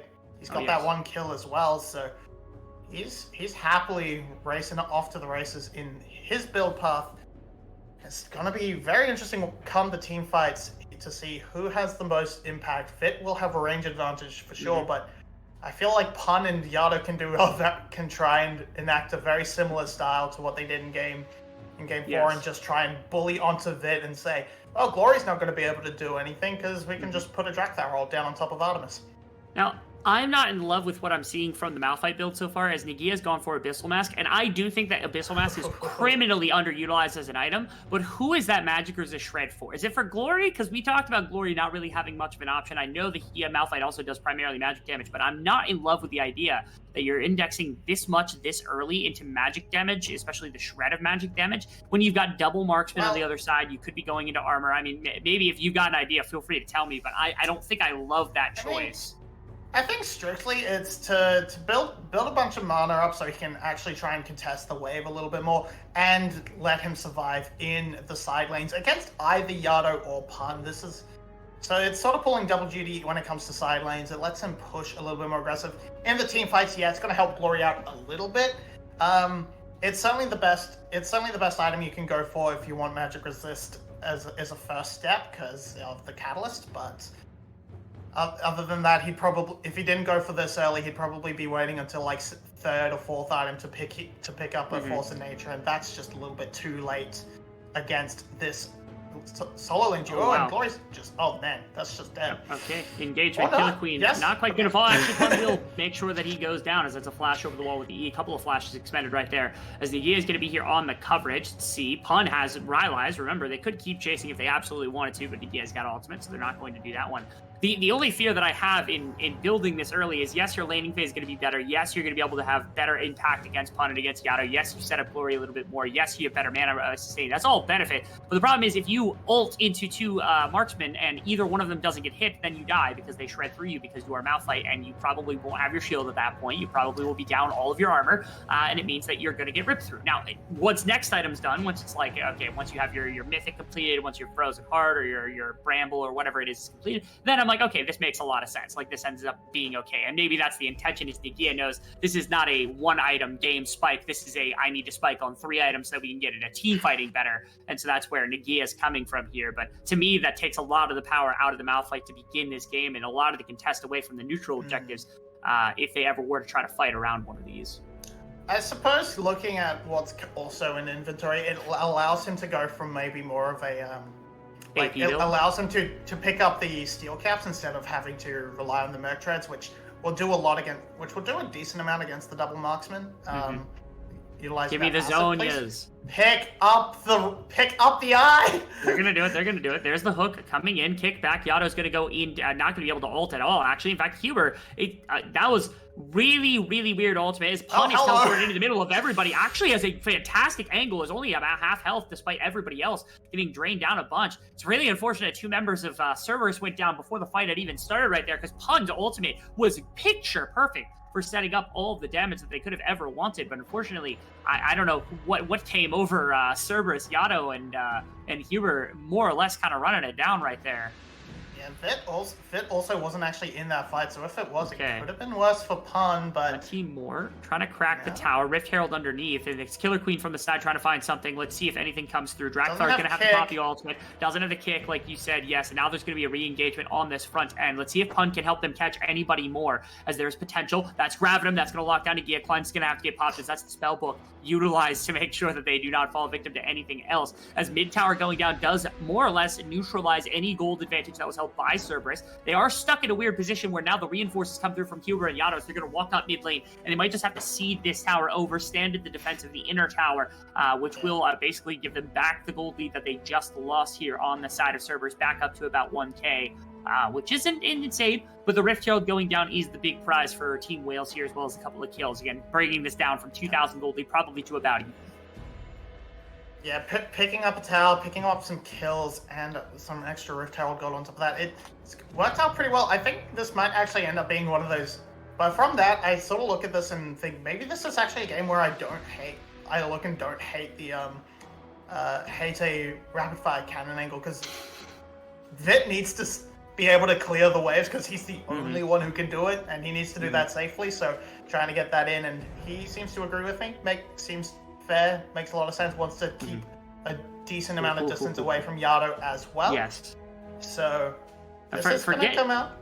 forget Yado. You need distance from Pun, because Pun's about to finish Jack Show with Rylai's with ultimate. I mean, he's going to be down to basically 80, like 20% movement speed, running away from a Swain who's going to be able to do quite a bit of damage. And again, there's no way to get through the drain tank, as no one has even started the construction of heal cut in any capacity ever. So it feels like Pun's going to live forever in the right circumstance, because that's going to be another play. Killer Queen gets ulted up by Huber. B is going to be on the front line trying to block a little bit for Killer Queen, as that's going to be a flash and a dash over top the wall. A TP into the Dragon Pit, as Yado is going to join them here. That's going to be B caught up by Pun. Pun's going to try to cut off the angle for Killer Queen and for B to get away from this situation. They're just going to chase down B. Ultimate on the other side. What are we doing?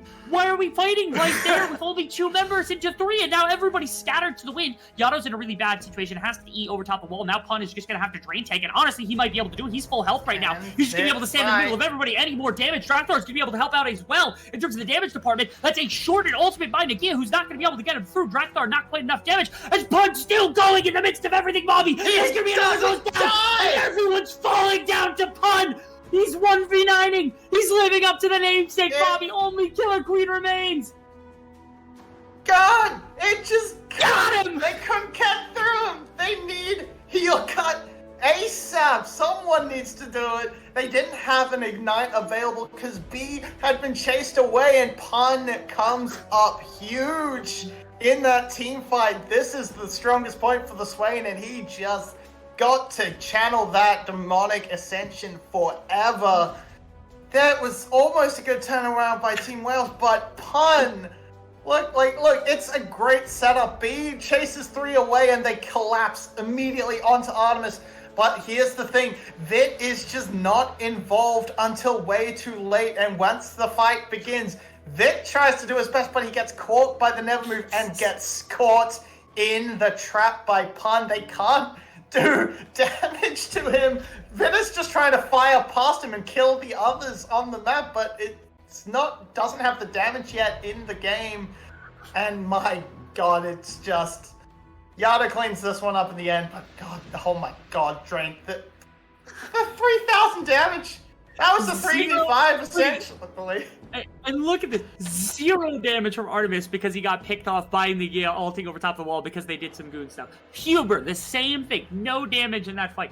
All of it came from Pun, Drakthar, and Yano, which is so necessary in so many fights. It seems like Cerberus always has to rely on Artemis to do all this damage, and I talked about it. Drakthar, Pun finally getting a little bit of credence. Look what my boys can do when they get a chance to go flexing, Mobby. They're making it happen. Drakthar hasn't popped off yet, but he's getting close. He's getting on his second item, and Pun now with the Jack Show. You're not even building heal cut yet. He's never gonna die. So here's the question: is this a mortal reminder angle from Vit? He's probably the only one who can apply it consistently, so I think he has to be the one that has it. You need the armor pen. You need the ability to. You need the heal cut. This might be the actual angle, but otherwise, where else? You're waiting for a Bramble Fest from Nagia? Does Killer Queen go for what's it called? The Kenpa Chainsword? I don't know. You're looking for that third item anyway for a Vit now. Go for my biggest problem. Fun.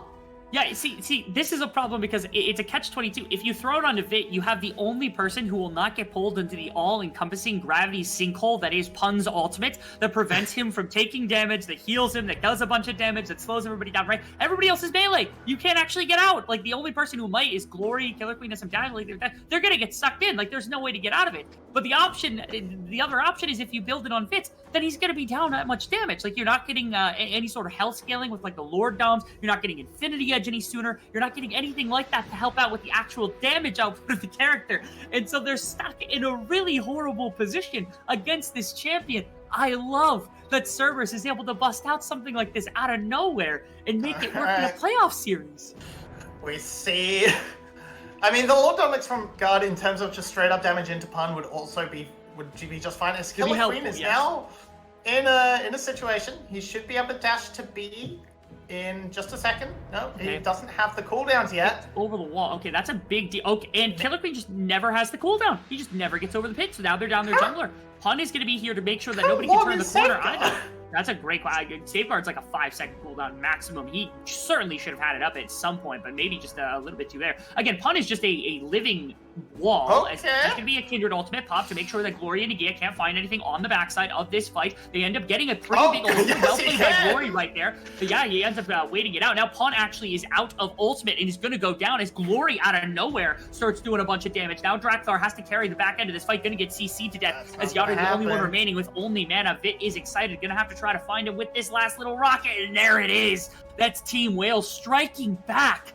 But after losing their jungler, it just feels like there was such a scattered fight from the side of Cerberus that Wales are the ones that comes out of nowhere.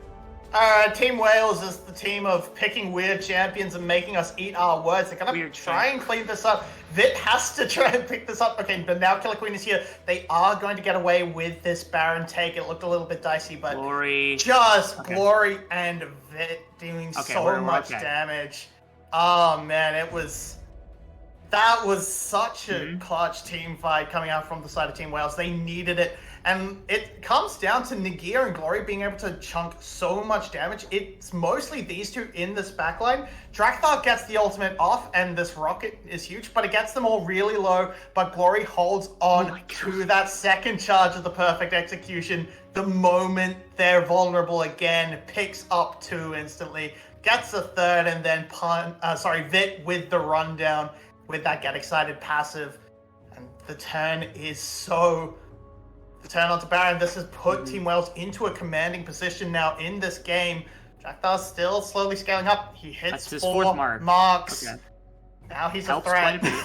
Now Nagia actually getting right at and he's stuck in the gravity sinkhole as there's no way to get out. And multiple members jump into Pud! I don't like that idea. Glory's on the backside trying to make something happen. It's Yado. The Drakthar ultimate is going to get dropped to make sure nobody can go down. Pun on the opposite side actually drain taking fit to make sure nobody's going to go down as 2 members of the other side of the fight are just getting absolutely blitzed. 5 members still up and available for the side of Cerberus. His Vic can't make it happen. He's excited, but he's going to go down. As that's 4 members now down for Wales. And we're back to the other side where Cerberus is winning team fights again.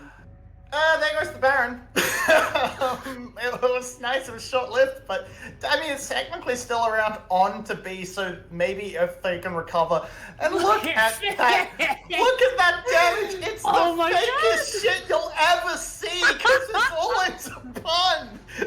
Pun is just too goddamn tanky, this is illegal! You should not be able to do 7,000 damage and have no impact! He got 1 kill over the course of the fight. Okay, Bob. This is another very worrying problem is that Mountain Soul is going to be coming up, which means that Pun's getting free stats, Pun's getting that soul, that potential shield. I mean, that is the last thing you could ever want, let alone giving those stats over to 2 marksmen, giving it over to Yada, who's already hard to kill. Like, all of them are difficult to kill. Giving those flat stats over to Pun would be just GG right on the spot, which is ridiculous. It is very, very hilarious to see this come through. As again, look, like, Nagia stuck. Why do you engage into Pun? Look at this. 3 of you are stuck. Like, what are you supposed to do? Yeah. I'm actually a little bit disapproving of Pun stepping up because I was a little worried that if Killer Queen and Glory were allowed to live a little bit longer, but fortunately, look at the damage that they have on in the backline. It didn't actually end up mattering. But honestly, like, the melee champions having to live in the Swain ultimate forever is just such a taxing thing to deal with. Yeah, and I mean, they were so close. If Yado hadn't been able to clutch out that stopwatch and then the heal from the Frozen Tomb, and of course the Lamb's fight, that might have actually gone different for Team Wales, but not being able to cut through this pseudo tank of the Lysandra came in huge, and we're still waiting for the heal cut. Come on, someone has to do it. Somebody has to buy it. I don't even care if it's like Nagia buying an Oblivion Orb or something. Just somebody buy some damn heal cut. Obviously, Pun's been taking quite a bit more damage, hasn't built a ridiculous amount of armor. When the Zonias is done, that is when it'll be a lot harder to try to kill him. I even think that you could have gone like Frozen Heart here and literally just stood on top of it and said, okay, do your worst. Nothing's going to happen. I mean, the worst Vit can do is apparently 7,000 damage, and Evidently. yeah, nothing. And not actually kill comes of it. anybody. Not kill anybody. Yeah, that's the issue. Okay. Oh no. So, how close are we to actually getting something more to pop off? Because Glory has shown in the backline that you have the damage to make things work. If Nagia gets to pair with Glory, again, the combination of Nagia's AoE damage with that like Abyssal Mask and the Jack Show is draining people of stats sufficiently for Glory to just clean up the backline, even through Drakthar ultimate. So, like, Okay, that's actually big. Killer Queen gets in the That's back a line. big Nice kick. kick to put Pun onto the other side of the fight. That was really, really big. Pun is in the middle of everybody, but he's not going to be able to do any damage, unfortunately, as that's going to be that. 2 members gone down, Artemis and Pun, both taken out. Fortunately, there's no objectives on the map, so it's just the 2 kills and the shutdown of the play. As the gold is dead even, Mobby. We've been talking about Cerberus having this massive win condition. The Swain's damage is starting to fall off, which means he is basically just a frontliner, as now, Team Wales looking to try to make some front-to-backs happen. You can see when the creativity and when the angles are there for Killer Queen or for Nagia or for anybody else to flank on, they are still in a winning situation. Florian B looking for something. Big play. That's Yato. Got jumped on. It's fine. Just gonna scare him off so they can pick up another tower. And Team Wales, they are keeping this extremely close. This time around, B was in position with Ignite, so Pun couldn't heal forever. Actually started to take damage. Also committing everybody to the kill Pun, to the Pun mission was a big factor in that as well. Instead of just poor Vit firing alone into that behemoth. This time around, now he has completed the stopwatch and will be will be another menace. Wait, what in the world? To the next team fight. But he sold his tier. So this entire game, Pun has actually had a tier. I thought he was going to go on to Ceres because it makes a lot of sense. You get the shield. You already you do a bunch of damage with the Ceres. You're already building a bunch of mana. It helps in a lot of ways. And yet he sold it. He had a fully stacked 360 tier. If he finished Ceres, he gets a fully stacked Ceres Embrace. No. He just sells it. He tends to maybe not build any more mana, maybe go for more tank items, maybe he's just trying to build other things, maybe he needed it to finish the Zonias for the Baron fight that's coming up, but that feels really strange to not have that potential Ceres to lean onto.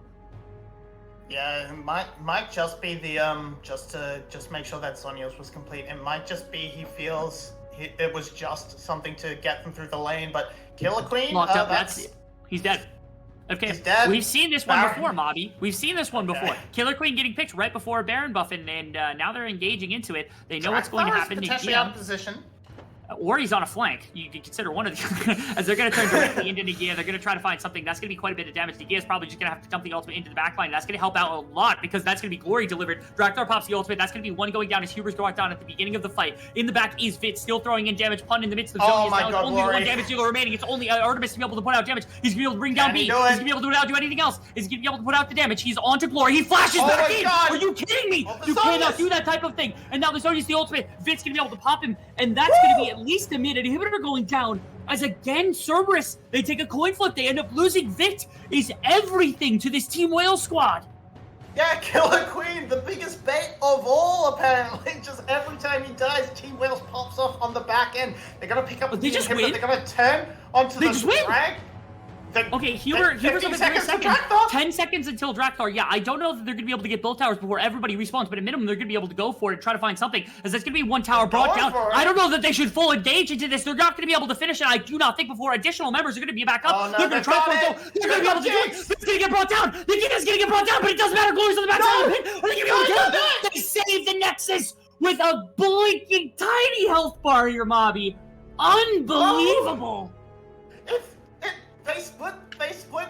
They hedged their bets, so Killer Queen...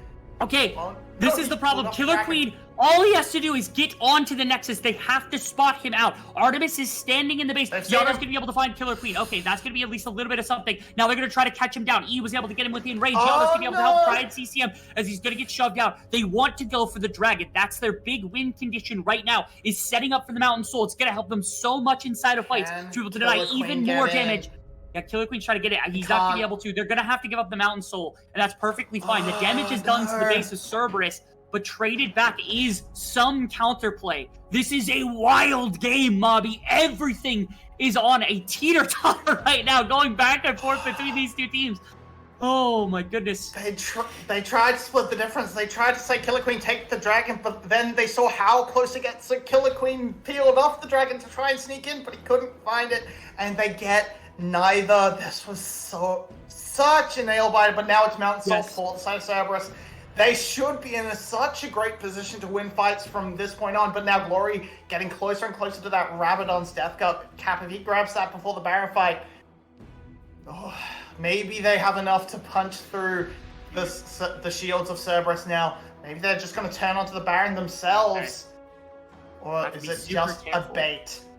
Yeah, they have to be super careful. I think they can take it relatively easily. It's really hard to engage in enemy territory with your Nexus this damaged on the side of Cerberus. They're waiting for it to tick back up. And the Baron buff, it's a question of whether or not running up mid lane with the Baron buff is going to be their plan, or if they're going to try to crack side towers, get some additional gold, and fight back around the Elder Dragon that's going to be up in a few minutes. It's a 2,000 gold advantage for Wales. They could maybe extend it to 4,000 in the right circumstances around this next dragon, and maybe look for that. Because in the meantime, literally all that's happening is that Artemis is collecting waves in mid to continue to get juiced up. Infinity Edge is done. A Zeal is done as well. I'm assuming that's going to be going into a Runans, which means that like the last Whisper being done as well, he's going for this massive team fighting build to try to match what Vit has been able to accomplish over the course of this game. Yeah, Vit now himself has the Infinity Edge. Didn't have it quite at that last fight. This time he shall. And once again, it's all coming down to Vit and Glory. Glory has been performing out of his mind in these fights, especially around this Baron. Now he has Rabadons. Can Cerberus stick through it? There is now heel cuts officially on Nagia. They're gonna try and break open some towers. They're gonna try and build this gold lead a little bit more. Keep the pressure on, try and open up a second inhibitor so they can push into the base more aggressively and threaten that exposed Nexus. Yes. Okay. Glory has been doing such an amazing job because the setup with Nagia has been insane. The double ultimates to get into the backline has done so much damage to everybody on the side of Cerberus that is what's winning them a lot of these circumstances. That is what's winning them these big team fights as Nagia gets pulled underneath the tower, but it's not going to matter. The siege up from this team, the double cannon minions, difficult to deal with. His Pun's going to try to pull them in. Doing very little damage, minimal damage right now is Pun, but trying to get something accomplished is now Yato going to wrestle back for some vision control around the kind of interior of their base. It's like another wave's going to be crashing in here. Baron buff lasts for another minute, so they got 2 more full minion waves to make this work. They're likely going to be able to push in unless the fight happens underneath the tower. This is really dangerous as well for the side of Cerberus. They don't want to take a fight this far back. Any amounts of losing basically gives them the game over to the side of Wales. Pun's going to put the ultimate underneath the tower. Huber's going to go into zone. His Glory's basically almost dead to start things off. As Artemis and Drakthar are way too far back to be able to put out damage. That's Killer Queen who's getting a pop. His Guardian Angel's going to go down. As Nagia also on the front line steps into the Drakthar ultimate. He's going to have to flash out the backside of the fight. His Glory's TPing back in only right now as that's going to be damage going in. Artemis Gale forces into the middle of the team and finds multiple kills. Now it's just Glory. Draktar's going to go into stopwatch, and that's going to be him being shut down. Now Glory is going to have to get some damage done, but unfortunately, I don't think he believes that he's going to be able to clean up Artemis at this point, sitting on nearly 3,000 health. This is just a 3-for-3 as Artemis able to make the big team fight damage come to fruition. I believe the inhibitor coming back up in the mid lane. Now things start to normalize for the side of Cerberus. They might be able to step back onto the map. 2 minutes until Elder, and just a little bit of time until the Baron falls off, because this fight was massive. It was so big. They did so much damage. They made Glory evacuate immediately, and because he's not there to threaten the backline, there is a chance to get onto Vit and make him suffer. They find a small catch onto him. There's the hook from Huber, and they just collapse. They kill him straight away. And now Glory's able to join just a bit too late. He picks up Yardo to make it even, but it's the base defended. Now, this is where it gets dicey. Elder Drake. Yes. You don't want to give up Elder Drake to Team Wales. No, you do not. But you have to be so careful not to give up mid position either. Because if you give up mid position and go and commit all in for this, Team Wales can just push down and end the game. Show me the items. I need to see where Artemis is at. Artemis was super close to finishing Runan, super close to finishing Last Whisper. There's a lot of things that can be done for Artemis here, because that is something going on right now. As both teams in the mid lane, Huber fishing with hooks to try to get something done. And again, you have to be super careful of the wraparound completely. They have a lot of vision that needs to be established to ensure that Glory can't go diving into base, Killer Queen can't go diving into base, and just run after either the top or the mid inhibitor alongside the Nexus. As Red Buff's going to be dropped onto Artemis, it's going to be stolen away by Killer Queen, actually. As that's it's a very small thing, but it is something that actually, did that get taken by? No, it didn't. Actually, Artemis got that somehow with a single auto in the midst of everything. As Killer Queen not able to grab it up. Are you sure? You're being fooled by the soul buff. Right. Yeah, classic. Yeah, classic. The soul marker. I still need to see items. I haven't seen what Artemis doesn't seem to have Runan, so I'm guessing he finished Lord Doms after that fight. Which okay, now things are going to start off. Run in the middle of everything is going to drop that big play. Glory has to get driven out of the fight. Nagia misses the ultimate as well as Killer Queen on the backside of the fight trying to find something. That's Nagia or Killer Queen going down. Yado just stays alive forever. Yep, there's nothing to be done. A lot of frontliners getting swapped out. Now Nagia taking damage from every single possible source. That's 2 kills over to Drakthar. And nobody has gone down now for the side of Cerberus, as Vit is trying to find some sort of angle to go in, gonna get slowed down. Drakthar is gonna run him down as well, as I don't think that Vit's gonna have the damage to out-duel Drakthar until Vit is gonna come through. Now Yato's gonna have to bring him down on his lonesome. The stun's gonna come through. That's gonna be Pun finding that kill, and now Elder Dragon is going to be on the table. Okay. There's their defense remaining. Glory is still alive somewhere on the map. Actually just got back to the base. Artemis is going to push in for mid inhibitor, as that's a TP. They're going to be going for a base push now. There's only 2 members left for the rest of the thing. Can't they? I think Glory's got the damage. They just have to rely on B to be able to do quite a bit. That's going to be a dive potentially from B. Try to stop up the wave. That's Glory going in. Going to get rooted up. And that's their last remaining damage. The other has to flash out the backside of the fight. Yato's not going to be able to tag him with anything, as they still have only 8 seconds now until Killer Queen. I think they should back. I don't think they should try to coin flip this, but they're going to go for it anyway. That's damage going down on the 1 tower. That's a kick through everybody to try to find it. Glory's going to go ulting in. They're going to find a kill. Glory can't find one of the options. He gets rooted up by Artemis, and that's probably going to be the end of the game right there. Nagi is going to go in. He's going to try to find the knockup, and Pun's going to slow down, and nobody's going to be there. And that's going to be Cerberus. They turned it around. We thought they were going to be the worst coming into playoffs, and they just beat Wales to be able to continue on in their playoff lives. The indecision, the hedging the bets, it bites them. Cerberus come up huge. It got to the point where they had to fight in the open, and Glory, he played this game so well, but in the end, they could check him. They couldn't cut through the invulnerability, the stasis, the double stopwatch, the everything coming up against. Oh man, Vit put in so much damage, but Pun and Yato just too much space bought, and Cerberus clutch it out. They are going to go through, and Team Wales, just a sad end. They were so close. They were 1 auto away from going up to fight SPTC, but it turns out Vit and Killer Queen will remain unable to win a single playoff series.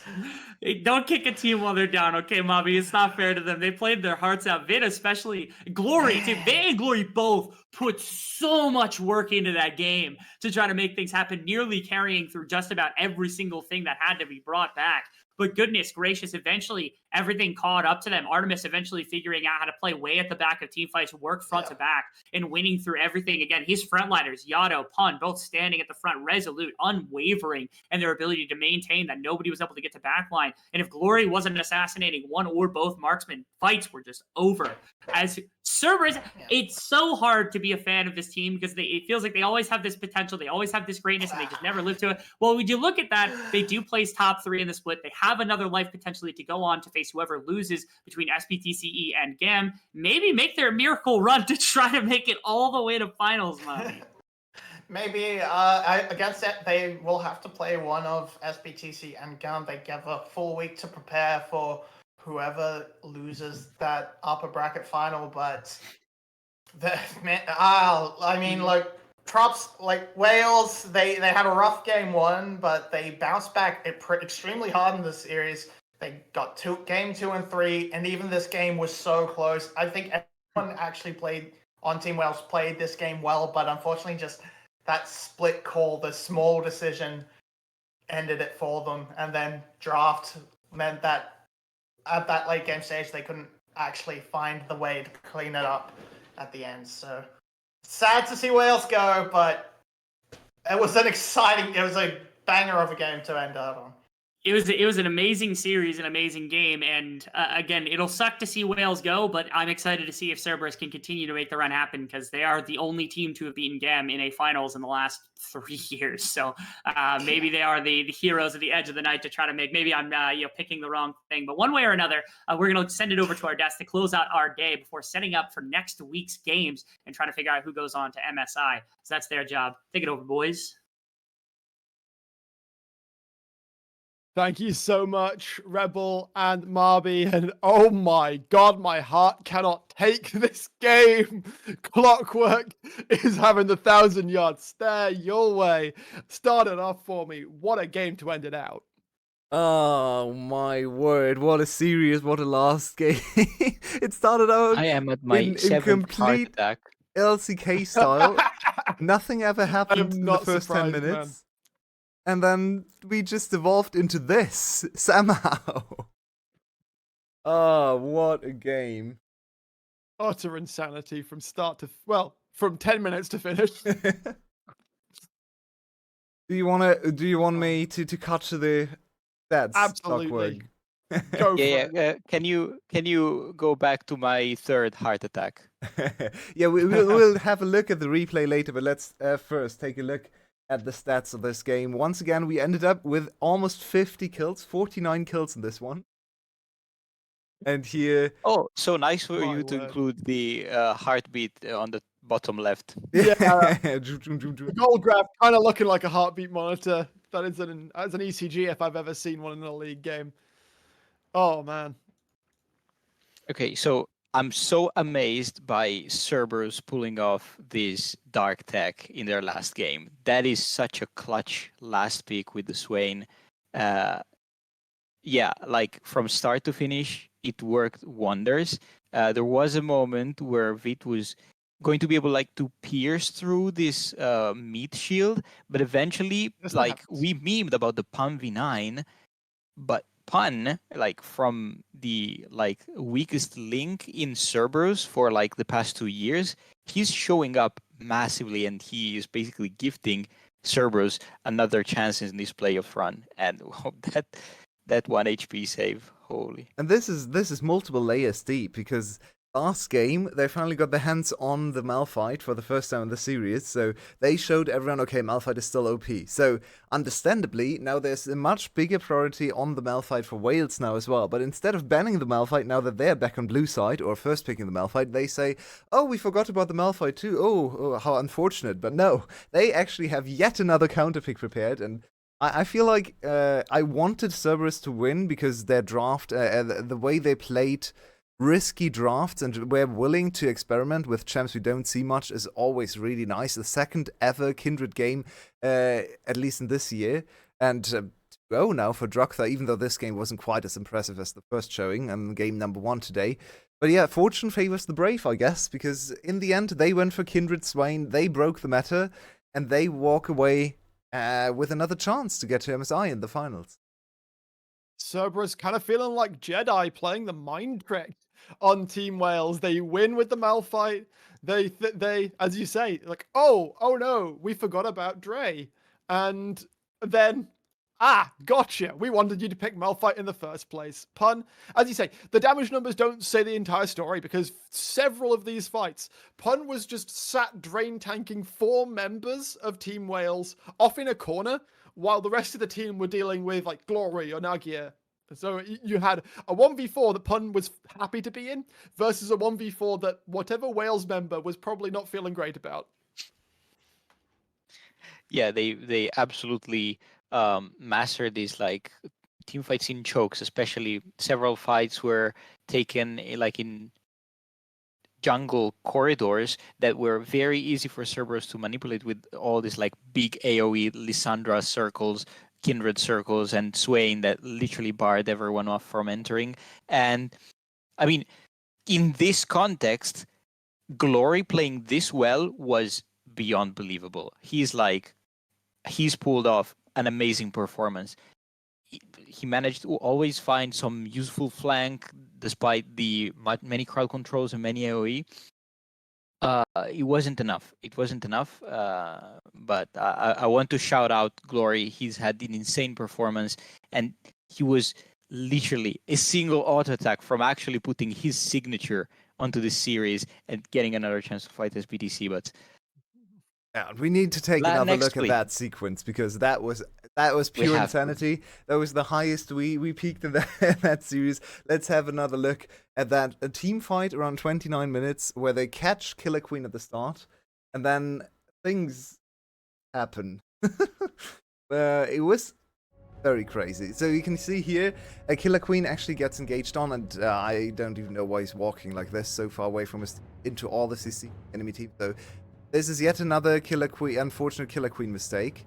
But this actually gives his team an almost surefire way into the enemy base, as the enemy team overextends onto Baron. This is just, when we freeze here, This is exactly what you shouldn't do against Malphite Akali, because Baron is gonna shred you, it's gonna shred your MR, and Malphite has, how's the item called again? The anti-MR item? Abyssal Mask. So he's even lower, he's gonna lower the MR even more, so now Akali suddenly becomes a useful pick. Plus, Yado is not actually keeping his eyes out for Glory, because Yado should always just mark Glory in team fights, just ult him instantly, so Artemis can kite. So this is where it all goes wrong for their composition, and they actually lose the team fight quite heavily. It seemed like as well they were trying to. It seemed like they were trying to focus out Nagia as well, which it's a Malphite. You're not going to kill it before the rest of the team gets in.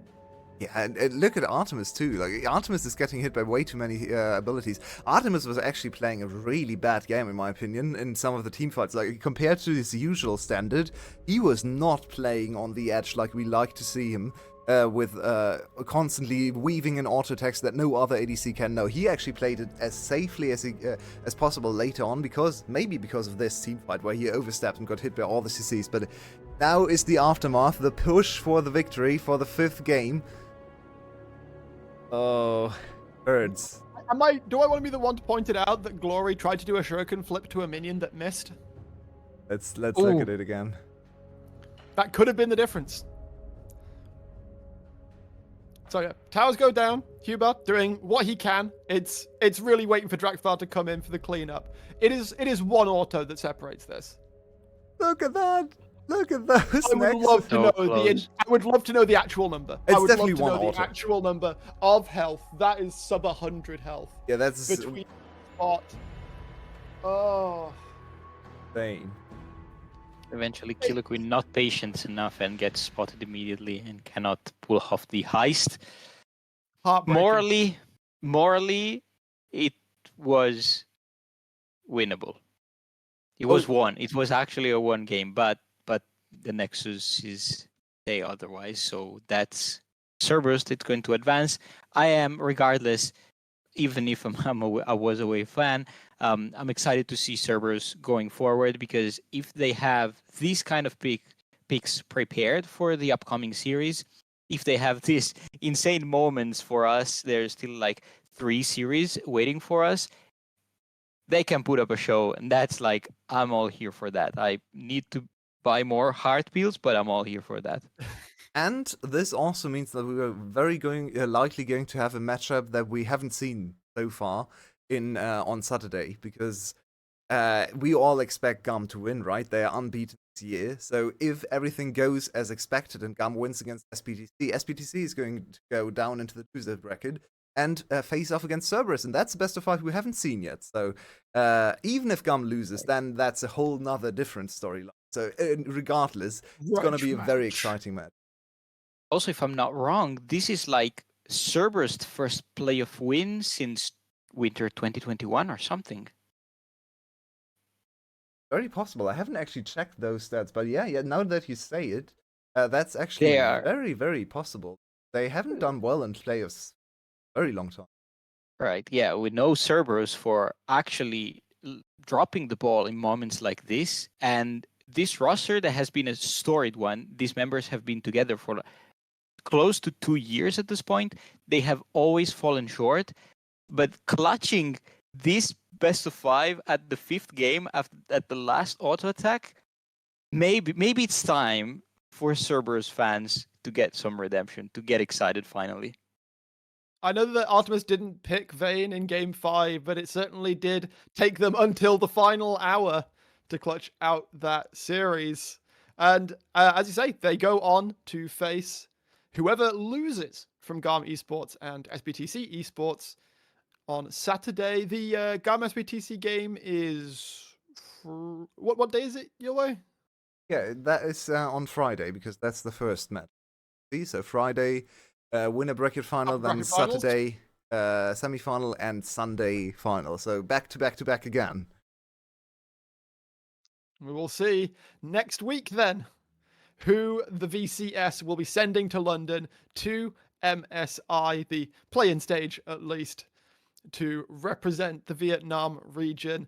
That's going to do it for us for the day, I believe. I think we should try to decide on an MVP for today, because Oh, that's not yes, gonna of be course. easy. 5 games to review just on the spot. Do any names like sort of come to the top? Like you said, Glory had a great series, but he didn't win. Yeah, it comes off the last 2 games. Of course, I would think of Pun, because his Swain performance, but also his Malphite performance were Remember game absolutely one great. as well. Don't forget game Game one as 1. well. He absolutely put Nagia in the ground. Cassante came out, Pun went, I bet I'm gonna pick Drax, and just smacked him with the lantern over and over. I think in Cerberus's wins, Pun has looked very, very impressive. So in my book, he's certainly MVP.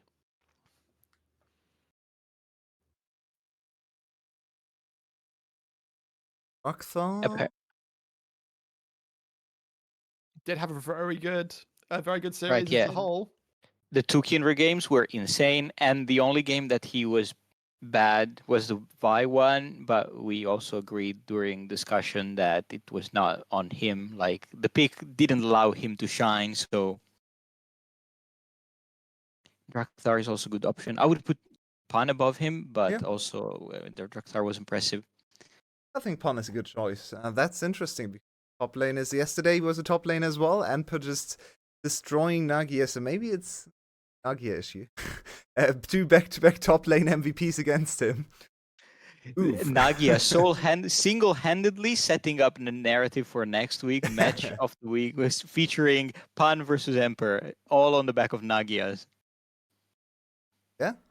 Well, we can look forward to that, of course, if SBTC Esports are the ones to face Cerberus in the semi-final, the lower bracket final.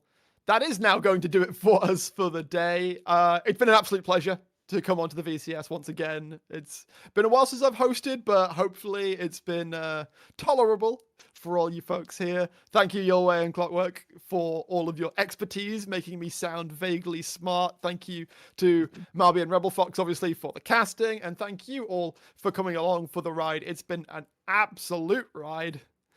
And we will see you again very soon next week for more VCS action.